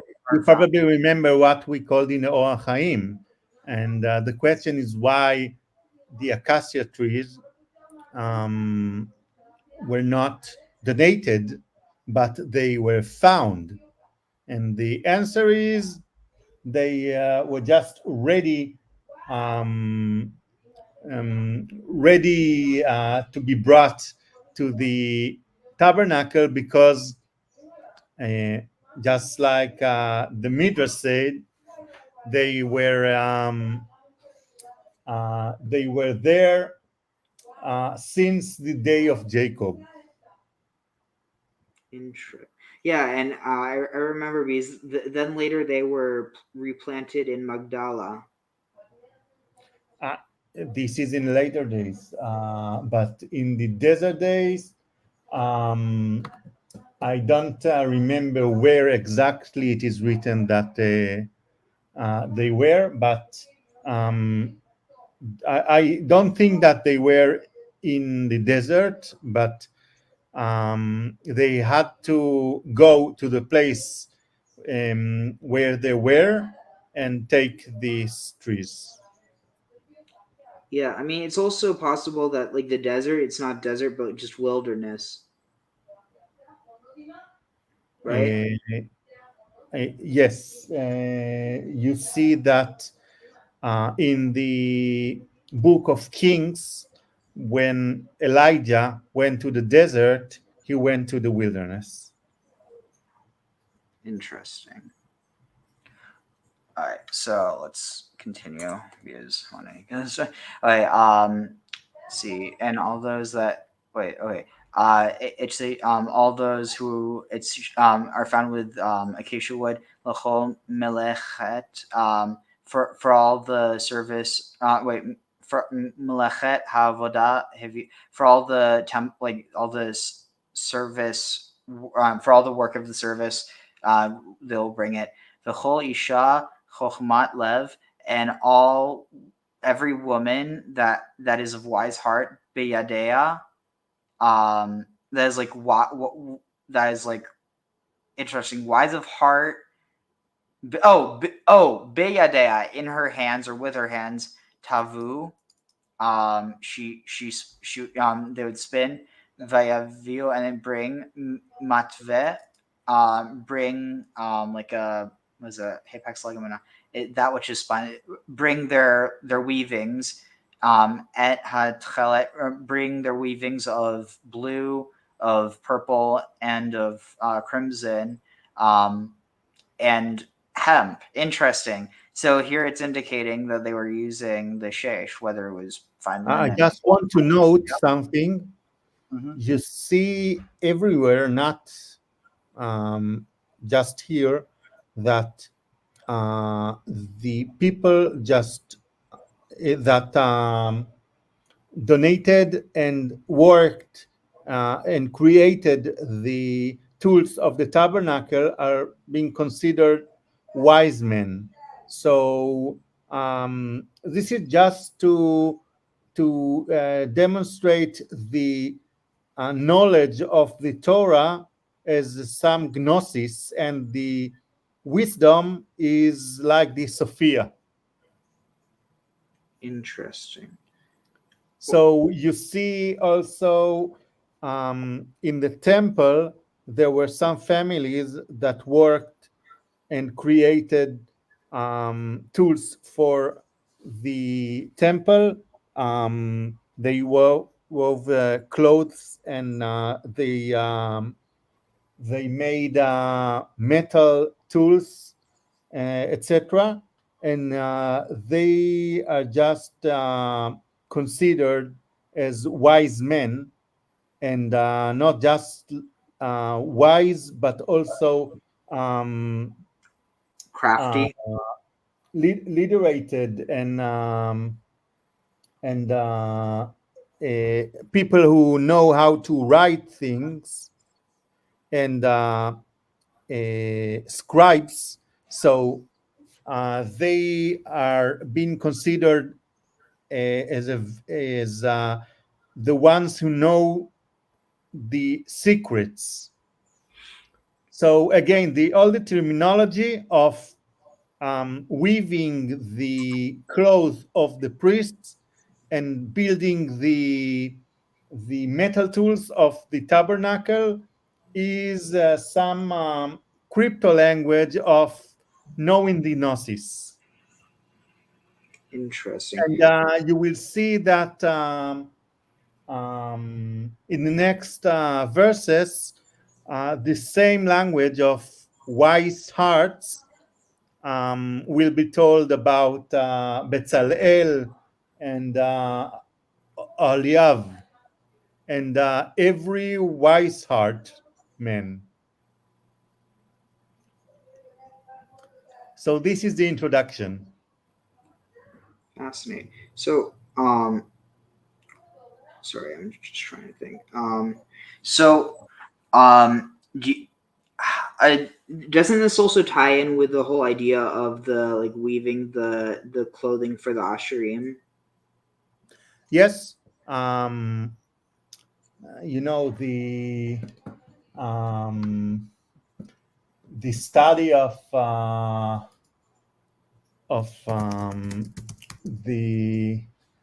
the criticism of the Bible is just telling that these women were actually weaving the clothes for the gods and not for the priests. The tabernacle Yahwist priests. So this is the reference that the women just made the holy work in the temple, and the same women in the Canaanite temple were just the prostitute, the temple prostitutes. So the temple prostitutes were both, of course, were kedeshim or kedeshot, and they wove the cloth of the gods, and with that substance they also prepared their own drugs. So this is why, at least Chris Bennett, according to John Quito, arguing that the shesh was in fact cannabis, because this plant is being used both for weaving clothes and for dragging the people in order to stimulate their sexual sexual activity. Interesting. Oh wow! So do you think that also has something to do with the striped the sticks that that Jacob used to breed the animals? What about it? The idea that like I don't know, like the magic with the sticks or whatever, you know, to cause. I know about it, but what is the question? Do you think that's connected to the idea of using the shesh to create sexual activity? I don't know. Oh, well, it's an interesting theory to combine the two. But anyway, let's see. So, all right. So, actually, wait, was it this one that I wanted to see? Let's see, what's the commentary on this? Only 30, so it's not a whole lot. Rabbeinu Bachya, and every wise-hearted woman spun with her hands. This is the source for sages who hold that the term chokhmah, when applied to a woman, means only manual dexterity to be employed exclusively for the needs of her household and showing honor to her husband. It is why they forbade women to engage in the study of the Torah. Yoma 66. Our sages derived specific proof from their attitude from Deuteronomy 6:7. You shall teach them the words of Torah diligently to your sons and not to your daughters. The Talmud Kedushin goes as far as to say anyone teaching his daughter Torah is comparable to someone teaching her tefillot. Interesting, taflut, but then it seems like it's connected to tefillot in a certain sense. We have already mentioned that in Yom 86, the Talmud mentions that the wording in our verse where women are described as possessing chokhmah applies exclusively to their knack for using the spindle, the distaff. Interesting. I still think oh, her hand reached for the tent peg. Wait, so connecting this to Yael. Interesting.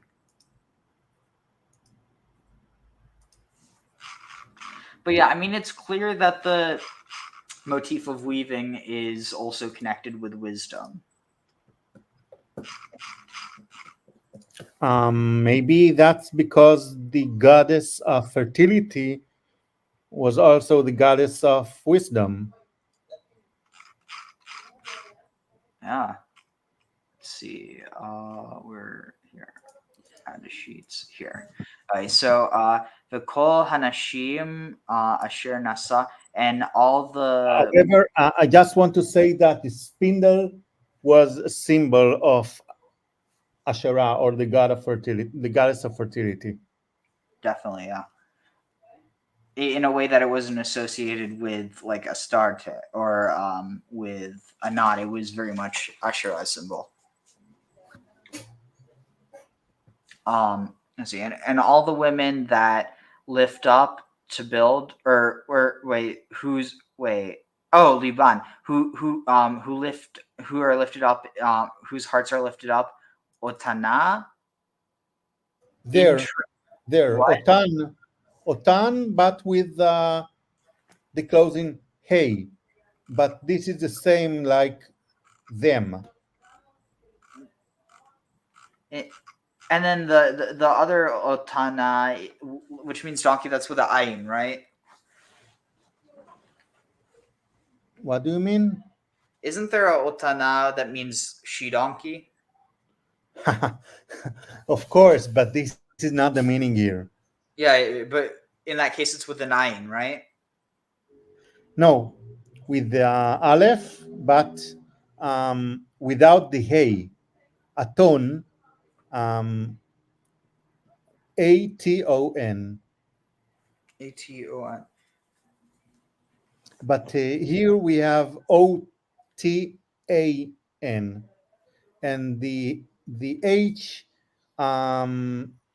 was supposed to be quiet, but here is an example where the quiet h became to be like a. So this is Otana, which is exactly like OTAN. So again, the meaning is just them. So the translation is all the women that the heart lifted them. Interesting. So that their heart lifted them. In wisdom, they spun the wool. It says directly from their backs. Vehan shiim. The leaders of the priests. Hanesiim have you. And the leaders or the princes. Have you? They brought the Ovnei Hashoham, the precious stones, the et Ovnei, and the setting stones, lit for the ephod and for the chushan, and the ve'et ha bosem, and the herbs, or spices, ve'et hashamen lamaor, and the oil for anointing, and the shaman amishcha, and the oil, the oil for illumination, and the oil for anointing, and for like Torah hasamim, and for like burning incense. Wait, ved bosem, ved. Okay, yeah, I don't know. It's interesting. What I was saying before is I wonder if this idea of shaman lemar, if it could be not just necessarily referring to the oil of like the oil for lighting, but it could also be the oil of illumination or enlightenment. Enlightenment, yes. Interesting. So, like, the only thing is, I wonder if there's a recipe that would work. I mean, probably if you had a recipe that worked for both, you wouldn't want to waste the stuff for one on the other. But you never know. Let's see. So, kol ish veisha, every man and woman, asher nadav libam, that is generous in their heart, otam lehavia, they will bring lacho hamlacha, for all the work asher tziva, that tziva Adonai, that all the work that Adonai commanded, lasot beyad Moshe, to do by the hand of Moshe. Have you, Bnei Israel, the children of Israel, they'll bring nadava l'Adonai, their offerings or their donations to Adonai. Okay, sweet. Wow. So that's 20. I'm getting a lot faster. It's just I get so caught up in the weeds, which, I mean, I like it, but at the same time, it's like already getting like. So let's see. So I wanted to. Okay, so that's I need to figure this out on my phone. So that would we've read. Okay, so I need to go back there. Okay, texts, Tanakh, Exodus, and we're at 35:29. Okay, so third, that goes until, when's third go until? 7 of next one. So, okay. ויאמר משה אל בני ישראל, ראו קרא אדוני בשם בצלאל בן אורי בן חור למטה יהודה, וימלא אותו רוח אלוהים בחוכמה, בתבונה ובדעת ובכל מלאכה, ולחושב מחשבות לעשות בזהב ובכסף ובנחושת ובחרושת אבן למעלות ובחורשת עץ לעשות בכל מלאכת מחשבת ולהורות נתן בליבו ואוהליו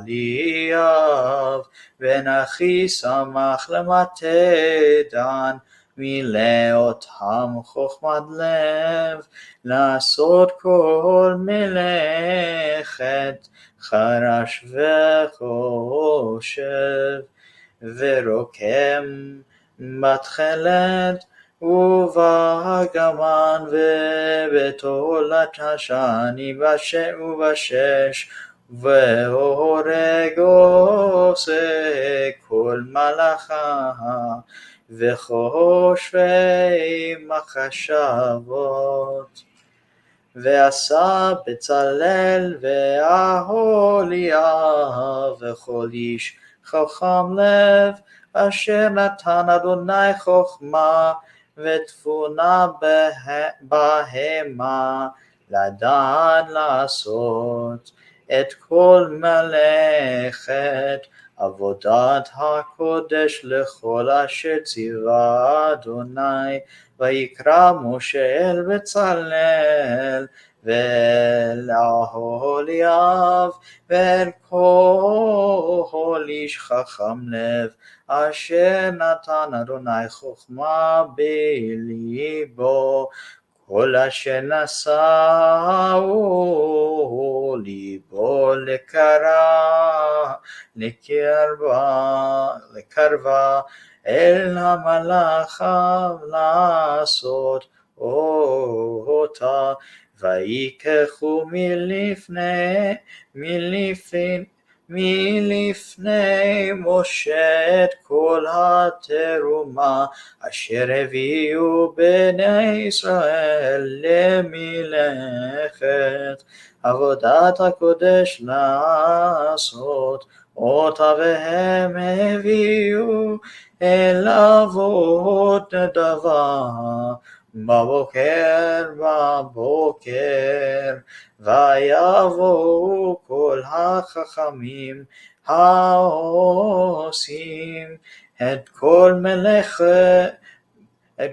מלאכת הקודש, איש מלאכתו אשר הם העושים.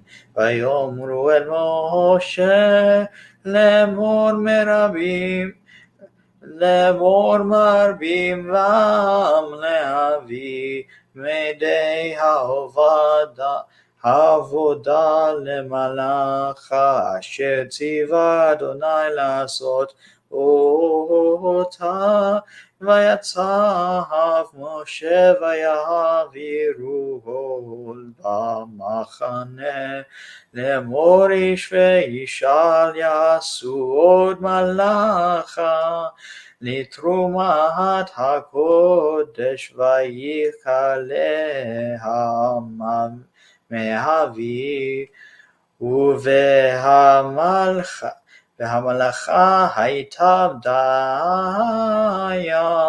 לכל המלאכה לעשות אותה והותר.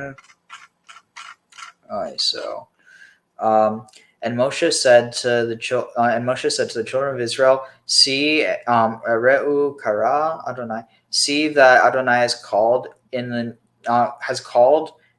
by name Bezalel ben Uri ben Hur lemate Yehuda, has called Bezalel in the shadow of El, ben Uri the son of my it says fiery, but I think it can also be my light. I'm pretty sure. Ben Hur, the son of Hur, the son of the hole. Lamate, which is the son of Caleb. Oh, really?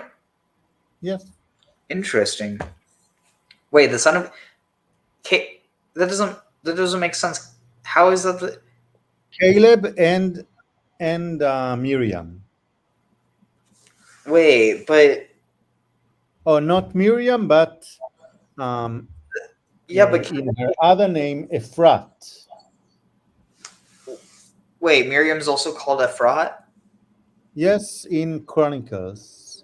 Interesting. So does that mean that that Yishai being Ish Ephrati means that he was a descendant of Miriam?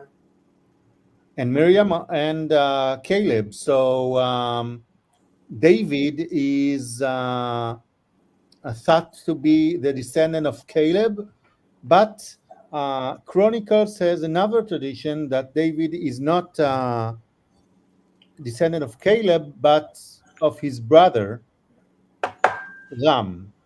So these are two contradicted sources. But if you called David an Ephratite man, the meaning is that he is a descendant of Caleb and Ephrat, but you see that there was another road that is called Derech Ephrata, where Rachel is being buried, and this road is going out of Bethlehem and Hebron towards Shechem. So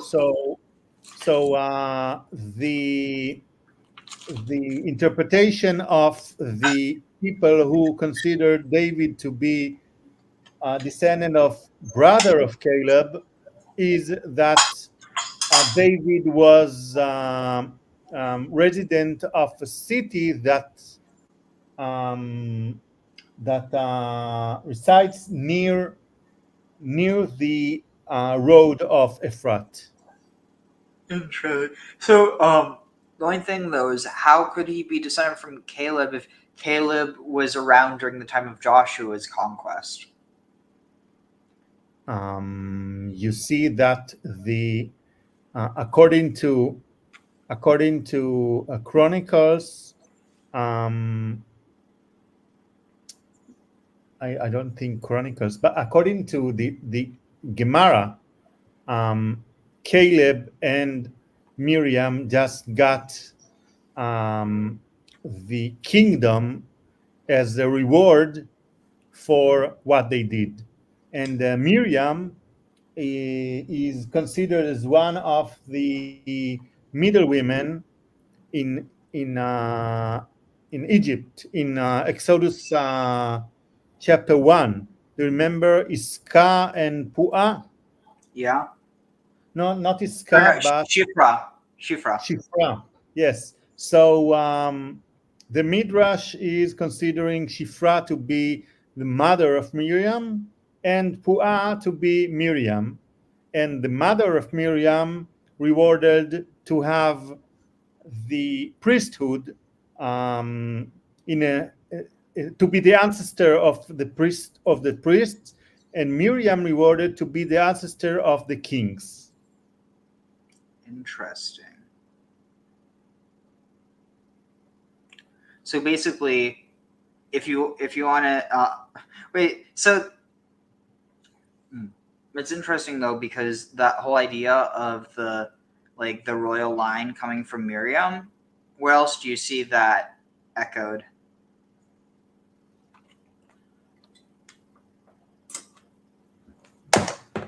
Oh shit! What just fell?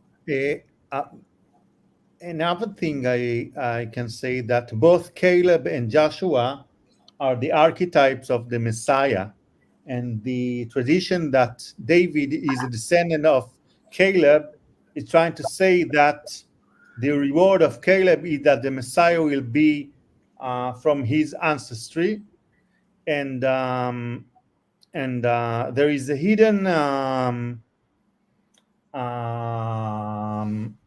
rivalry between Joseph and Judah for the reward of who will be the Messiah.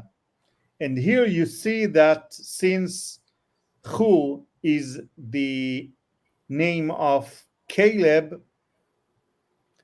so the Judaic people just won this rivalry. Interesting. All right, let's keep going. So, from the tribe of Yehuda, wait. Yeah. Right.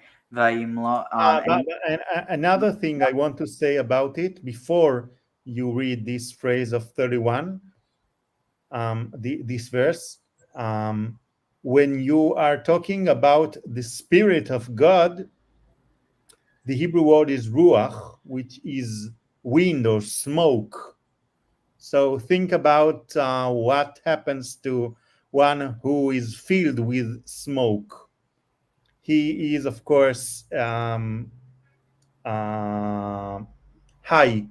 and stoned. Yeah, but isn't the word for like smoke or vapor ashan? You see that in other places, when people are standing near the cloud of God or the honor of God, they are just being filled with smoke.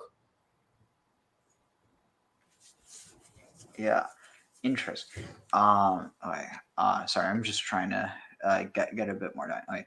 And he filled him with the ruach, with the spirit or the wind, the smoke of Elohim, bechokma and wisdom, betvuna and understanding, uvedat, which is interesting because here you have Chabad. Yes, and also the book of Proverbs, which talks a lot about the wisdom, is using these words as something that describe the wise men. So these are three kinds of wisdom or of gnosis. Interesting. And what Bezalel just had is these three kinds of three levels of wisdom. So that's what trying to present Bezalel as the most wise man ever, just like his descendant Solomon, the son of David. So David is being parallel to Caleb, and Bezalel is being parallel to Solomon. Wait, so Bezalel's in the lineage of Solomon? You see that he's considered to be a wise man that I see.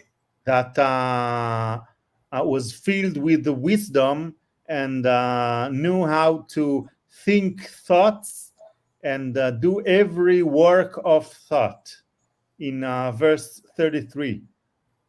So these are the same description of the wisdom of Solomon. Interesting. Sorry, I'm multitasking. Okay, let's continue. Yeah. Wait. Let's see. And he filled him with spirit of wisdom and filled him with the spirit of wisdom, understanding, and knowledge. And with all that, he was filled. Wait, no, with in all his work. Sorry.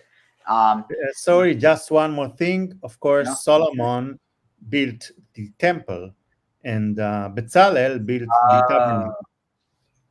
That interesting. Yeah, I totally missed that. Like, that's such a clear parallel. So also check this out. This is my latest. This is what I've been working on a bit while we've been talking. I don't know how well you can see here. I might have to hold up. Oh, let's see. Dang it, there. Nice. Yeah, it's supposed to be like Navu or Nevo, Nabu. And then also like a lot of allusions to Moshe as well. But okay, so let's see. Ule Choshev, and for thought and to think, machshavot, and to think thoughts or like to think plans, designs, to devise designs. It says lasot bazahav u'bakesav u'banachoshet, for making in gold, silver, and bronze. So it's interesting. It doesn't say that, because this idea devised designs. What if it's like some of this? It's implying that like God's commanding him, but not in this like direct way. Like you are to do this and this and this, but also like kind of like put your own spin on it. Yes. And actually, I wonder what if there's nice, only 11. I wonder if there's any commentary on to devise skillful works. To devise is to be interpreted as meaning. Yeah. I just want to say another thing. Do you see that this gnosis thing, this wisdom thing, is dealing with alchemy related metals? Interesting. It's true. It's just it's become so encoded within our culture, like modern day, like the idea of gold, silver, or bronze metal, or copper metal, or whatever. But yeah, it is alchemical. The expertise of these wise men were just like the expertise of the philosophers who found the Philosopher's Stone. Interesting. And what I'm trying to say is that the highest degree of the wisdom is expertise of gold and silver and copper, which copper is the third level, the silver is the second, and of course the gold is the first degree, which is the highest degree. And let's see, I forgot what else. And of course, the stonework and the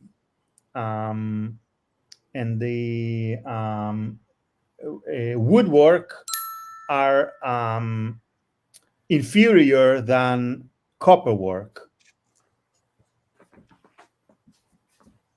Stonework and woodwork, interesting.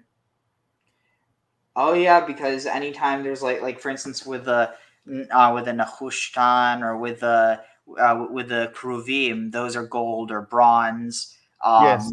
You remember that 2 weeks ago, I just told you about the materials which the tools of the tabernacle were built from.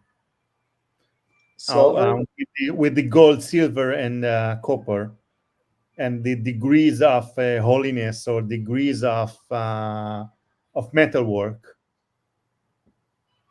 Interesting. What's missing from? I was going to say what's missing from all of this is like mercury and arsenic, which was traditional alchemy metals. Does that fit in here somewhere, or is that just missing?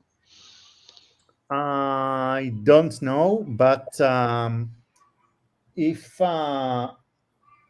you are taking the material that the king of Judah built their palaces with, I'm just postulating, you see that Zedekiah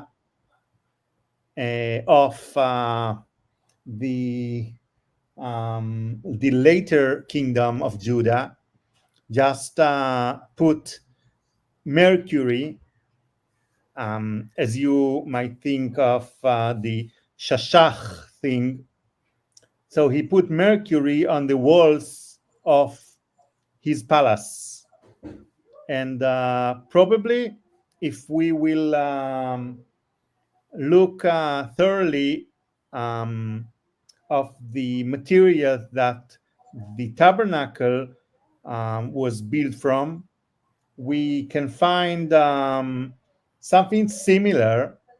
So maybe the tabernacle building had something to do with these metals, but for now, the only explicit metal that are written are these three metals, and not the arsenic is not being mentioned in the Bible, but as I told you,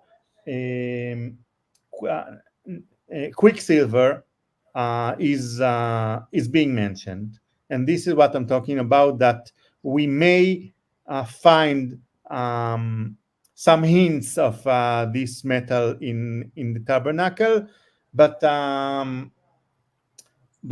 this is a very fringe hypothesis. Thanks. Though in reference, So for now, if you want to be in the mainstream, if we call it like this, quicksilver is not there, but the three other metals of gold, silver, and copper, you see it in verse 32. yeah. Also, I don't know how this plays in, but you also have the reference of lead. Of what? Lead. Was it? Is it? I forget what the word is. It's like opheret maybe, or no? Yes. What am I? Yes, a ferret. But it's used not it's used in the context of like something. What was it? It's the woman from the woman in the tub. Let's look for the word in the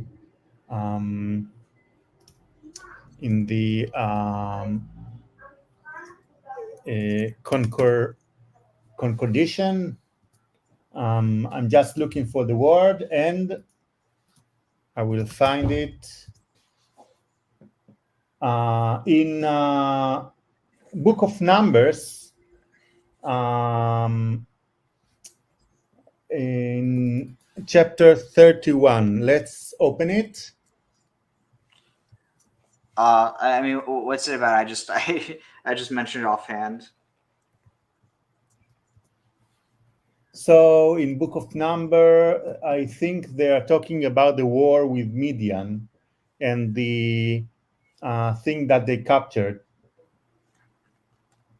And Elazar, the priest, told the army that are going to the war. This is what the Torah is saying of what the Lord said to Moses. The gold and the okay, you are just reading it. The gold and the silver and the bronze and iron and tin and the lead. You won't put inside the water, but you will pour them inside of, I don't know what is Meinida. But you need to clean your clothes and pure yourself. And just after you do that, you will go back to the camp. Interesting. So here, let's keep going. Let's see, where is it? Ube Evan, and in the carving of stone, lim malot for was it for setting or for filling ube charoshet etz, or for wood cutting or wood carving. Lasod b'chol malachet hamachshavet for to make in all the work of your all kinds of like artistic device or like all types of work. Horot, and for and to teach. Natan bilibo, will give in his heart, or put in his heart. It says he put in his heart, and Oholiav ben Achisamach from the tribe of Dan. Let's see, all right, down further. Milo otam chokhmat lev. He filled them with wisdom of heart to do all do all the work of carving and of thinking and of rokhem, like beating out. Is that what it is? no, mixing colors. Was it the word? What's the word that I saw used? It was variegator, like a color mixer, color worker. But in blue and in purple and in crimson and in hemp and ve'oreg ose, and was it weaving works? No, and the weaver ose, weaver shoot, weaver doing all the work and no. You see that in the description, in the instructions of how you build the tools of the tabernacle, there are some there are several types of work. Arash, which is metal work. Choshev is thinker. I don't know what is it. like design. Rokem, which is someone who is let me look at the word.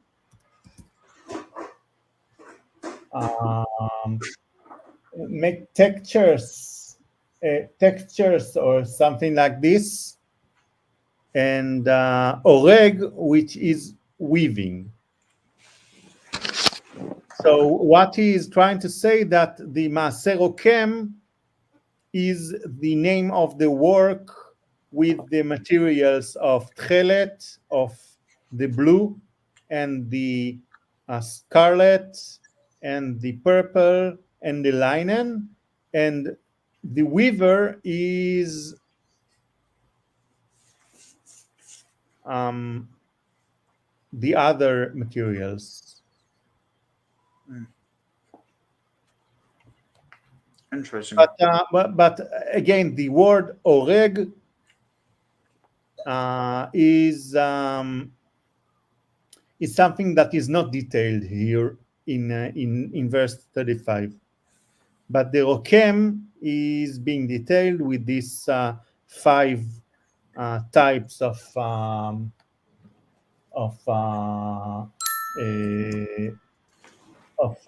fabrics. All right. Cool.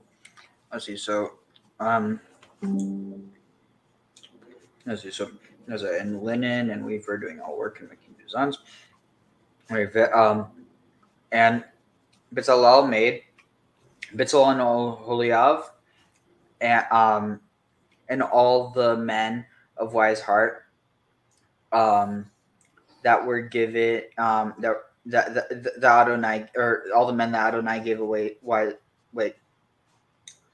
And every man wise of heart in whom Adonai gave wisdom. Gave them wisdom, understanding, into them, and for knowledge to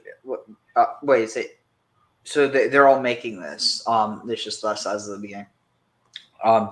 Less to make all the work, or all the service, all the temple service work, hakodesh, of the temple or of the sanctuary, lachol asher tziva Adonai, for all that they were commanded, or all that Adonai commanded of them. The work for the labor of the sanctuary, it's so repetitive almost. And Moshe called out to Bezalel and to Oholiav and to all the men of wise heart that Adonai had given wisdom in their heart, that Adonai had given wisdom to his heart. At all those whose heart was lifted up, in their midst, karva, but I think it could also be karva. Can't it also be like in their guts? Karva. I don't know what I'm thinking of. see, bring near, bring present. No, it doesn't really matter. In their hearts to the malacha, to the work, or to the service, to make, to do it, lift up, to draw near, to the work, to do it. It's kind of strange how it phrases it. Vayichlu milfnei Moshe, and they took from before Moses all the truma that was brought, that the children of Israel had brought to the lemilechet avodat, for the service of the work of the, or for the work of the service of the sanctuary of the temple, or not temple, of the sanctuary, lasot otah, to do thus, vehem, and they brought elav, to it, od nadava, more offerings, or more donations, babukar, and from morning to morning, or every morning. Vayavu kol ha-chachamim ha-osim, and so all the chachamim, all the wise men came, and they made all the milachat, all the property. Interesting, it could be property. All the property of the or all the work of the sanctuary. Each man, mimlachato, from his work, asher hema osim, that he was doing, or that they were doing. Vayomru el Moshe, and Moses said to them, or no, they said to Moses, sorry, lemor marbim, saying marbim, like more, ha'am marbim lavi, the nation are bringing more, midday, more than enough, ha'avodah, for the service, lemalacha, for the service of the, or for the service of the work, that Adonai is commanded, la sotota, that is commanded of them, or commanded to do. Vayitzav Moshe, and Moses commanded, Vayaviru kol, and their voice crossed over into the camp.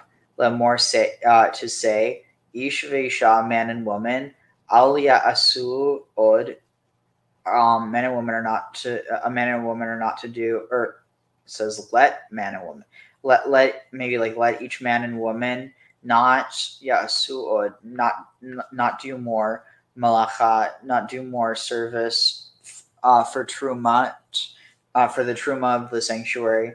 Vayakhel, and the nation ceased to bring it. Vehamlacha haita dayam, and the service, the service was dayam, was enough or sufficient. It says lachol hamalacha, for all the work, lasot otah, to make it, vehoter, and for there to be remainder. All right. Let's see. So this next one goes to 20, I think, but I need to take a quick break. So let's see. Oh, this might be interesting. Hi, I'm David Taub, and welcome to the Parsha Rabbit Hole, where I find something weird in the weekly Torah portion and follow it all the way down until it gets even weirder. This week's rabbit hole explores the perception of color in ancient civilizations, and whether Queen Esther was green, and whether the color blue even exists. Reality, man, reality. But, as always, we have to get there. This week's episode is dedicated by the Blue Slide Balabustas in honor of their dear, brilliant friend Dina, whose birthday is on the 5th of Adar. This dedication is kind of a special one because the people who sponsored it made a rather audacious demand. Specifically, that the topic of this week's rabbit hole had to somehow connect to their dear, brilliant friend Dina. Fortunately for them, their dear friend happens to also be my dear wife, Dina Taub, which is why this week's episode is all about colors. This week, from the wonderful world of make-believe, an adventure in color. And I think that for anyone who knows her, that'll make sense. If you want to dedicate an upcoming rabbit hole or make a small donation to help me keep on digging, go to creativejudaism.com/donate. Okay, let's get started. As I already said, this week is going to be all about colors. The last few Torah portions have dealt with the building of the Mishkan, the portable temple used in the desert, and also the crafting of all the stuff that was used in the Mishkan. There was a lot of artistry and craft involved in all of this, and so colors have been popping up a lot. This week's Torah portion, Parshas Pekudei, is no exception. It's not the most colorful Torah portion in this bunch, but colors still make several appearances. And one particular color that pops up in this week's Parsha, as well as in a lot of other places in Torah, is Techelis, which is usually translated as some sort of blue. But something about the colors mentioned in Torah that's fascinated me for a while is that they're kind of hard to pin down. Brown, blue, yellow, green, orange, red. They seem to mean different things in different contexts. And we'll get into the specifics of that a little bit later. But there's a popular idea floating around the internet that complicates things even more. That up until very recently, human beings couldn't see the color blue. One of the proofs that's often given for this is the absence of the color blue in ancient literature. And one specific example that's used a lot in these arguments is that the Greek poet Homer, who wrote the Iliad and the Odyssey, described the sea in several different instances as being wine dark. And people say that the reason why he described the color of the sea that way is because ancient Greeks couldn't see or at least perceive the color blue. But if this internet rumor is true, then what's the deal with Techelis? Were the ancient Hebrews the only people in the entire world who could see blue? You've seen the invisible gorilla. Now see the giant 8-foot bluebird of happiness. So that's where this week's rabbit hole starts, with Techelis, whether the ancient Israelites could see it, and how different colors in Torah work in general. You ready? Let's dive down the rabbit hole. Okay, so first let's clear up the ancient civilizations couldn't see blue myth. And it is a myth. It's not true. The color blue shows up in cave paintings and other very early art. Blue pigment was rare and hard to come by for a long time, so it didn't show up a lot, but it did exist and it was valued. For example, Egypt was famous in the ancient world for its blue pigments. But even though this idea that ancient people couldn't see blue has been thoroughly debunked, it actually evolves from a much more interesting idea, which is that cultures develop words for colors based on what's culturally significant to them. This kid had to learn everything the hard way. And when he was cold, he turned blue. When he discovered fire, he discovered a nice warm red. And then when he found out you mix yellow with blue, it gave him a very nice green. In the late 1960s, there was a book written called Basic Color Terms that proposed that all languages follow a predictable pattern in how they develop words for different colors, starting with just black and white or just light and dark. Black, gray, white, gray, white, black. And then eventually getting more and more specific in a predictable pattern, with blue being pretty late. There's a lot of criticism of this idea, and even the authors themselves revised it in later years, but it certainly doesn't claim that people couldn't perceive blue, just that they didn't have a word for it. But we definitely had the word Techelis a very, very long time ago. So then the question is, what does Techelis mean? According to Gemara in Talmud Bavli, the Babylonian Talmud, Techelis is similar to the sea, which is similar to the sky, which is similar to the throne of glory, God's throne. And then it quotes a verse from Yechezkel, or Ezekiel, that says that God's throne looks like sapphire. So a few things. First of all, if you're bothered by the idea of God sitting on a throne, check out the Parsha rabbit hole for Parshas Kisisa, where I talked about anthropomorphic descriptions of God. Okay, next, sapphire, which I just want to ignore for now. There's a lot of interesting discussion to be had about what stone that's actually referring to and what color it is, but that's for another rabbit hole. For now, let's focus on the Techelis sea sky grouping. Based on this, it seems pretty clear that Techelis is some sort of shade of blue. I'm a bluebird that's been dreaming of a rainbow I can follow. Now, obviously, you could argue that the sea isn't blue, but the connection to sky makes it seem pretty clear that that's how we're thinking about it here. And if you ask a 5-year-old to draw the sea, she's going to make it blue. But Talmud Yerushalmi, the Jerusalem Talmud, makes things a little bit more complicated. It says that Tchelis is similar to the sea, and the sea is similar to grass. Grass is similar to sky, and the sky is similar to the throne. And then it quotes the verse again about sapphire. So, okay, now we've got grass in the mix. Now you could say that there are grasses that are bluish, but according to Tosfos, the fact that there's a grass comparison here implies that Tchelis is green, or at least greenish. My hair's green and I'm a tree. And even if you say that it's greenish blue, it's still fascinating to put the sea, the sky, and grass in the same category. No matter how bluish a particular species of grass is, it's never sky blue. Okay, let's complicate this even more. There's a different Gemara in Brachos that talks about dream interpretation, and it mentions different things that are good and bad to see in a dream. And it says, let's complicate this even more.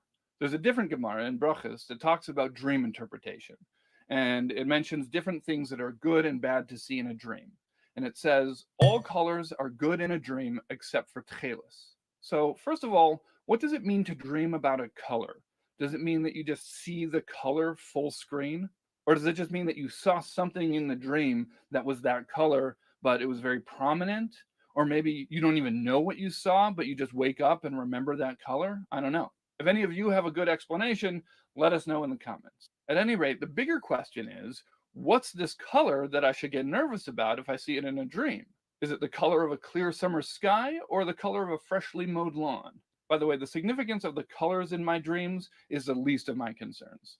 I'm still trying to figure out why I had a dream last night that I just found out about a train that could take you from Pittsburgh to London in a few hours and that it had live shows on the train. Anyways, back on topic. We were trying to figure out what Tchelis means when the Gemara says that it's bad to see Tchelis in a dream. So let's look at Rashi, who will certainly clarify things for us. Rashi says Tchelis means yarek, which is usually translated as green, and that's what it means in modern Hebrew. And then Rashi tells us that it's bad to see the color yarek in a dream because someone whose face is that color is sick. So we already had grass green in the Tchelis mix, but now we have whatever color a face is when a person gets sick, which I think is a different color. So we've got a lot of confusing options for what color Tchelis is. So here's what I think is going on here.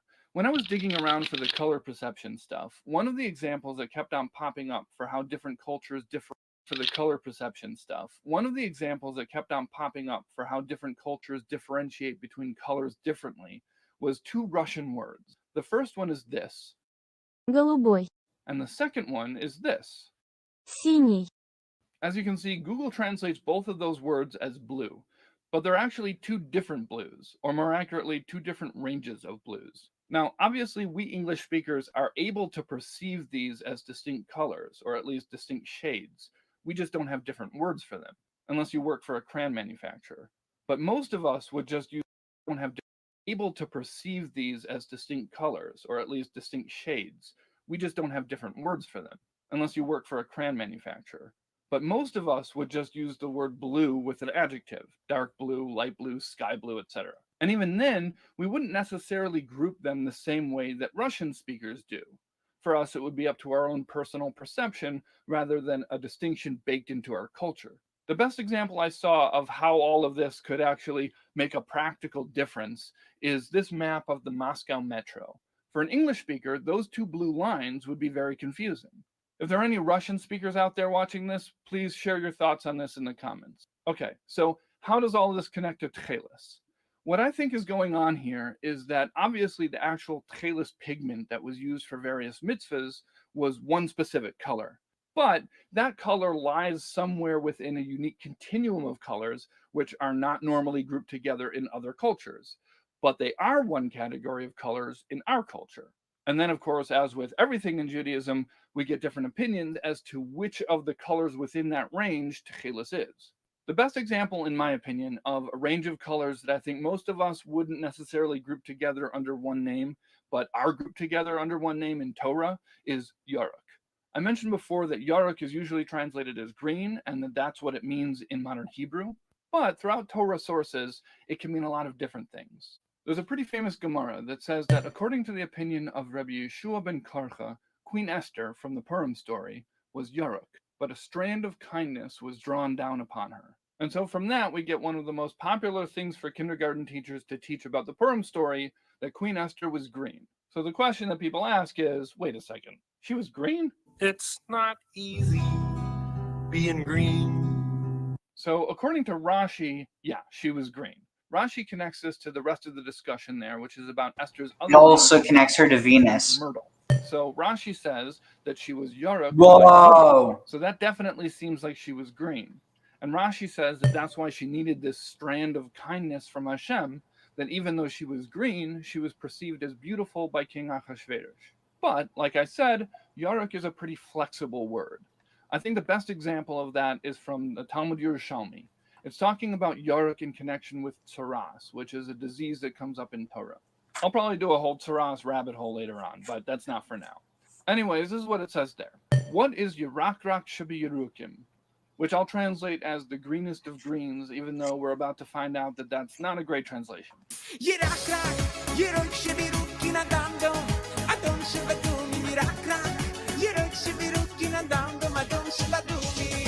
Rabbi Elazar says that it's like wax and like the flower of the caramel plant. I looked around, but I couldn't find any solid definition of what that plant is. Anyways, then we get another opinion. Simcha says it's like the wings of a peacock. Okay, so within the course of a very small little snippet, we get a pretty big range. First, we get wax, which I'm going to assume is beeswax, which is kind of pale yellow. What's wrong, dude? You yellow? Which means, based on what we've looked at so far, that Yaruk can range from myrtle green to beeswax yellow. And if you're thinking, okay, no big deal, well, that particular range of colors from myrtle green to beeswax yellow can be kind of confusing when it comes to a Gemara about the color of an esrog or citron fruit, and whether it's Yaruk because it's unripe or it's Yaruk because it's ripe. Anyways, if that range wasn't confusing enough, we go back to the Talmud Yerushalmi, which ends off by saying that Yaruk could be the color of a peacock, which is not particularly helpful because the peacock is a bird which is very famously multicolored.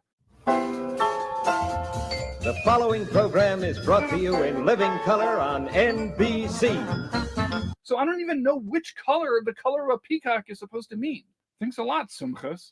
But just to make our conversations of colors even more complicated, I'll just toss in here that the vibrant blues and greens of a peacock's feathers are not actually blue or green. They just look blue and green. It's called structural coloration, where instead of the feathers having a blue pigment, the molecular structure of the feathers makes different wavelengths of light that bounce off of it recombine back together into blue light, which is what you see, or something like that. Honestly, I don't completely understand it. Okay, let's get back to Queen Esther. It's actually pretty similar to opal. I've seen a few different places on the internet that try to deal with the green Esther situation by using this wider spectrum of Yaruk. But when I was digging around, I found an explanation from the Ben Ish Chai that puts a different spin on it that I hadn't seen before. He says that Esther had a glow that was kind of greenish, or whatever Yaruk was, and that glow made her beautiful, and that there are precious stones called almas, which have a similar type of glow, and that they're extremely valuable because they're so rare. Okay, so there are a lot of cool things about this, but first, what does almas mean? I did a little digging and found out that it's the Arabic word for diamonds. Almasu. So according to this, Esther had a greenish or yellowish or peacock-coloredish glow that made her beautiful the way that diamonds are beautiful, which is a really different way of looking at it. And you don't have to make it not be a weird color, because if it's a glow, it doesn't matter what color it is. It's beautiful.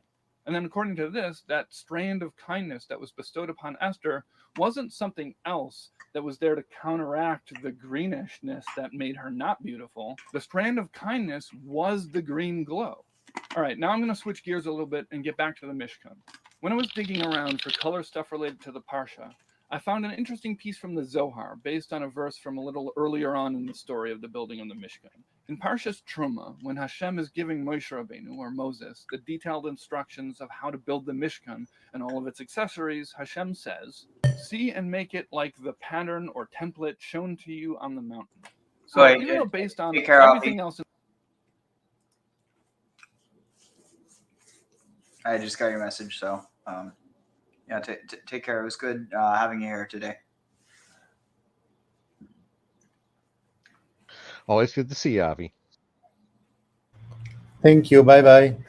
Take care. Yeah, it's really interesting. I I really feel like this green glow thing has a lot to do with the idea of Venus, and the fact that they connect the color to the green of the myrtle. The myrtle tree is also the tree of Venus, and also Ishtar. It's interesting because green is associated with Venus, so is myrtle, and so it seems like it's this idea of the goddess of love, especially with Esther, Ishtar, Astarte. It's the same name. In the rest of the story, it seems like the instructions were verbal. This verse seems to suggest that there was a visual representation that was shown to Moshe. There's a Gemara that says that he was shown the different objects in fire, which is very cool. But the Zohar gives a similar account, but with a little more color. It says that when Hashem commanded Moshe about the Mishkan, he had trouble comprehending it. So Hashem showed him everything. How? With a white fire, a black fire, a red fire, and a green fire. But even after all of that, Moshe Rabbeinu still had a hard time with it. So why did I share that with you? Because multicolored fires. Cool.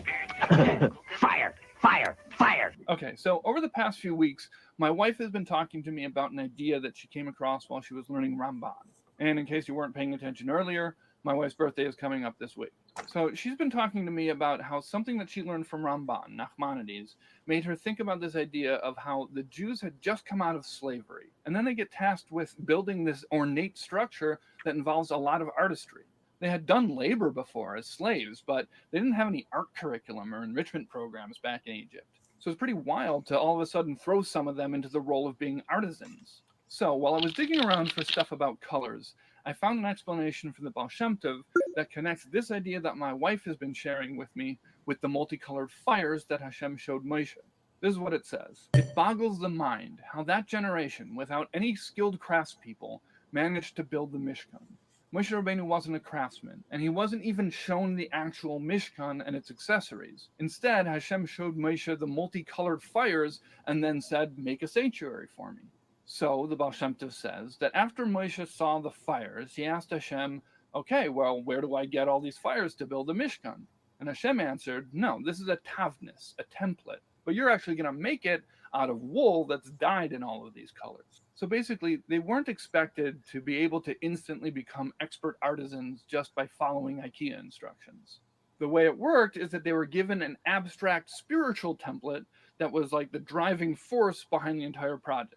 And then the Baal Shem Tov says that this is why the whole Mishkan story is repeated in the Torah, because it teaches us an important lesson in the service of Hashem and how each person can make themselves a merkava, a vehicle for holiness. So how does the Mishkan story teach us that? Because it's telling the Bnei Yisrael, hey, you were able to take the spiritual concept of a sanctuary for God that was illustrated through a vision of multicolored fires and translate that into a Mishkan made of wood and stone and metal.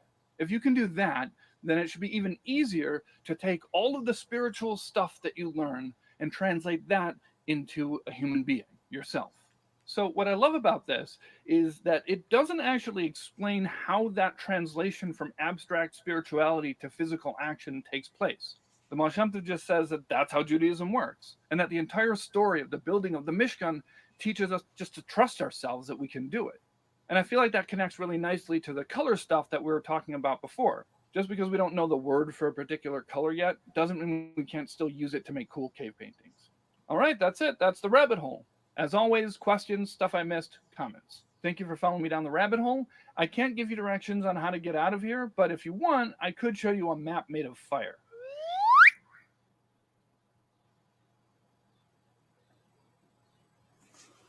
All right, give me one moment.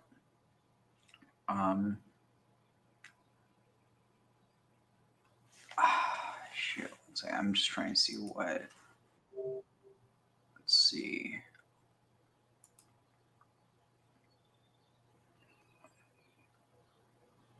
One moment.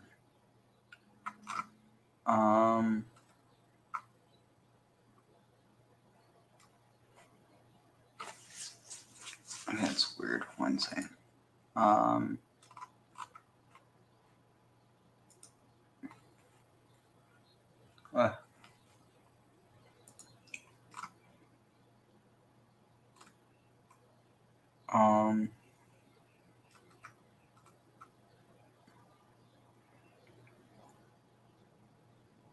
What's this one?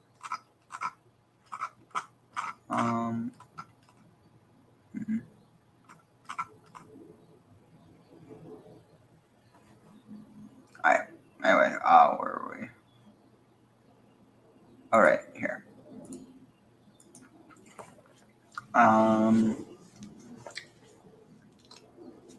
Okay. Let's see.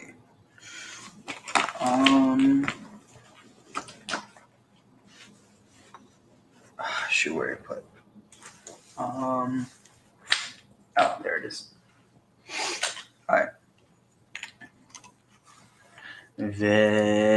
ויעשו כל חכם לב בעושה המלאכה את המשכן 10 יריות 6 מושזר ותכלת והרגמן ותולעת שני קרובים מעשה חושב עשה אותם אורך היריעה האחת 18 במה ורחב 4 במה היריעה 1 מדחת לכל היריות ויחבר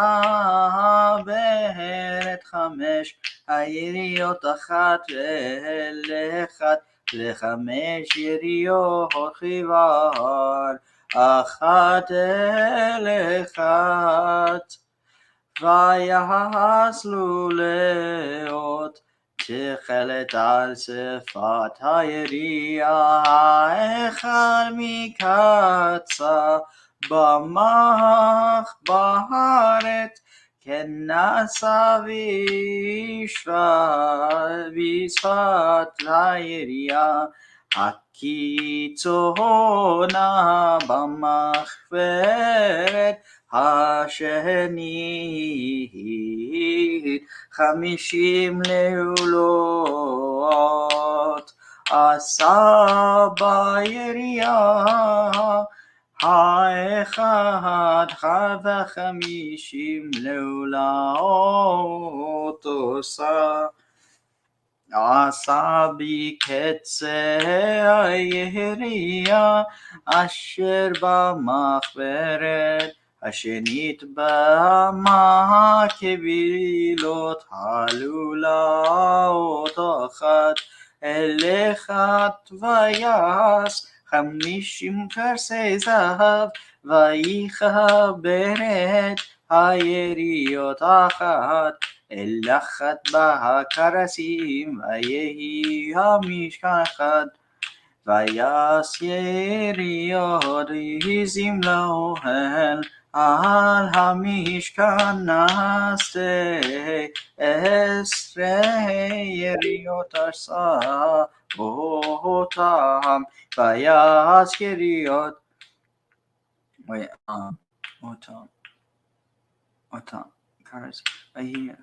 ויעש יריות עזים לאוהל על המשכן 12 יריות עשה אותם אורך היריעה 30 במה ו400 רוחב היריעה 1 מדחת ל12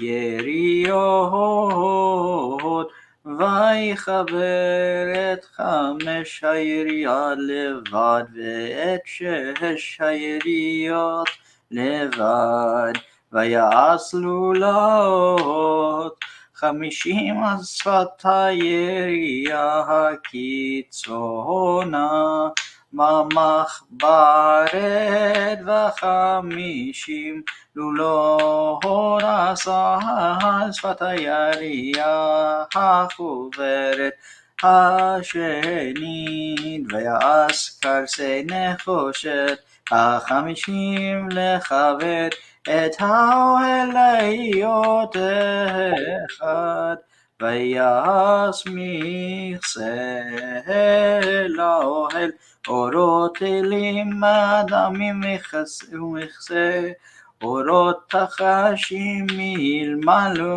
מלמעלה, ויעש הכרסים למשכן נצי שיטים עומדים.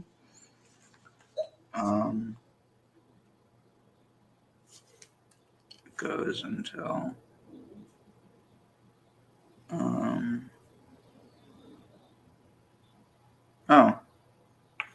I went too far. Right. And so they did all and so all the wise of heart did Bill say it did in the did the works of the Mishkan, Esther, Yeriot, Shish, and all the wise of heart among the doers of the work. The makers of the work made the Mishkan of 10 Uriot, 10 curtains, Shesh Musar, twisted hemp, Tchelet, so blue, purple, and red, or crimson, Kruvim Maaseh, like in the design of Kruvim, Maaseh Choshev, artistic works, Asa Otam, they made them. Orech HaYuriot, the length of the Uriot was Achat Shmoneh. Of one was Shmoneh Vesrim, was 28 cubits in width, and 4 cubits. And the curtain was 4 cubits. In width, the 4 in its cubits of the of one curtain midah from in one measurement for all the Uriot. And he connected the 5 Uriots into one to another, and 5 Uriot were connected one to one.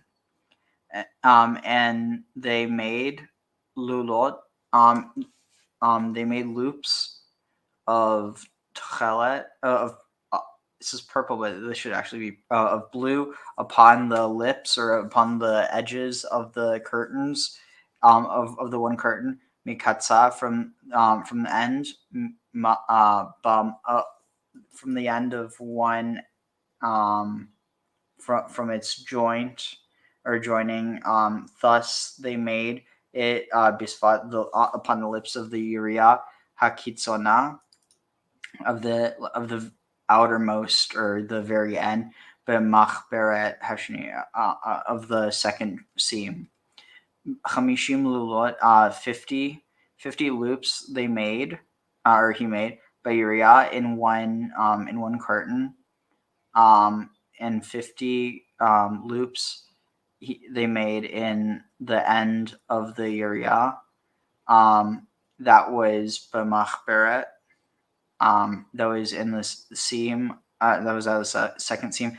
Makbilot, which received the loops of one to another, and they made 50 hooks of gold. Vayakhel, and they joined the Uriah, the one Uriah to the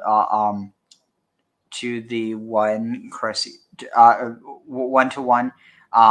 In the hooks, and it was in the Mishkan, and it was one Mishkan. And they made the curtains of izim of wool for the tent on the Mishkan, or that was in the Mishkan. Ashtei Esrei Ashtei. 11. So 11 curtains.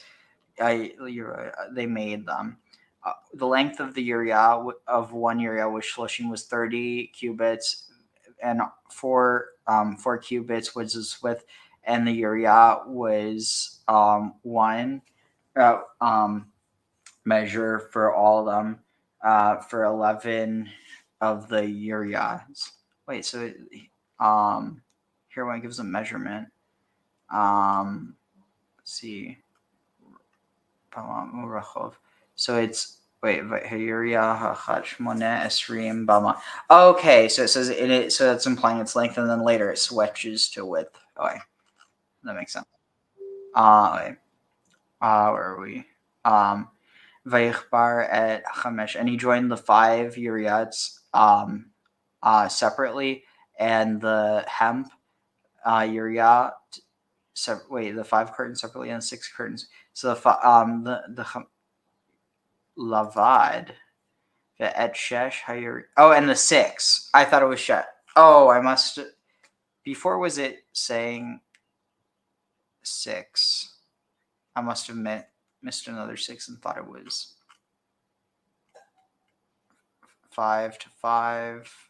I don't see anything about this. It's clearly a play on words though, because here you have the 6 and then you have the shesh, all right, let's see where we're at. Right here. But also, and they made loops, 50 loops upon the lip of the curtain, the end curtain, b'machbar at their seam, at the 5th seam. The loops they made upon the edge or the lip of the Uriah, the curtain, hachoveret at the joining, at the second joining. Vayas karsei, and they made hooks of bronze, 50 of them, for joining the ohel, the tent, to be one. Vayas michsei ohel, and they made the covering of the tent of orot, of skins of elim madami, of skins of dyed, of like tanned rams. The umichsei, and the entrance, or no, the covering of skins orot, Tachashim milmala, of dolphins, potentially narwhals, over it. So that's the end of that. So we're at let's see, so that's 1, 2, 3, 4, 5, 6, 7, 8, 9, 10, 11, 12, 13, 14, 15, 16, 17, 18, 19, 20, 21, 22, 23, 24, 25, 26, 27, 28, 29, 30, 31, 32, 33, 34, 35, 36, 37.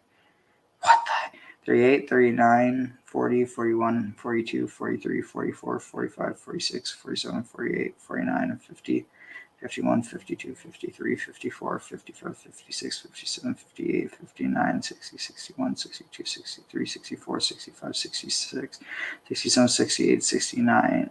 What the fuck? This is such a... Honestly, I'm considering just wait, so that's 1, 2, 3, 4, 5, 6, 7, 8, 9, 10, 11, 12, 13, 14, 15, 16, 17, 18, 19. Dang, 20, 21, 20.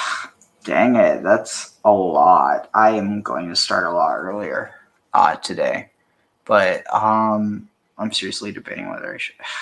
Dang it. Let's see, where is this? So 5th, so we're at 20. It goes until shoot. Yeah, might as well, just a little bit. All right, so and they made the krashim. They made the boards for the mishkan of atzei shitim, of acacia wood, standing up. Eser amot orach. 10 amot is the length of the keresh, of the beam. Ve'ama v'chatzi v'hama, and a cubit and a cubit and a half is the cubit. A cubit and a half. And a cubit and a half is the and the cubit and a half is the width of the keresh, of the one keresh. Shtei yadot lakeresh. Hama rachov hakeresh echad. Shtei yadot lakeresh echad there are two hands or two prongs for one keresh, mushlavot, like this is bound together as one, achad el achad, 1 to 1, ken asa lechol karase, thus it is made for all krashe, for all the beams of the mishkan, hamishkan.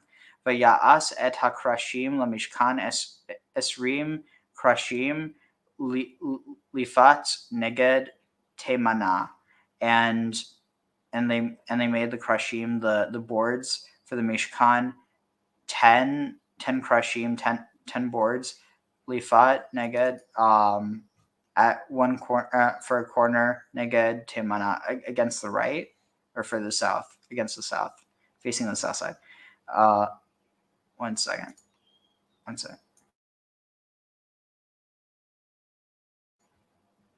All right, let's see. Timana. Varbaim adnei kesef, and 40 sockets of silver. Asa tachat, make below. Esrim hakrashim, underneath the 10 krashim, the 10 boards. Shnei adanim, 2 sockets. Tachat hakeresh, beneath the board. Hachat, beneath the one board. Lishtei yadotav, for two of its hands, or two of its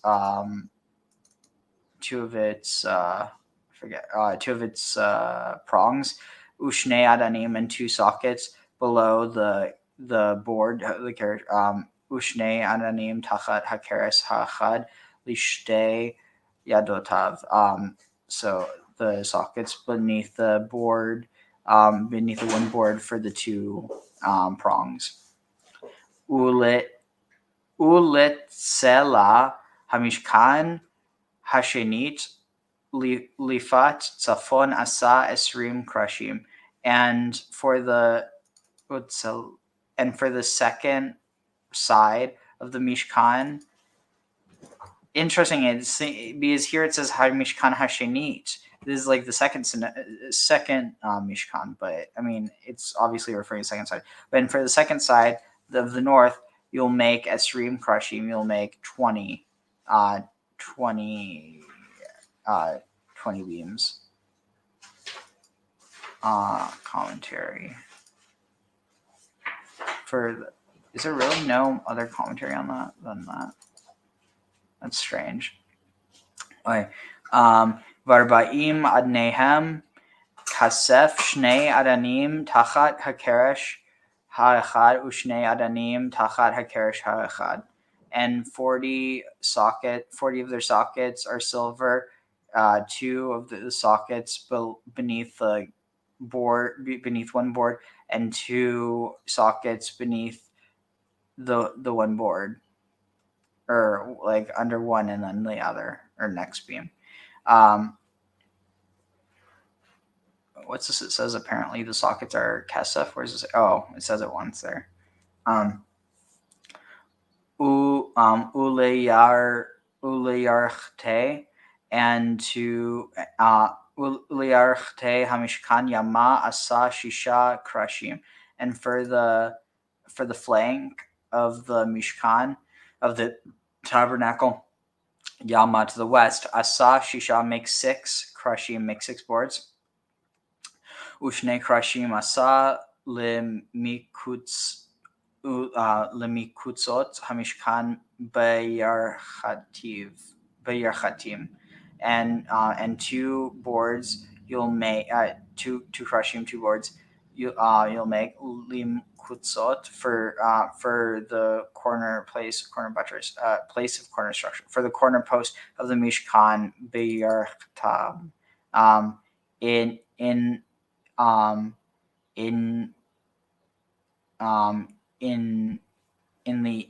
the ends. I'm not sure. Vahayud toamim, and they were doubled, or they were twinned. Mil mata, from below. Vayachdav ihu, like from below. It says they were fitted together, but they were twin together from below.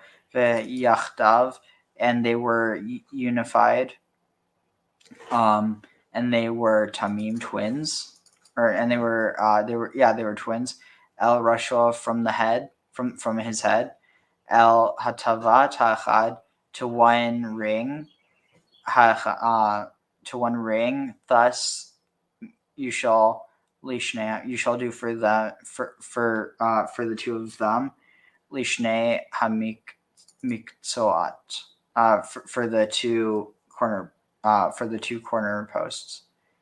Interesting. It was very strange commentary. There's got to be something on this. They would match twin like exactly at the bottom and join together. Oh, I forgot we're not talking about people. We're talking about architecture. So it's kind of interesting. All right, so here we're almost done. This goes until, let's see. Okay, so if I go from there, so 37.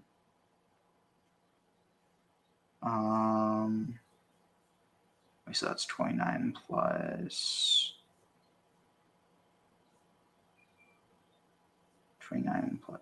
Okay, that's workable. So by just finishing this, getting this out of the way, it makes it a lot more bearable. All right. והיו 8 קרשים ואדניהם כסף 16 אדנים 2 אדנים 2 אדנים תחת הקרש האחד. And so it was 8 krashim, and so it was eight boards and their sockets of silver, 16 sockets,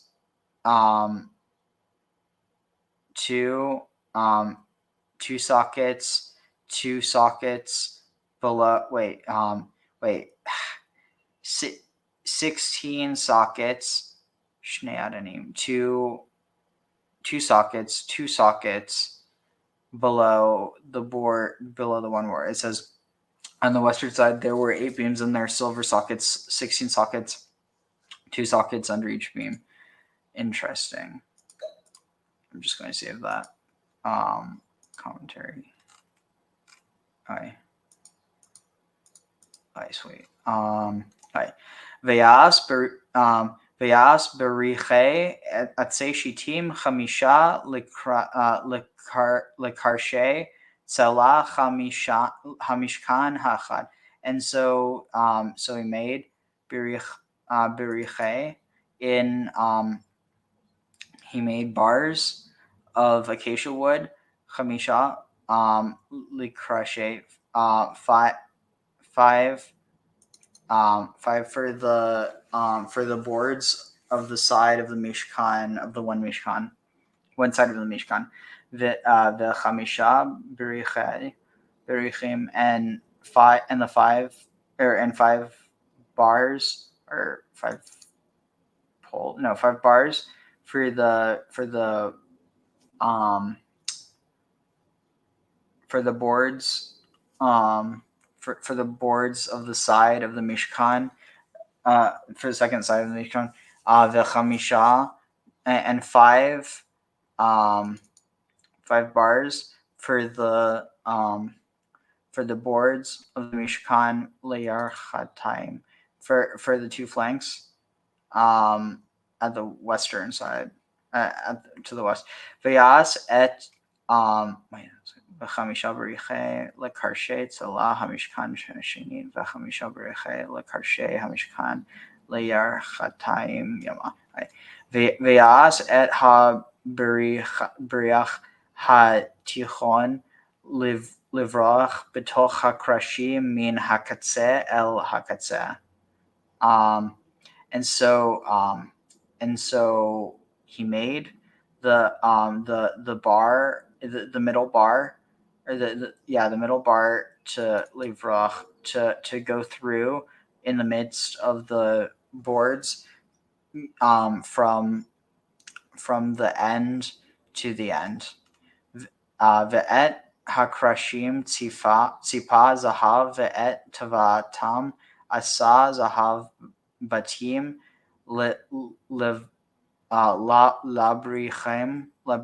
vayitzaf et habrichim zahav, and the boards were overlain with gold, and the ring was made of gold, or in the ring and the rings were made of gold. Batim levrachim, for housing the bars, vayatzaf, and they were covered over, and the bars were covered over with gold. We have what is it? Sweet, I think it's just 3 more, I think. Okay. Vayas ed hakaforet, and he made the Vayas ed haprochet tchelet vargaman tolachani tolachani vishesh mushsar maaseh choshev maasa ota kruvim, and they made the prochet, the veil, blue and purple and crimson, and hemp, twisted hemp, a work of thought, the action, or the product, there to be works of thought to be made like the kruvim, like the cherubs. All right, perfect. We're almost done. Veya'as la arba'a amudei shitim vayitzapem zahav vavehem zahav vayitzak lahem arba'a adonai chasef. All right. And so he made it for her. Arba, 4 amudei shitim, 4 columns of acacia, vaitzafem, and they were overlaid with gold.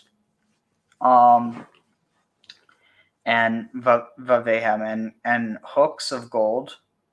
Vaitzok, and they and he yatzaka. Yatzak, and he cast down, and he cast them down for Adonai Kesef, and he cast for them 4 silver sockets.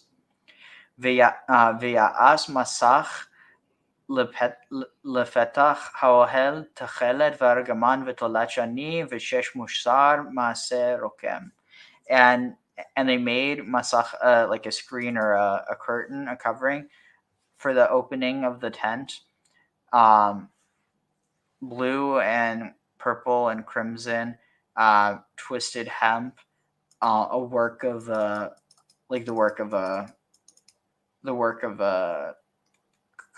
a colorist, variegator, basically embroiderer. That's what it says, right? That's the best translation. Ve'et amudayev,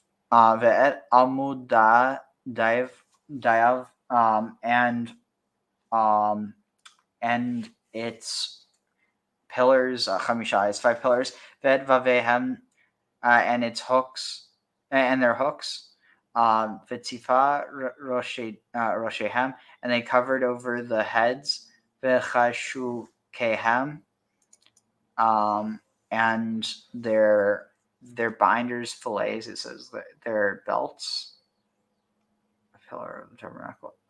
Their belts of gold, or with gold. Nehem chamishim, or chamisha, and their sockets were 5 bronze. All right. Thank God. All right, wait. So let's just see where did my phone go? All right. So where does the neck? I'm probably just going to end off here. I just want to make sure. So, okay. Next to this. So that's okay. So this is 37. So 37 starts at yeah, okay. This is a good place to end off. So let's see, where is it here? All right. Baruch atah Adonai Eloheinu melech haolam, asher natan lanu torat emet v'chayei olam natan v'tochenu. Baruch atah Adonai noten haTorah.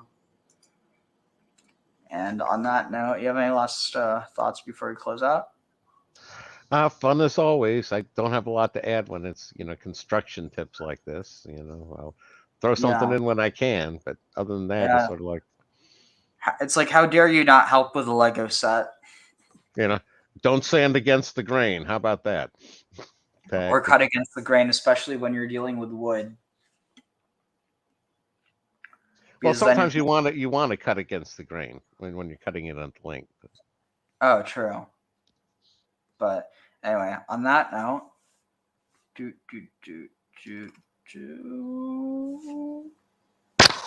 Want to tell the Rebbe the words of the new song that we're singing with Mashiach, right? So I'm just going to read him. Am Yisrael, have no fear. Mashiach will be here this year. We want Mashiach now. We don't want to wait. Okay?